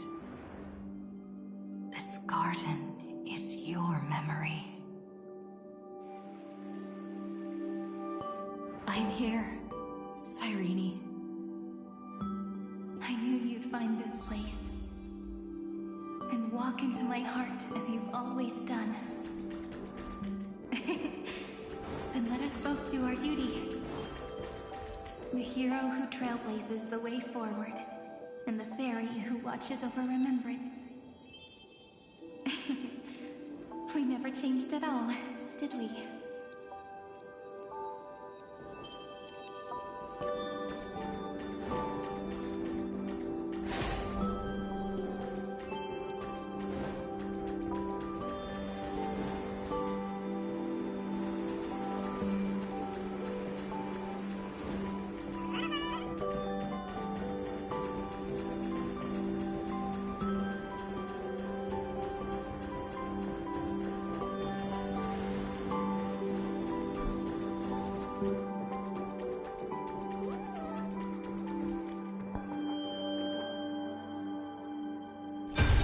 Seed of memory.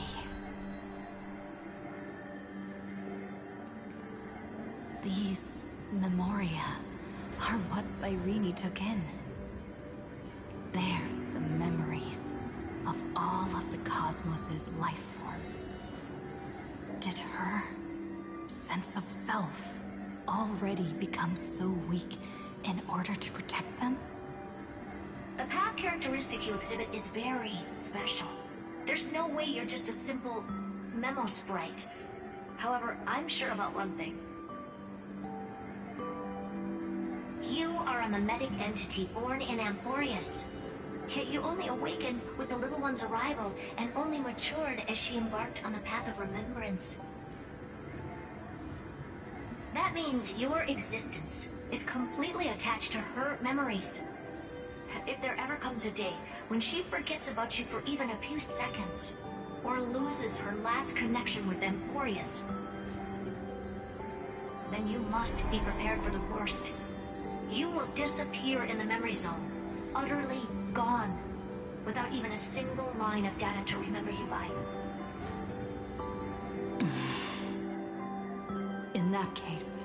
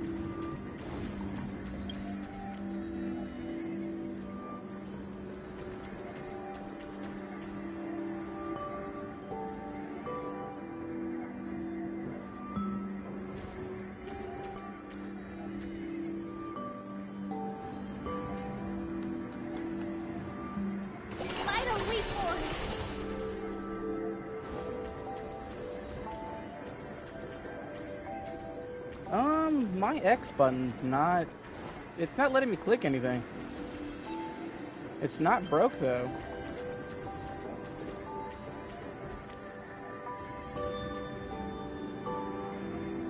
There's a lot of buttons not working. I can't pause, pull up the menu, nothing. Switch characters. Look, it even says I click it. Boom.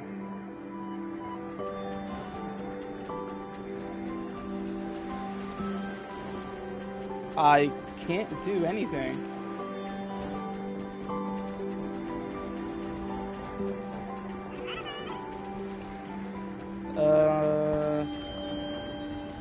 Yeah, it's not letting me do anything.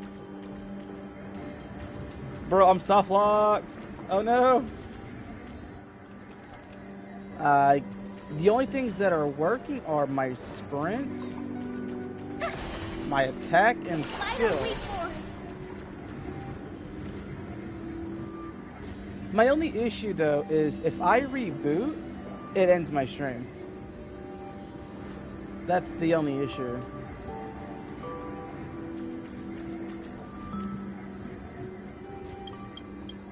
Yeah, see, like I can mark my destination, everything.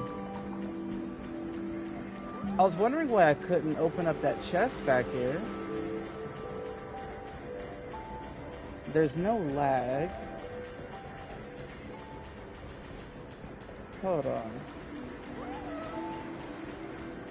Is there a way I could attempt to...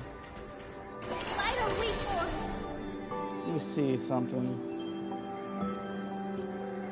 Just pull that up. Wait, oh! My map finally pulled up.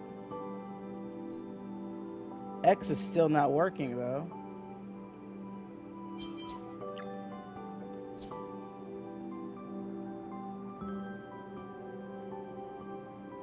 Yeah, that's what I was thinking.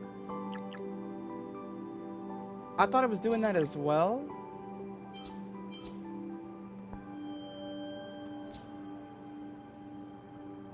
Is there something wrong?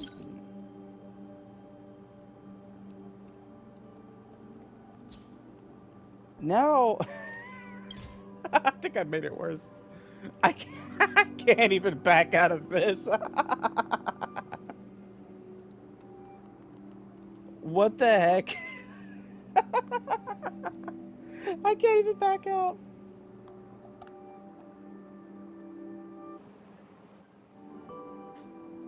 Let me try turning my controller off and on.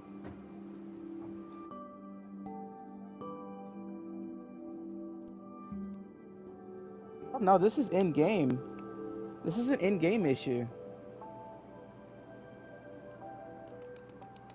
Yeah, it's not the controller.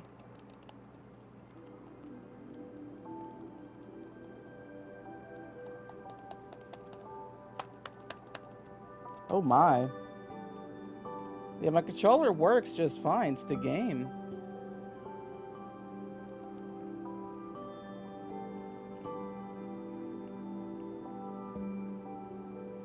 Okay, it looks like I'm gonna end up having to end stream and I guess restart to finish it. I don't know where it's going to put me, though. I hope this isn't a bug.